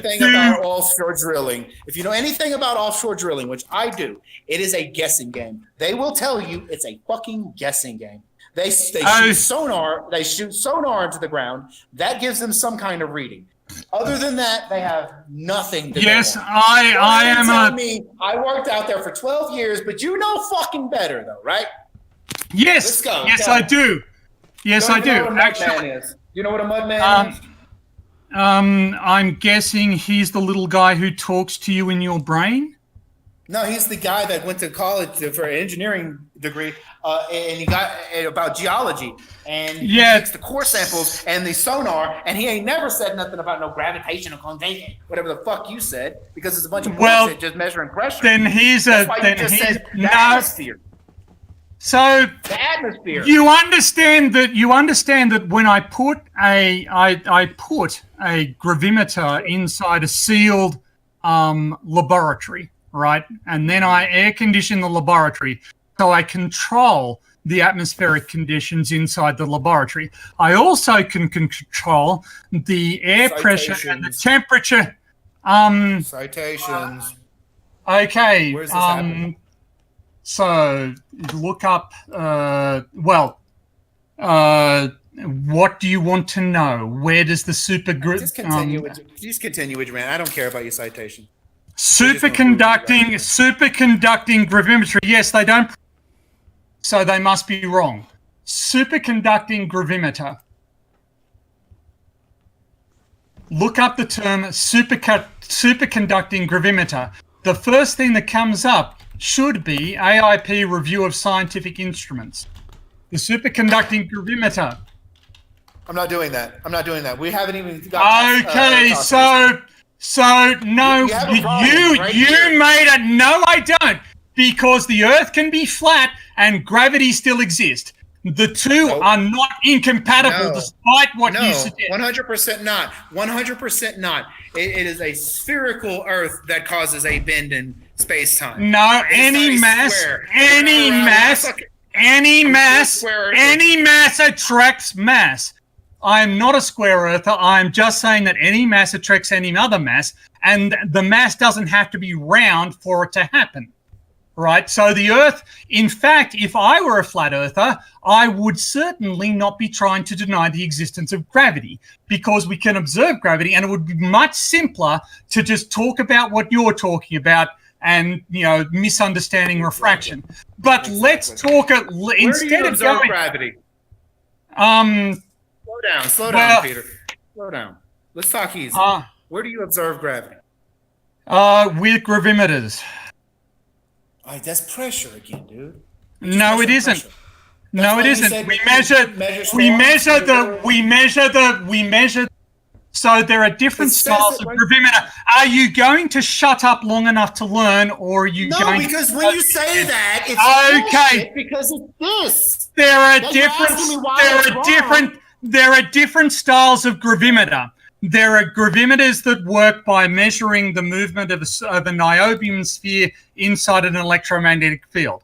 Whenever the niobium sphere is exposed to a force, it tries to move. But the motion of the sphere induces a current that in the superconductor around it that pushes the sphere back to its point of origin.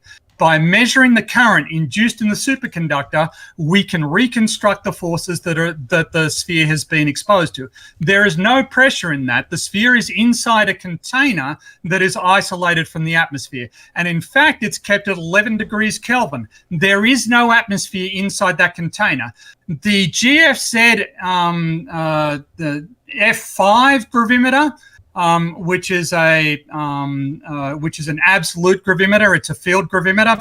It works by repeatedly dropping a test mass inside a chamber and tracking the fall of the test mass, and the chamber is evacuated. The chamber is secured from the atmosphere, and as much atmosphere as we can pump out is pumped out.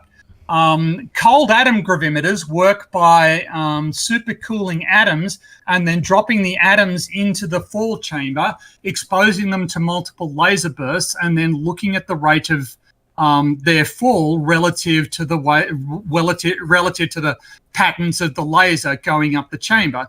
By looking at the distribution of their properties when they get collected at the bottom, we can reconstruct the weight at which the atoms fell. And there is no atmosphere. And then you have to fucking go with simultaneous combined surveys because it ain't worth a fuck. And then you have to go through pressure sensors. Hold on. No, Jason, did you understand? Pressure again. Everything you just said is also accompanied by other measurement devices. Jason, did you understand? Jason, did you understand what PhD Tony just said? Yes. Okay, I understand what you're talking about. Then I understand that you don't understand that there might be other elements in these things that you're not accounting for because you just want to fucking see gravity. Okay, Jason, let's have a little bit of a competition here. I want you to try and relay the information that PhD Tony just said. Then I'm going to relay the same information that that PhD Tony said, and I want PhD Tony to. No. This will be fun. I'll relay the information. I'll relay the information. And then you guys are measuring something that you have no idea what the fuck's going on, and then you pair it. You pair the fucking little bit of that information that you have. You acquired simultaneously in combined surveys. You have to fucking combine surveys, which is sonar and whatnot, and then you have to combine pressure sensors with these things. Always with the pressure sensors. It's pressure sensors giving you your reading. Everything else that fucking goofball just said is a bunch of nothing burger. Okay, so I'm just gonna. What I want to do is I want to relay what I heard, right? And my information may be a little bit off because a lot of information in a short amount of time.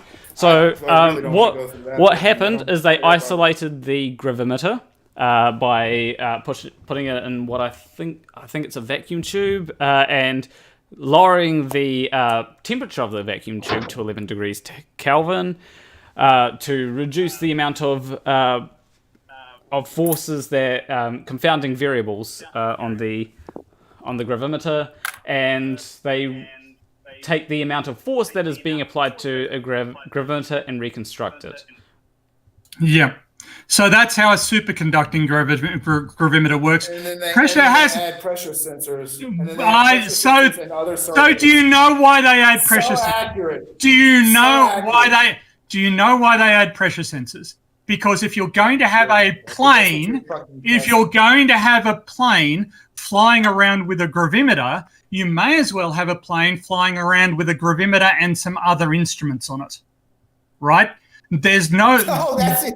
No, science. they include that in, Science. No. Science. In the fucking Science. surveys, they include other surveys and they include other pressure Yes. sensors so that this piece of shit thing that you're talking about will work accurately. Shut the fuck up, dude. No, they. So don't argue with Science Direct, dude. They're the ones saying you got pressure sensors. No, yes, they have pressure sensors on there to correct. They can work. Okay, so what are the gravimeters? So what are the gravimeters for? So let's assume that the gravimeters are completely useless, and you could do exactly the same thing with a pressure sensor. Why don't they? Why don't they use sonar if it's so accurate? That's what most of the I have explained. No, it isn't. Literally, we just showed you that the majority of the C4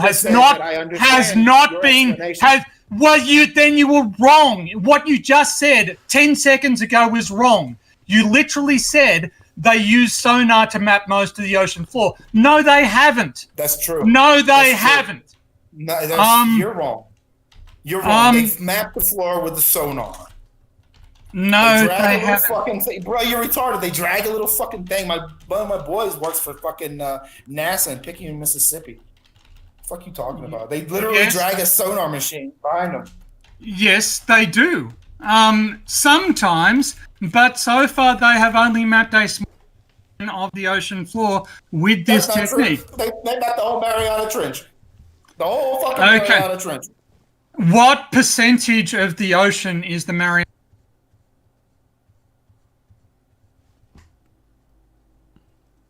Dude, I'm just saying they mapped that. What percentage? The Mariana Trench, yes, and it's a high value. Well, it's the deepest portion of the ocean and it's of enormous geological significance. So obviously having as accurate a map of it as possible is scientifically valuable. Good idea. Yes. They use sonar to map it, dummy. Not no fucking gravitational pressure sensor. Have you been hold on, Jason? Have you been listening at all during this debate? No, he just. You guys use pressure sensors and other maps, and you guys fucking think you have something with this sensor that literally just tells you the pressure. Okay, bring up a map of Earth's gravitational field, if you will. This seems to. This is one of the ones that they've got. Theoretical gravity. Remember, guys, it's all about observed gravity. Wherever you observed it. Don't say this is the seafloor. This is that's not the. Right. Okay, so we can expand on that's the only place that you've seen. That's the only place you've witnessed gravity. No, gravity is everywhere. The fact that there isn't. Okay, the fact that there isn't. Witnessed it. Go ahead. I witnessed gravity. Where, motherfucker? Right in front of me 2 seconds ago. Watch again. See that? That was gravity. What an idiot. I don't think you have your camera turned on, PhD Tony. Oh, okay. Well, then, I just dropped something. I know what you did, retard. Yeah, I know what you did. You don't know what you did. I know what you did. You like to use that term, retard. And yes, you imagine that I or anyone else who's saying cares what you think about my intellectual ability. Honestly, you don't get a rise out of me saying that because you are meaningless. Your ability is limited. You're deranged. Your ability is limited. No, I'm not. There has so far not been a single topic from the history of the Catholic Church to Roman history to ancient history to gravity to seismology to physics to etymology. There has so far not been a single field of academic endeavor in which you have shown that you are even moderately competitive with what I know and what I can deduce. And yet, you are about to pronounce... You want me to tell you how you're retarded? You want me to tell you how you're retarded? I can explain it. No, I don't care. No, I don't care. No, I don't care. I honestly don't. You have had hours and hours. You have had hours and hours and hours and you have wasted everybody's time. You talk about Rome because I got frustrated that you weren't being shown up to be as delusional and ignorant as you are. Because yes, you are. You are pathetically ignorant. You are pathetically stupid, and you are insane. You are insane. I can tell you. You are deranged. You want me to tell you how you're retarded and schizophrenic? I can explain it very easily. Well, say yes. We both explain it because I'll embarrass myself. I don't. No, I'm stupid. I'm so stupid. Why don't you let me explain? Because I'm not interested in hearing you talk anymore. The whole point to me being here was to have somebody. I'm annoyed. I'm annoyed that. No. My purpose here. My purpose here is to drown you out. My purpose is to stop you from prattling. My purpose here is to bring this conversation back to reality. Because when I point at this, you cry. When I point at this, you cry. Because your guy confirmed this. I want to sum up what Jason. I want to try and sum up Jason's the way that Jason has handled this debate. He will try and look for a particular thing that he can use. In the case of, I never remember. I never brought up Eratosthenes. It was Jason that brought up Eratosthenes. Yeah. Yes, I did. That's where you got to start. Well, Jason, do you know how? Jason, do you know how an argument works? A proper argument or a proper debate. It doesn't really, no. Do you know how it's supposed to work? Generally, what happens is one person will bring up a point, right, and then the other person will respond to that point, right? Let's do that right now. Fresh start. No, I just want to say what you did is you brought up a point which I never brought up a point about. We can go back to that's okay. We can go back to these images here if you want. These images, which I don't want images. I want to explain why you guys think it's okay for this to bend and then not equate for it. You're doing it again.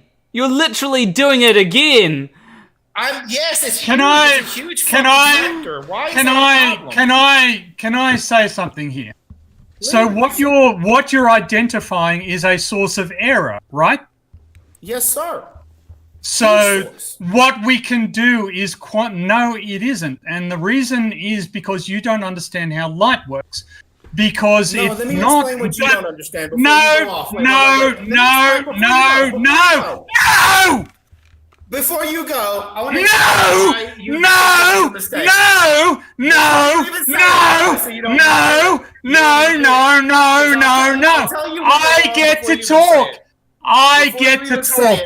I get to talk. I'll tell you where you're wrong.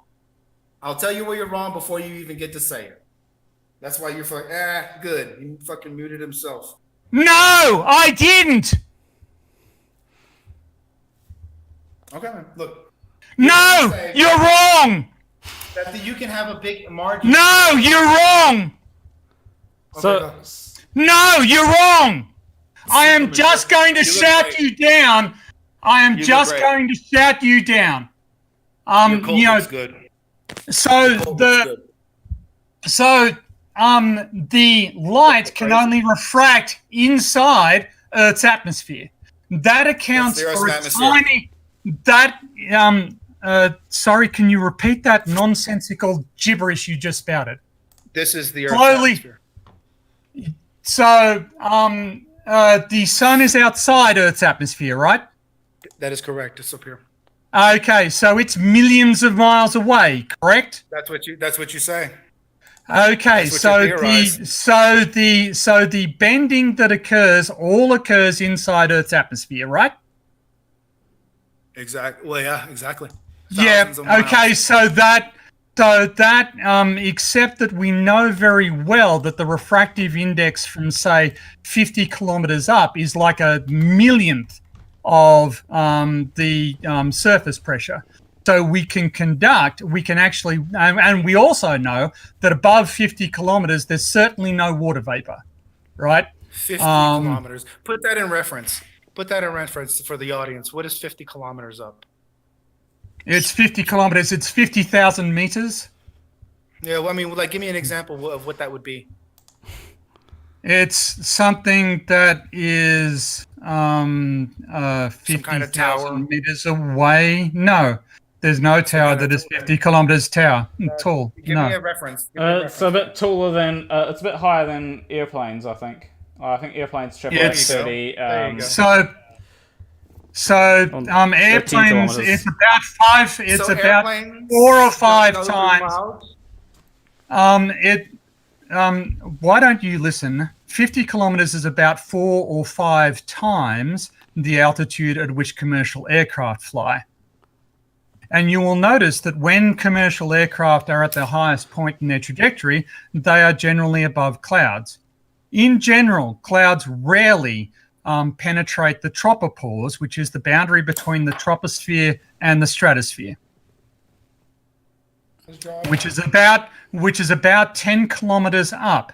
So by 50 kilometers up, there is practically zero water in Earth's atmosphere because it is so cold. Right. Okay. So what do you want to call this right here? How high is this? What did you say? Right here, this top piece, the stratosphere. Let's call it 50 kilometers. Okay, that's right there. 50K. Yeah. So we got another one here. We got another one here. Yeah. We'll just say that many. Okay. We'll say this one's got the clouds. This one's got the clouds in it. Yep. Okay. And this one has the evaporation in it. Thought I was going to go that way, didn't you? Yeah, you got to say that's correct because that's what's happening here. Okay. And over here, there's what would you say is over here? Like a scattered cloud, maybe like one cloud, maybe. What are you trying to draw? The atmosphere.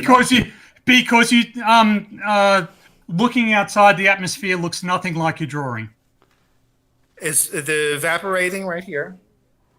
There is water. There is water evaporating. The same amount of evaporating water will be the clouds. You understand that, correct? All this water makes clouds. So when you see these clouds, you're like okay with it. But when you don't understand there's humidity going up in this direction. True. That is not true. That is 100% true. Where do these clouds come from? Where do these clouds come from? Your logical error is in the other direction. All clouds are made of water vapor. This is filled with humidity. Will you be silent long enough to be educated? Okay, go for it. All clouds consist of water vapor. Not all water vapor in the atmosphere is in the clouds. Exactly. That's here. This is water vapor. This right here, this whole layer right here is nothing but evaporating water that turns into clouds. That is nonsense. No, it's not. It's exactly correct. There is. That's what that turns into. What are you talking about? That is so unscientific, dude. You have nothing. You have no idea about. Repeat. No, what you just said is all of this is evaporating water. No, the atmosphere in no portion consists entirely of evaporating water. That is a falsehood. That is a falsehood. That is a falsehood. It's equal amount of fucking water comes from here that you see as cloud. No. How the fuck are you talking? Where do these clouds come from? Like magic fairy dust up here? What the fuck are you talking about? It comes from the water, you dipshit.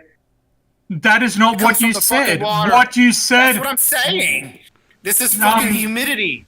This is humidity. No. This is why you can't see forever, guy. This is why you can't see forever. This is what's wrong with you people. You don't know what the fuck you're talking about. This is why you can't see forever. The hotter it is, listen to me. The hotter it is, the more water is in the atmosphere. Have you ever seen condensation? Have you ever seen dew? Have you ever seen frost? Yes, dew, where water vapor condenses out without having been in clouds. Your statement that all water vapor ends up in clouds is false. No, not it all is ends not up in true. clouds. Well, that's what you have said. No, you fucking idiot. That's not what you said. Clouds. No, I said all clouds. I evaporated. said yes. I said that, and you have three times misrepresented it as though all evaporated water ends up in clouds. It does not. No, all clouds are evaporated water. This is a representation of how much water is in the air. What More percentage clouds, of a more what water. percentage? What percentage of a cloud is water vapor? Oh, fuck if I know. It's a big fluffy cloud. Okay, so when you say a cloud is water vapor, what do you actually mean? It's made out of water. A cloud is and actually air, mate. There is oxygen and nitrogen in clouds. Yes. For you. So, if you're going to make scientifically indefensible statements, why on earth that clouds are made of water? That's a fucking fact, Jack. No, it isn't. There's air in them. There's air in them.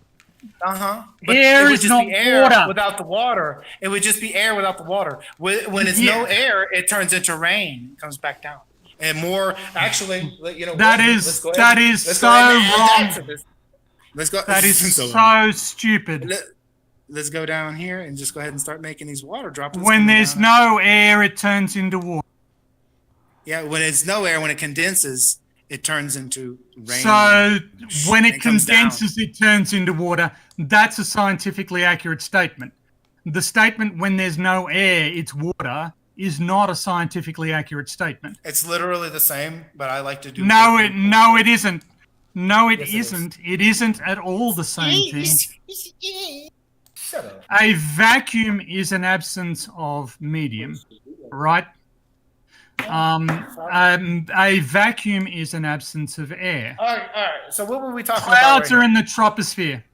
Yes, we're talking about the degree. We're talking about the degree of curvature that might be expected in parallel rays from the sun in the lower 50 kilometers of the atmosphere. So how do you want me to draw? Let me this one. Can you repeat Snell's law for me?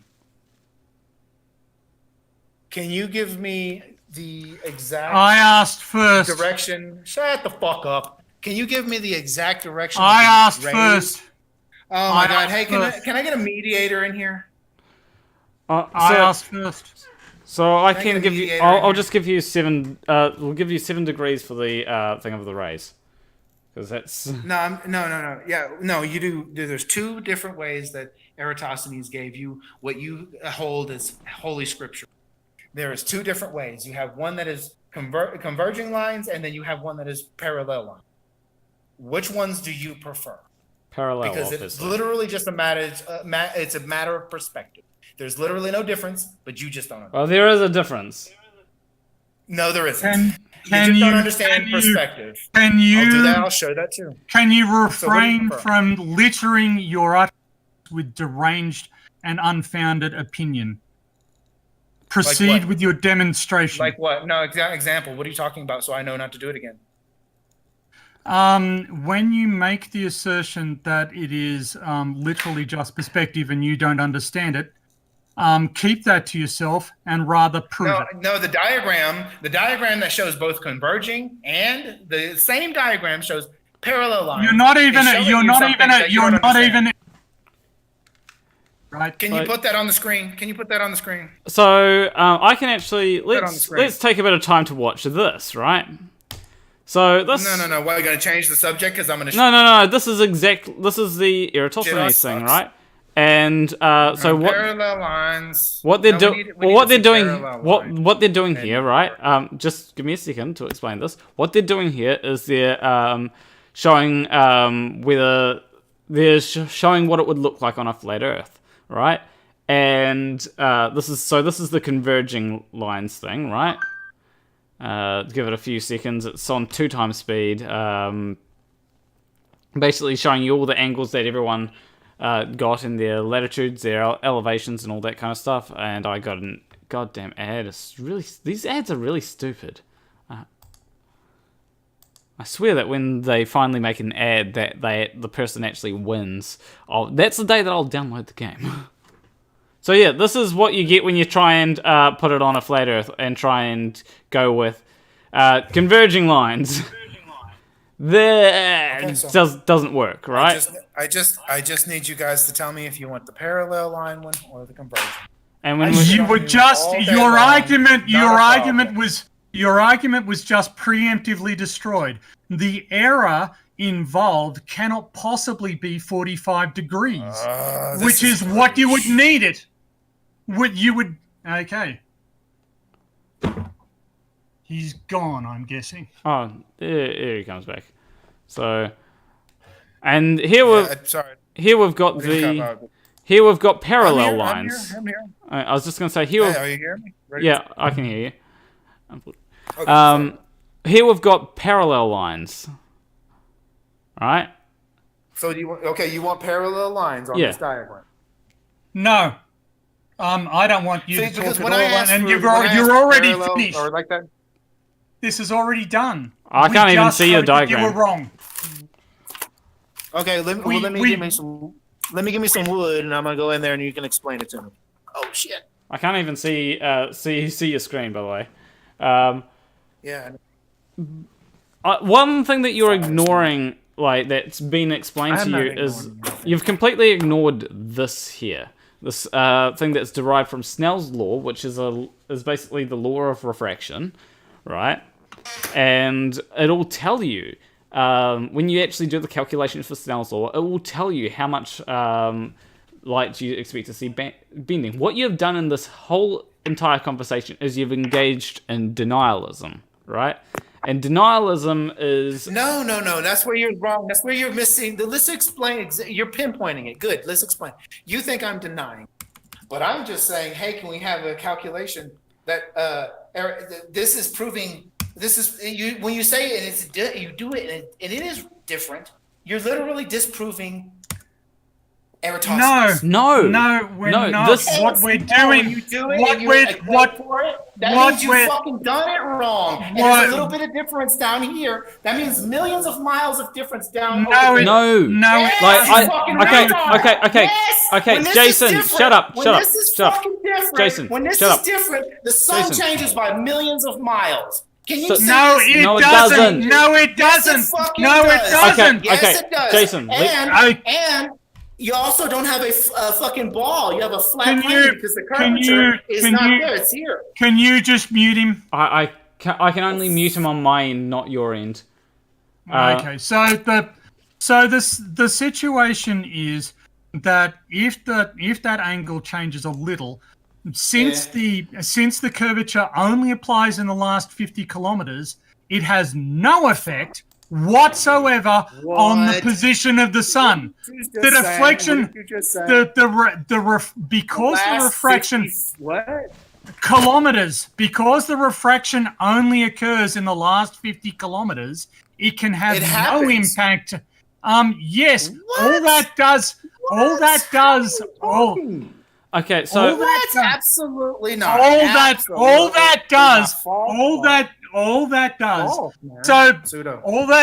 does is introduce an error term.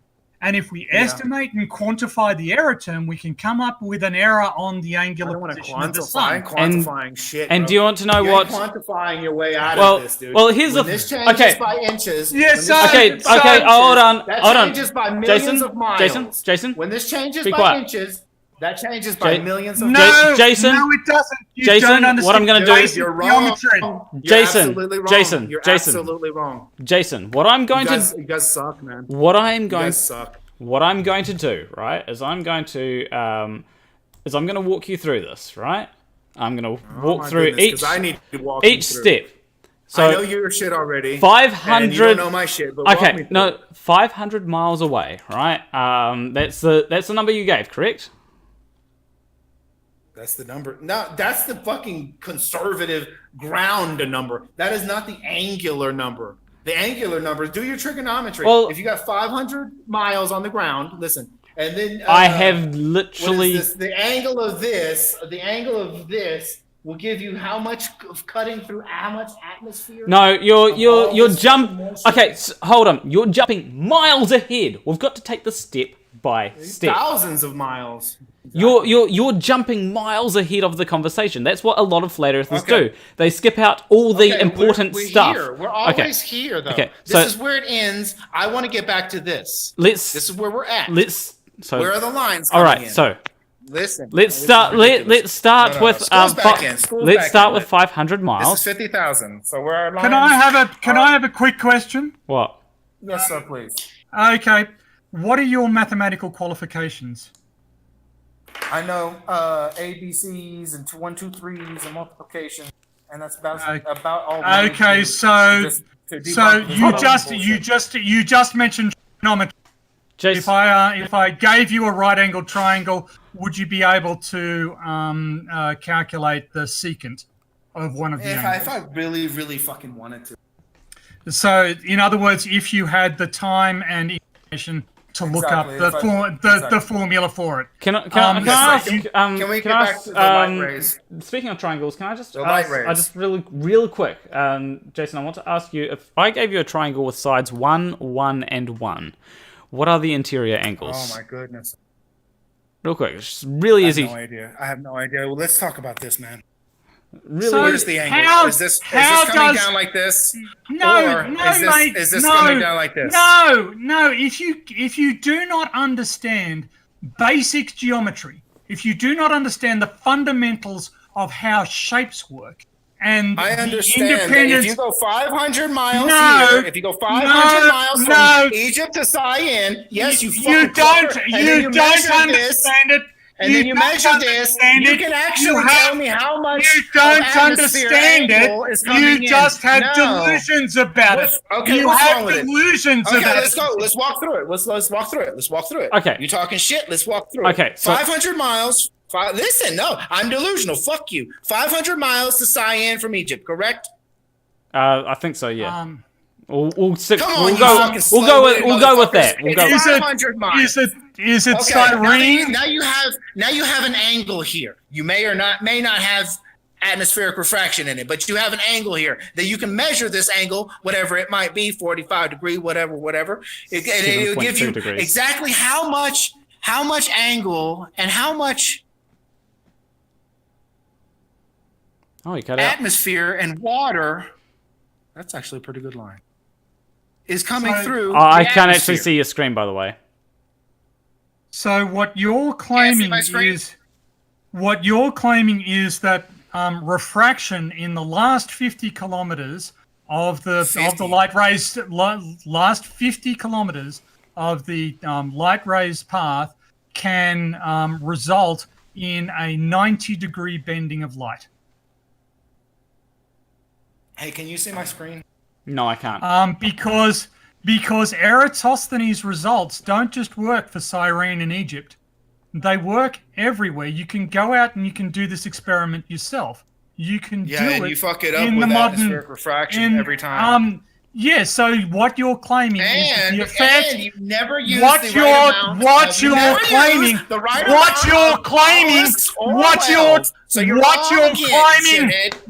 you're claiming is that you can get 89.9 degrees of refraction of light due to the last few tens of kilometers of atmosphere. That's your claim. It's not just that there's a tiny amount of refraction. You need to move this 90 degrees in order to replicate the patterns that are of solar angular elevation that are observed on Earth's surface.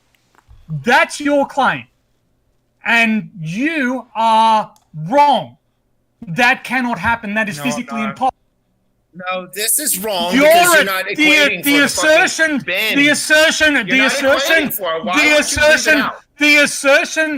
don't leave it out. We don't leave No, it out. Eratosthenes left it out, and you said it's accurate. So, You're full of shit. No, I didn't do it. Jason. I never said it was accurate. You just said Jason. it's You are lying. You don't ever. You are lying. You never You account are- for this atmosphere. Jason, you never account for the atmosphere. Yes, we do. We do every. We do. You're saying time. Eratosthenes We is do all the wrong. time. We Then do you're all the saying time. Eratosthenes is wrong. We Jason- are saying we understand the error on Eratosthenes' observation, and it's not that big. That's what we're Jason, saying. Jason, let me. Inches accounts Okay, for millions Jay- of miles over All right. here. No, it doesn't. All It you can can't do is possibly. wah. But Ja- if you equate that correctly, inches equal No. millions of miles. Jason. No, they don't. It's basic scream it all geometry. you want, dude, it is basic geometry. And if you understood how triangles work and how angles work and how trigonometry works, if you understood any of this shit, Can you see my screen yet? No, I can't. Jason, what I'm going to do is I'm going to walk you. I'm going to walk you through this step by step. So first, we take 500 Like miles. I fucking need a walkthrough from a fucking. But you're not understanding yes, it. you do, mate. Yes, you do, mate. You do. You are And a you fucking are so raging lunatic. deranged. You Okay. are Sound so like my capital deranged. letters. Okay, so You You are sound so like my deranged. capital letters. So- Yes, because No, you're how? a dick. You're Okay. a fuckwit. I am a dick because you're a fucking asshole. You So, came on here screaming like a retard. Jason, what I'm going to do is I'm going to go through this very calmly, and I'll show you where you're going wrong, right? So, start off with, you've got Can you see my 5... screen before we do this? No, I can't. No! I don't... Get this Shut up and listen! So, I'm not going fuck's to sake. listen until my camera's fixed. Shut up. Every time somebody tries to explain something to you, you instantly deflect the conversation onto, can I show my screen? Can we talk about this? Can we talk about I that? don't... Here's Can we it. talk about Don't care. Jason. I know Jason. your shit better than you Jason, do. Jason, You can I explain do- it, No, you and don't. I already know it. Jason, This is hold where on. we're at every Real time. quick, Do the sun rays come in like this, or do the sun rays come in like this, you fucking idiots? Jason, You can't see my goddamn screen. That's why we're talking about everything else. Jason, It's retarded. Jason, just listen, this guy. listen for a second. I'm going to explain this really simply, right? Dude, just go. 500 miles. We can work out I think it's latitude or longitude based on using the diameter divided by 2 pi, then times 360. Using that, we get a result of 7.236 degrees, right? Using that, we can actually work out, okay, how much should Earth's atmosphere be refracting? If the light is entering at that angle, then how much should the light refract? Going over to this, we find that it would lie somewhere around here, on the left-hand side, which is less than 1 degree. It's possibly even less than 0.2 degrees, just looking at this graph. So therefore, the amount that atmospheric refraction should be affecting light is less than 0.2 degrees. We can account for that. And You have no idea what is in the atmosphere. You're guesstimating every fucking this is time. worst case scenario. And then every single time you're saying that this dude is wrong. If you're off by inches, the theory of gravity is off. No. People have claimed to send people to the fucking moon. Jason. This is worst. Smoking y'all, man. This is worst case scenario. This is the worst. No. This is the worst. This is literally. This light doesn't come straight in, dude. This is literally worst case scenario here. Right here is worst case scenario. This is if worst case scenario. This is if you've got like down here. This is if you've got like heaps of atmospheric refraction. You would still you do next to the fucking Mediterranean. That's why this is worst case scenario, because this is even if that's what the worst case scenario. This is worst case scenario of refraction. If you have a refractive if you're at 7 degrees of if the light is coming in at 7 degrees, right? You would get 0.2 degrees of refraction, worst case scenario. That is. Do you understand how minimal that is? Do you? For your pseudoscience, that's what you people. You're apologists. What's paranoid, schizophrenic? No, what's happening? What's happening here, That's what Jason? I can literally diagnose you. What's happening here is you are refusing to You're refusing to understand anything that we're telling you. I'm refusing to accept anything that doesn't equate this. And Eratosthenes said it was this, and it was actually this, which would move the sun. Do you know that the sun has been moved? You do realize that times? The heliocentrics have moved the sun's distance 7 fucking times. You people have claimed some shit, sold it to some people. It's fucking fact. 7 different times you were wrong as fuck. Hold on, Jason, real quick. Do you know what? That's actually a good thing. Do you want to know why? Oh my goodness. No, go ahead and tell me why. Because if we're wrong and we refuse, and we refuse to change things, then that is bad. Shut up. Like if you're wrong, you should change your mind when new evidence gets presented. That's how science works. That means that it's a good thing that we've changed the distance to the sun. That's not how. What did you call it? The right angles and all that shit, bro. That's a one-time thing. You don't get that wrong. You don't get that. You're guessing, right? You don't get that. I thought that fucking. What you call it? Triangulation, trigonometry, and all that shit. Geometry. That's what it's so dead. It's so dead ass accurate, right? But now you changed it 7 times. You know why you changed the distance? Because people started calling you on the movement and why does the shadow of the eclipse go the opposite way of the heliocentric model across the land? It goes the exact direction. Don't even try the fucking answer that, dude. Scientists and NASA can't answer that. If you try to answer it, you're gonna look stupid. Nobody can answer that shit. I'm telling you, you're not a fucking NASA scientist. People in NASA can't tell you this. Actually, they're confused as fuck about that. Actually, I work on a NASA science team. And that's excellent. And I work processing satellite data. Yeah, it is. Why do y'all use flat and stationary? Why do you use flat and stationary when conducting scientific experiments? We don't. Bullshit. There's plenty of documentation saying you have to. The fucking. That was not your question. Supersonic jet has to fucking. They created that, and the paperwork says based on a flat and stationary Earth. You fucking clucker. Why does all pilots cherry picking. and all fucking boat captains plot their course on a flat map? Oh, do you want to cherry picking? It's fact. Wolfie 6020. Okay, I want to get into that issue. Actually, you've presumably met seismologists, right? You've worked with seismologists. What happened? Yep. Do any seismologists think that the Earth is flat? Never talked about it. Okay. Would you be surprised to know that there are seismic waves called Rayleigh waves that make multiple circuits of the Earth radiating out from the epicenter of earthquakes? No, I wouldn't be surprised that you use that. And would you be surprised to know that is not a scientific experimentation to prove anything? That literally is just a study. Seismology is a study. It is not a science. It is a science. Geology is not a science. Look, it is a study. You need to understand you'll pardon me, a professional scientist, for ignoring the rantings of a deranged lunatic on what is science. Well, it just makes you look fucking stupid. It just makes you look stupid. I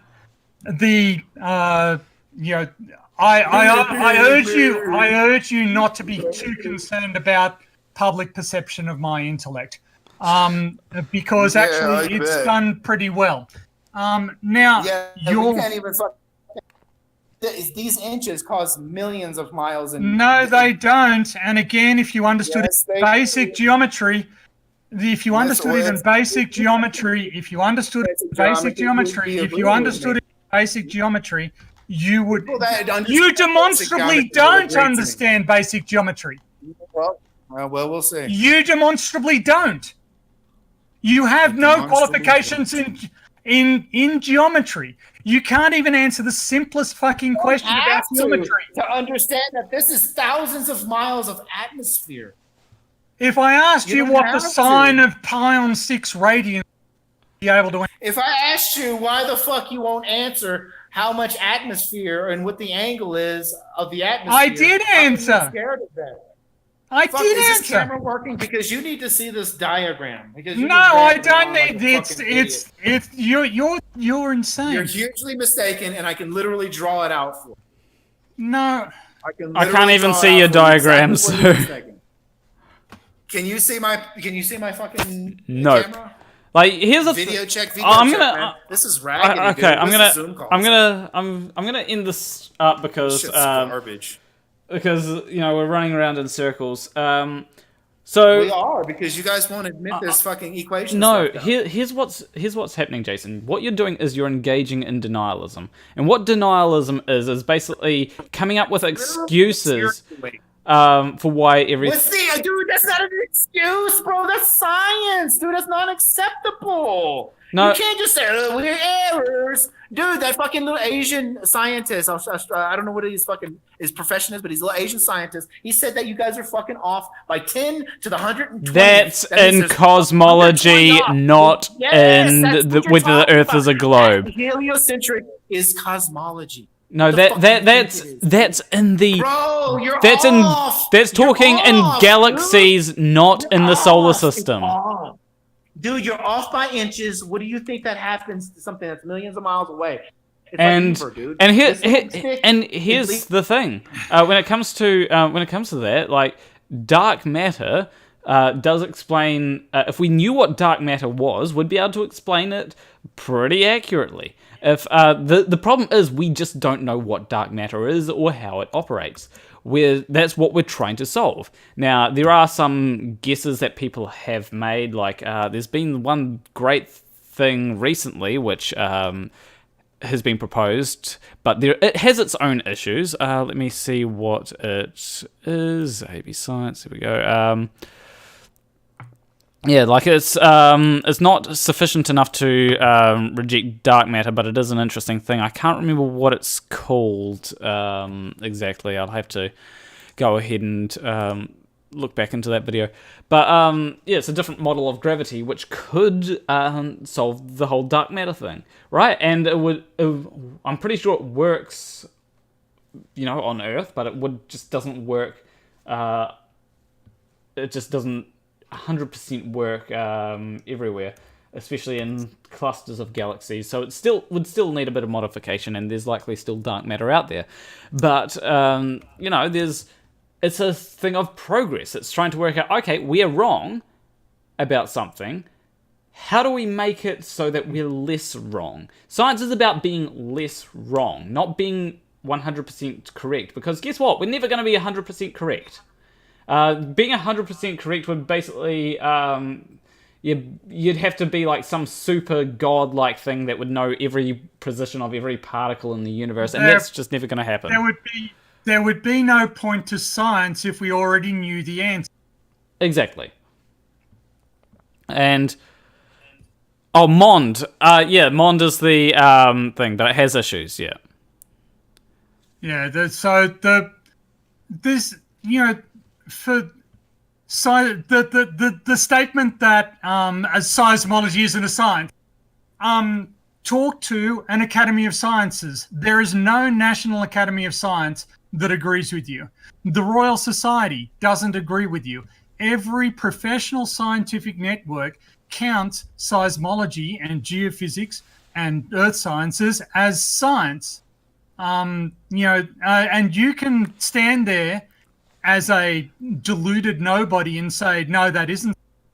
Nobody cares. Seismology is actually used to save hundreds of thousands of lives in terms of earthquake location, earthquake risk detection, tsunami detection, and you can't do any of that. So what you think about seismology, you can fuck off with, because it's relevant. We're in the real world, where real world scientists do real world stuff with their science. And you can say it isn't science, you can say it doesn't work, you can say all sorts of crap, but you can't do anything, can you? You can't work out where an earthquake is, you can't work out how fast an earthquake travels, you can't work out how fast a tsunami travels. You can't do anything. Oh, he's gone. Except... Oh, there, now he's back. But yeah, I just want to end up this by saying that, like, denialism, like, I can go through, like, the different points that, like, first I brought up an observation, and you said, "Oh, that's not science because it's an observation." Right, that's not science. That's just a simple observation. Then you went on to talk about Eratosthenes, even though I didn't bring it up because you felt like you could strawman that sufficiently enough to It's not a straw man. It's actually science, and you guys have a big old disconnect here. Huge disconnect here. This thing acts like a lever. Planar walk. He's been doing this all the time. He's going to just prattle about it. He's just going to prattle about it.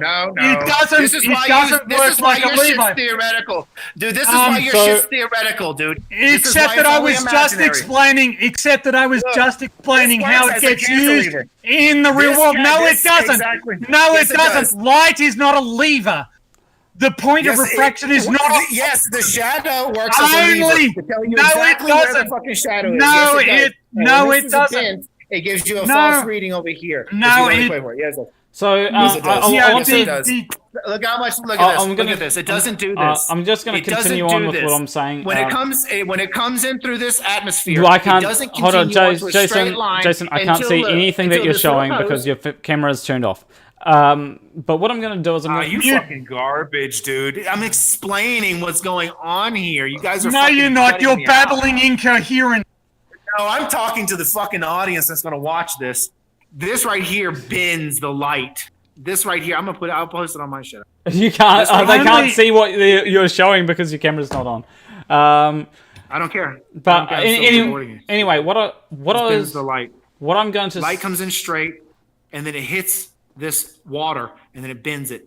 Gives you a false reading down. So what I'm going to continue on with is, so you brought up Eratosthenes, even though I never mentioned Eratosthenes. If you're going to, when you have an argument, what you're meant to do is you're meant to actually address what the other person is talking about. And your whole thing has been, oh, that's not science because flat Earth scientists like Nathan Oakley and Anthony Riley, I literally never brought those people up. Oh, that's literally those are literally the people that prattle on about. I've never talked about those people. Those are literally because that would make explicit your plagiarism of their ideas. If we got the same ideas, I guarantee they don't have the same ideas. Those people are the ones that initially pushed. Anyway. Like, I'm actually surprised that you haven't brought up the independent variable, because that is one thing that Nathan Oakley and Anthony Riley say. They say if you don't have an independent variable, it's not science. That's next, dude. Right now you got this problem to deal with. That gives us a false reading of where the sun is. Yeah, he's going to go down. Gives us a false indication of where the sun is. He's going to go down that path again. So I want to address this. I want to address actually the dependent variable, independent variable thing. No, I bet you do, because you already you look like pseudoscience. Science is. There is no strict definition of what is science and isn't science. This is called not when you're fucking dealing with pseudoscience. This is called the demarcation problem. It was worked on by, say, Karl Popper and Thomas Kuhn, amongst others. And the simple answer is that there's actually not a rigorous, firm definition of what is science and what isn't. Oh, you guys are so wiggly. You guys are so wiggly. There's not a definition. Theory means. Shut up. What has been used as a definition for the past 400 years is that you take Oh, that makes it right. Just because it's been shoved down our fucking throats for 400 years. We take a proposed piece of work, we take it to some people knowledgeable in that area, and they say whether or not the working is good or not. And this why is don't you what become knowledgeable it's in called. that area? Why don't you become knowledgeable in that area? It's called peer review. It's called peer review. It's called peer review, and it has worked to get us from the age of sail into space travel. Mr. Science guy. I can't figure it out. So it has gotten us. It has taken us. It has taken us from the age of sail into space travel. So I'm taken us from horses to mechanized travel. It has taken us from pen and ink into computers. It has taken us from manual labor into electronics. All of this is based. All of this is based on peer review. All of this is based on the advances that science has given us as a result of peer review. And that the consequence of that is that you should listen to people who know what they're talking about and not deranged idiots from the farther reaches. I don't care. I don't care about the names you say. I don't care about the names you call me. Jason, I don't care about the expletives you work. I don't care. Jason, real quick, Jason. The problem here is that you're literally misunderstanding everything that. No, the problem here is you're misunderstanding. No. Because you're under a cult mentality literally right now. When PhD Tony was saying, if you turn your back on literally your cult, shut up, the Jason. people will fucking dog you. Jason, listen, shut up. The people will dog you if you turn your back right now. Jason, the people will dog you. Jason, flat Earth will give a fuck if I go back to believing balls. You don't want to know what happened to Tiger Dan. You don't want to know what happened to Tiger Dan. That's the difference, though. I don't care about your YouTube. Do you know what happened? Do you want to know what happened to Tiger Dan? Tiger Dan? No, I don't. I don't give a fuck. Because Tiger Dan turned his back on the flat Earth. Because he keeps going. That's crazy. He couldn't come up with a flat Earth map. So what he did is he decided, obviously the Earth is not flat, and then he was immediately shunned by all the flat Earthers because he turned his back on flat Earth. That is a cult, or at least cult-like. That's exactly what you people do. No, exactly. So we have disagreements. Me and Tony have disagreements. Me and people in my chat have disagreements. Right? I think that it would be a good idea. Like I fight thousands of you clowns a day. Never seen it. I have. I've literally had a disagreement with Tony about Kanzik. Right? I think that it's a good idea. Tony thinks that it's not such a great idea. And it's okay to have these disagreements, and it's just as long as you're willing to listen to the other side. I disagree. I think inches over here equals a ton over there. You're just wrong. I mean, you're just wrong. It's like no, it isn't. No, it is. It literally is. It's funny to watch you cry about it too. I'm also another thing is I'm going to be having a debate on Wednesday. I think it will be Thursday my time, Thursday morning, with someone on whether white privilege is a thing that can give people success, right? And that. I'm debating with someone who does watch my content. This is not something that they enjoy my content and they think that I make good content. This is not something that everyone has to think the same or anything. This is something that Can you see that? No, I can't. Do you agree on that? I can't see what you're showing. Come on, show it. I can't see what you're showing. Like the camera, But you block my shit though, right? No, it's because it likes to turn off for some reason. I don't know what that is. It looks like You can see it though, right? yeah, it looks really weird.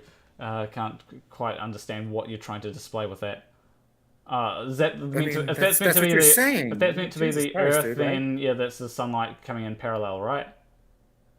Okay, that is correct then. Yeah. Anyway, I'm going to go ahead. Anyway, Watch what happens. Watch what happens. This has a layer around. you're still stuck on this, See even that? though And yes, and right here is that fucking thing you were talking about. What's the name?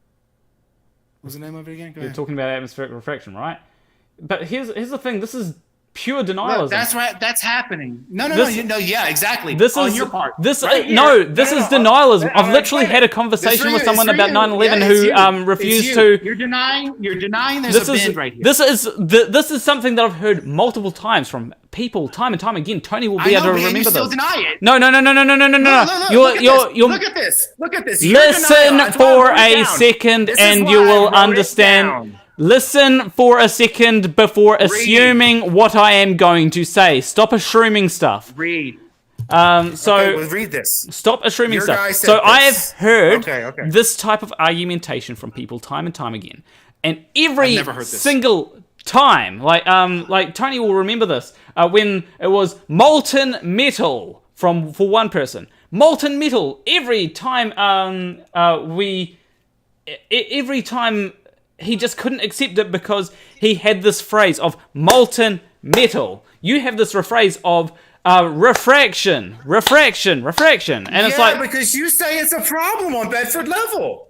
because you It's don't. also a You're problem just. here. What are you Here's the talking thing: about? you are You refusing people say to I'm understand it. disrespectful. Not Every me. time we try. Not me. No, you are refusing to understand it. yours. I have showed you multiple No. times why You're it is an refusing to understand issue. it. Why is it's this correct? Is this correct? Is this correct or yes or no? Is this correct? Yes or no? I that don't even happening? know what that's an image of. Okay, this is an image of the Earth, amount of and that is refraction the that you are image of showing the there. parallel The lines amount. coming from the sun. The sun Listen is to me, much he's bigger. The interested. sun Okay, is well, I much can't make bigger. the fucking Well, sun that size, the- retard. Let's just it's Jason, parallel Jason. lines, right? The Jesus image that fucking- you've shown no, there don't shows cut me, refraction dude, because that is I'm- not This needs consistent. to be proven, yes or not. The Yes or no. the amount Yes or of no. refraction Is that that you're happening? the amount of refraction Right that there, you're showing is that there. happening? The amount of refraction that you are showing there is not consistent with the amount of refraction that we'd expect to see. The amount of refraction that Right, we'd look, expect to see right there. is literally 0.2 degrees. Do you know how much 0.2 degrees is? Can you visualize? 0.2 degrees. Listen, do you know how much 0.2 degrees is? Over 1,000 miles. 1,000 Is that per miles inch? doesn't Is that per matter. inch? Is that per square 1,000 foot? Is that per miles square meter? doesn't Is that per matter. square mile? Is that per square 0.2 mile? Is that per degrees when you square take the inch? image of the when you take the reading of the shadow. That is you the don't amount even- of you're on a error. fucking- That you're on a lower level. is minimal. That is inconceivably When it's small. not compounded, you gotta compound it, guys. Look, you see this right here? Okay, 0.2 degrees plus 0.0 Is this- degrees is still 0.2 degrees. Not over thousands, not multiplied by thousands. For goodness sake. So this is. Is this true or not? Is this true or not, please? Just say if it's not, if you understand it or not. When these light rays come in contact with that fucking atmosphere filled with water, does this not happen? This happens. That What I've got on the curve- screen. That curve that you've got on there, the question mark one. No. This is just to fucking say where it's happening. This is that. No. That diagram means nothing. Okay, so tell him, Planky. Tell him what this is about. What I've got on screen, right, is the amount of refraction, not what you've got on screen. That's the thing. The amount of refraction is 0.2 degrees. Okay, how many square inches? Okay, per square inch? No, there's Per no. square mile? There is no There is, though. per There square is, mile. though. Because What? look right here. Look right here. Because there's thousands of miles of fucking atmospheric refraction. Is that per square inch? Is that per square foot? Is that per square meter? Is that per square mile? That's the total amount of deviation that you should have. You don't even know what's going on at this point. This is the total amount of You don't even know what's deviation going on now. that you should Yeah, but have you have to in worst calculate, case and then you go scenario. to square inch. No. This is the end result. This is the because this right here acts as a cantilever. No, And this inches here equals millions of fucking miles. Millions of no, miles. This you are. dictates whether it's 93 million. Shut or up for a it's second fucking and 3,000. listen. Right? This is the. No, there's nothing for you to say. People This wanna is the hear me amount- Talk about this. This is No, You're people want to old hear the news. truth. You're 2,000 People want to hear the years truth. old. This is Yes, what I'm asking you if this is after true. I'm after asking going you, through is this true? after going through No. the Is true, then? atmosphere after None going of through Is your- it true? after going through the atmosphere, Hey, look. this is the total. Dingleberry, is this true? Dingleberry, is this true? Is this true? After going through the entire atmosphere, this is the total Scientist, amount of is this true or not? the. So I can write here, yes or no.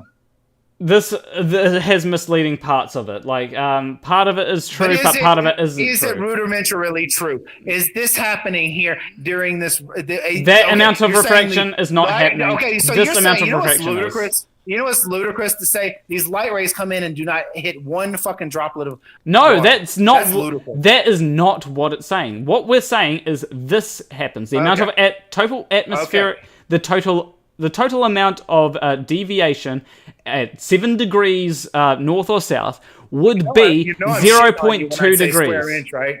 You laughing? You ain't laughing no more. Do you understand when you say that you have to say square inch, square mile? When you have to say the actual cubic foot of- Why? Because there's that much water in a cubic foot or inch or whatever we're going to talk about. Do you think that if Because there does- is millions of cubic square feet of fucking atmosphere filled with water. yeah, but that You does have to equate for. that doesn't matter. Inches here. If I have a inches bucket of here water- cantilevers millions of miles of the sun. If I have a bucket of if You're I have measuring a the sun's road. if I have if No, I we look don't have into this a bucket bed of water. We if have I, this. No, We if have I this look into a atmosphere. Is this true? if I look into a bucket of water, right, Yes and or I no? see the Yes or no? Is this true or not? it's going. If I have a bucket of water that's 2 meters deep, right? Let's say it's a Respectfully, really can tall. you say yes or no? No, let me explain. The other guy. If I look into a bucket of water that is 2 meters deep, I'm not going to get any more refraction than if I look into a swimming pool that's 2 meters deep, even though the swimming pool has way more water in it, because the water that I'm looking at that's 2 meters deep in the bucket is or in the swimming pool is not the entire lot of the swimming pool. It's only a small amount of the swimming pool. And the same thing goes for. Matter, dude. If you got inches here, it's millions of miles over there. No. You're still confirming what I'm saying. Is this true? Yes or no? And I want it from that other fucking dude. Is this true? Yes or no? It's confounding. That's what it is. What you're showing No. is this confounding. true? Yes or no? No, it's confounding. No, it's not. Do you know the Light difference? hits water and then it does this. Do you know what the Look, difference between this is confounding water. is? Do you know what This is confounding water. means? Do you This know what is confounding water. means? Do you know what confounding means? Tell it. Say it. Say it. Say you want to say it. Say it.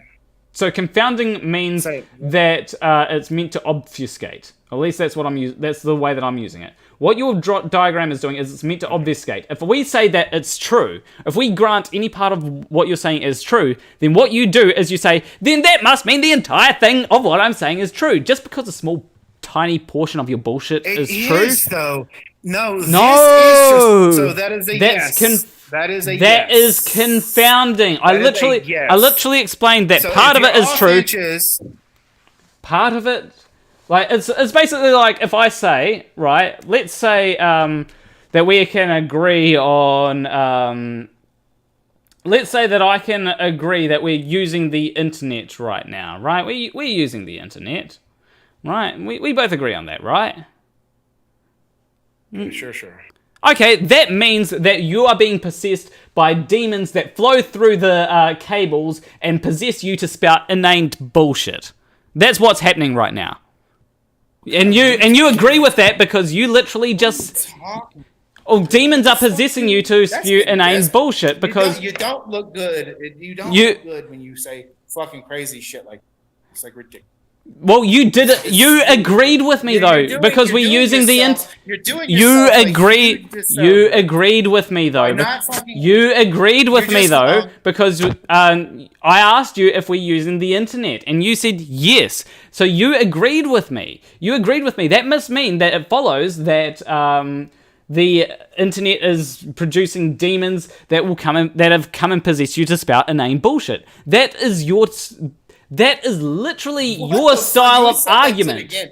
You said that ignorant shit Can I- again? God, Can I? Holy fuck, bro. Yeah, you say some stupid shit now. Can I? So the fallacious nature of this argument is that if you backtrack It's right along here. It's is right that it's- here. will you fallacious. shut up long enough to have That's it explained to fallacious. you? So the No, you you're don't lie, backtracking. lie. You're This is backtracking fallacious. along. I'm not lying about anything. So what you're lying. You're actually you're admitting that I'm so right. what and you're it's off by inches. so what you're off by saying. millions. So if you take a light path from the end of the shadow, you cast it up, you refract it through the atmosphere, and you run it for 93 million miles, yes, you'll be off. But that's not what's happening. That is not, the light isn't going from the Earth to the sun, it's coming from the sun to the Earth. And, no, you're wrong, because the sun is bigger than the Earth, and all that's happening is that the light path is curving up to a different incoming parallel light. Right? There are an infinite number of light paths. There's no unique light path. And you're claiming that it is. Yeah, it's called a light You're ray. claiming A beam of light, my God. Actually, we have diverging light rays. I mean, like, dude, really? Actually, Wow, you know, dude. it was just. Well, you know, This is what happens when you eat your animal products, ability. people. This is Yes, exactly what happens. about your nonsense about fucked animal up. products. You're fucked Let's up. get back to the Not my seismologists. nonsense. I'm literally just Let's get back to the seismologists. Is that, you know, what the fuck? That's a crazy trend, right? Went from well, animal products to fucking yeah. seismology. Well, we're going to Earth. We're going to the idea that experts know what they're talking about. You oscillate wildly between stuff where you will listen to experts. You know, you will listen to the World Health Organization with their statistics on gut infestations, but you won't listen to the World Health Organization with their discussion on viruses and bacteria.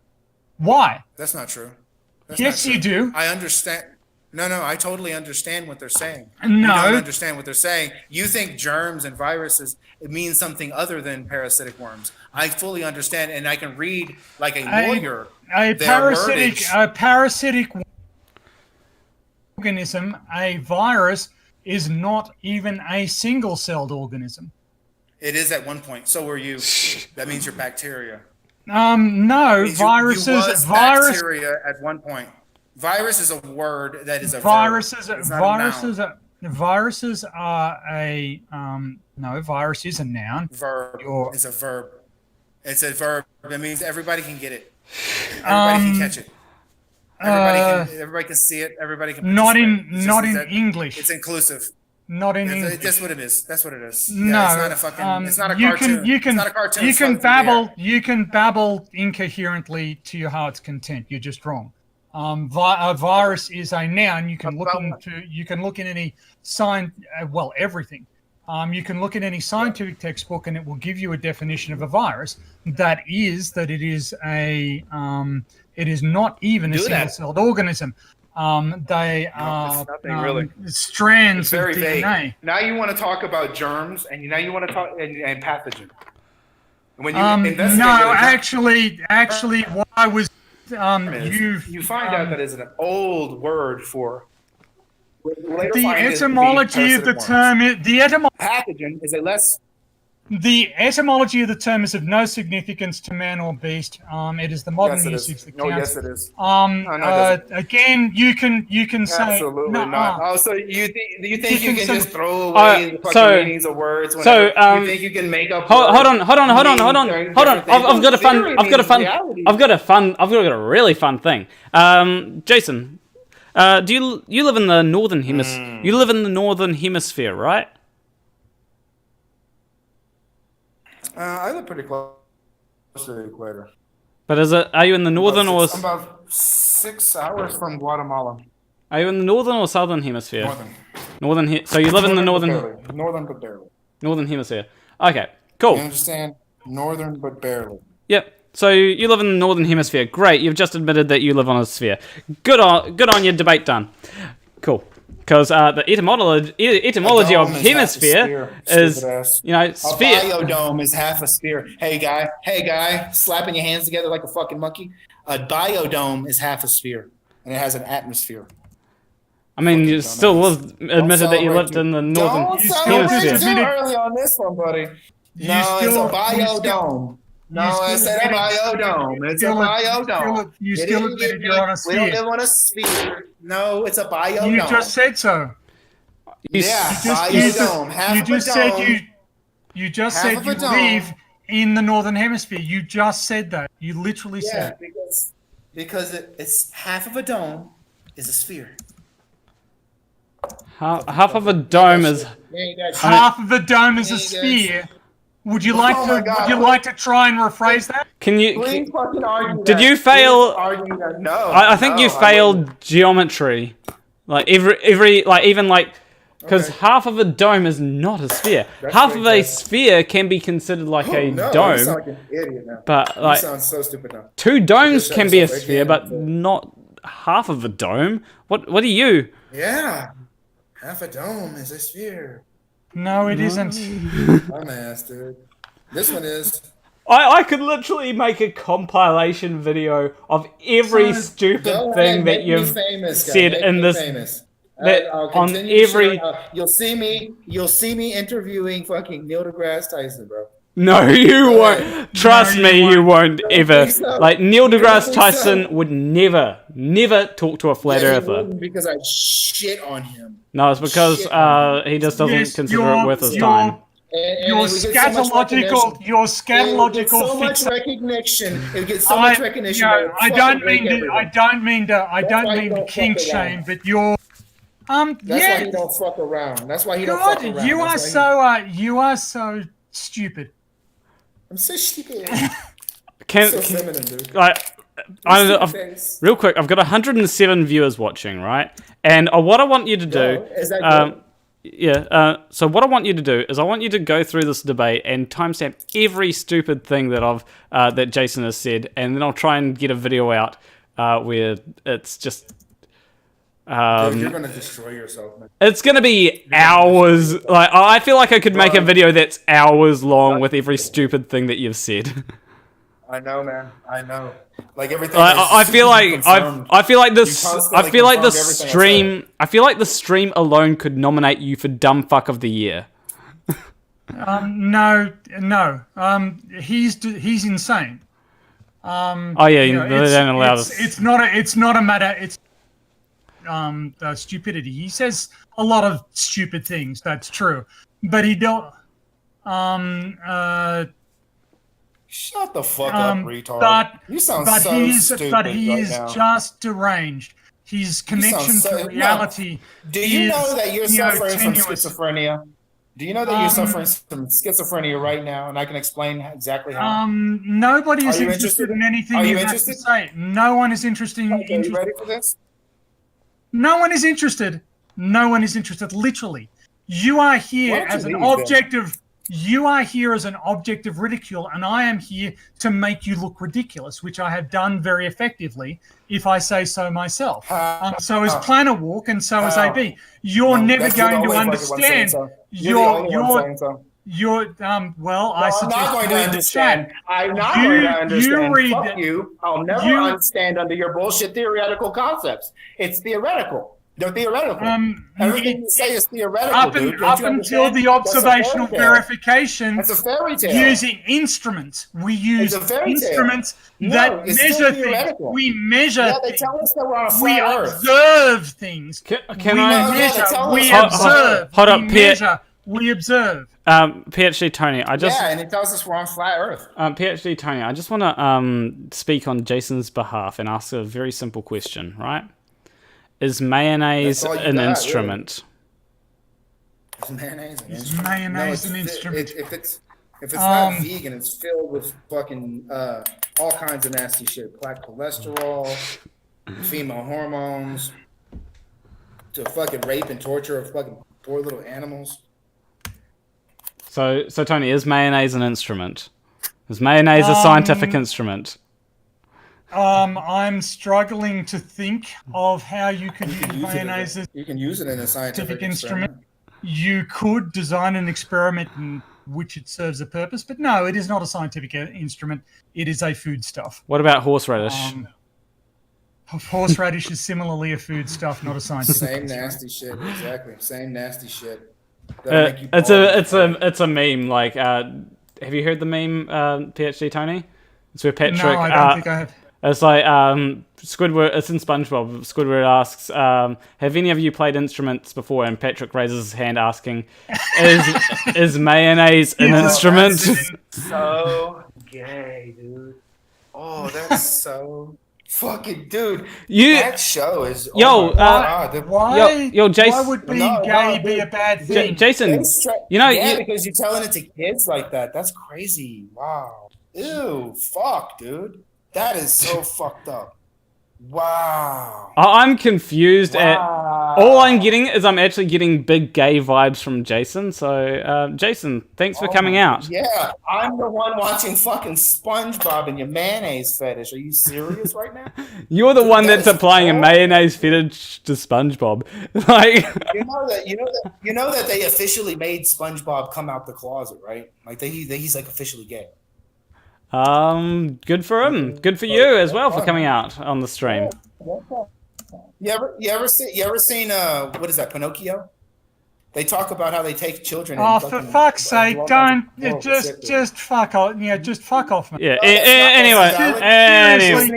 Just stop your prattling. Just stop your prattling and fuck off. And it's okay. Just shut up and fuck off. A pedophile fuck off.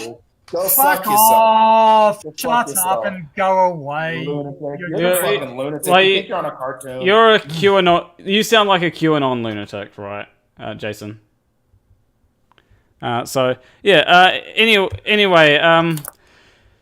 Basically, this whole stream has been Jason engaging in denialism, and I want to say something about denialism. Denialism is what.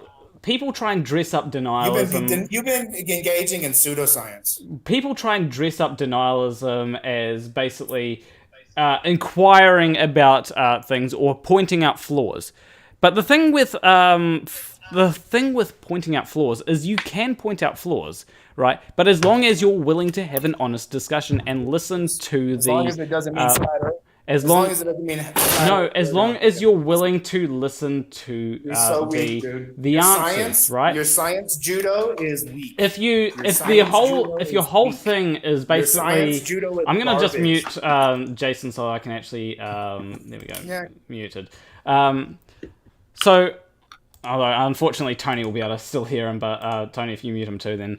But the whole idea behind denialism is. Basically denying a thing that you don't want to be real. That's the whole thing about denialism. I can deny things, right? But that doesn't mean that I'm right. I can point out flaws behind things, but that doesn't mean that I'm right. I can point out flaws behind heaps of things. I can point out flaws behind flat Earth, but that doesn't automatically make me right by pointing out flaws. That is the essence of denialism, pointing out flaws with your opponent's position, not necessarily saying why you're correct. It's saying why your opponent is incorrect. And Flat Earth does this, but Flat Earth takes it to the extreme. Like, I could say that Flat Earth ignores perspective because if the perspective, if perspective is the way that we observe it to be, then the sun could never set. That is a common argument made against Flat Earth, and then I can just refuse to listen to whatever explanation Flat Earthers try to give to explain that. Now, if I acted like that I'd then be engaging in denialism.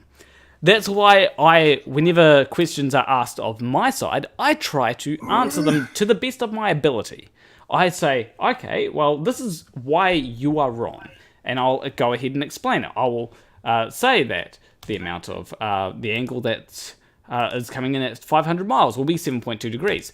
We look at this graph that shows the amount of deviation, and we find that less than 0.2 degrees. That means that the amount of refraction that we get is minimal. And so, yeah, that's basically my point. The PhD, Tony, do you have anything to say on that? Yes, I do. So the central point is that he is completely wrong about the geometry of his argument. He is also too deranged to work out that he's on mute. Now this guy is a classic example of somebody with serious paranoid delusions,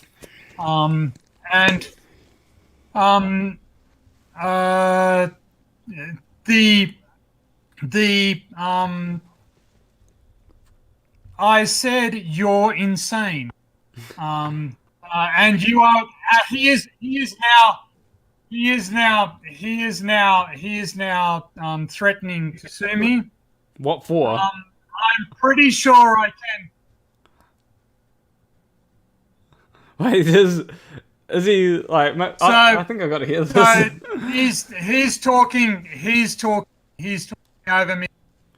I am a little bit. You can mute him yourself as well if you want. But the central element of slander in order for you to successfully sue me for slander, you would have to establish that I have impacted you in some material fashion to the satisfaction of a court of law. And no court of law is going to accept that calling you insane is anything other than a basic description of reality. Business, much like the fact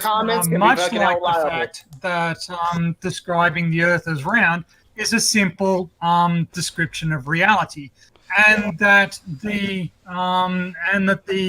delusion of the delusion of this man and his refusal to engage with reality is beyond pathological. I also think one of the reasons I came on was because he has this tactic of just talking all the time and dominating conversations and then veering them down. You spend a lot of time talking about the Roman Catholic Church, about the origin of words and this sort of crap, rather than exposing the basic scientific and factual illiteracy of his position. That was a deliberate choice on his part. It's a deliberate tactic that he uses to try and conceal the enormity of his inadequacy, both intellectual and knowledge based. I just think this guy, when you're debating him, when you're debating someone like him, you need to cut him off. Don't be polite, because he's just an obnoxious ratbag who is reveling in the attention he gets, spouting ignorant, deranged gibberish. Yeah. But anyway, I think that's a good note to end on. Leave a like and subscribe if you like this stream. Leave a comment letting me know what I should do for the next stream. Next stream is going to be a very interesting debate, right? It's actually going to be a debate which I might be able to get a few tips from Jason's techniques here. But I've got a few ideas. But the way that it's going to be is I'm actually going to be debating a flat earther, but I'm not going to be arguing against the flat earth, and the flat earther isn't going to be arguing against the globe earth, right? Instead, I'm actually going to be arguing against the globe earth, and the flat earther is going to be arguing against the flat earth. We've agreed to only go for half an hour on the debate side of things, and it will be just a conversation. Because of the simple fact that I don't think either of us would be able to keep that up for too long. But it'll be an interesting thing to see how that goes. And I'm going to try and create the best flat earth model that flat earthers have to offer, even though it will still be completely wrong. And you can... Those of you who are paying attention can see the deranged prattling. He is still... while muted, and no one is paying attention to him. The pathetic charade that is his existence. Whose drawing is better, his or Team Skeptics, by the way? I think his is better than Team Skeptics, but All right.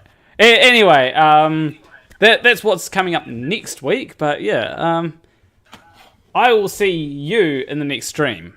Between you and me, thank you for watching. And also, this is, by the way, the thing that I'm going to play is a thing that I'm working on for Flurfia, a bit of a tune for a menu. Anyway.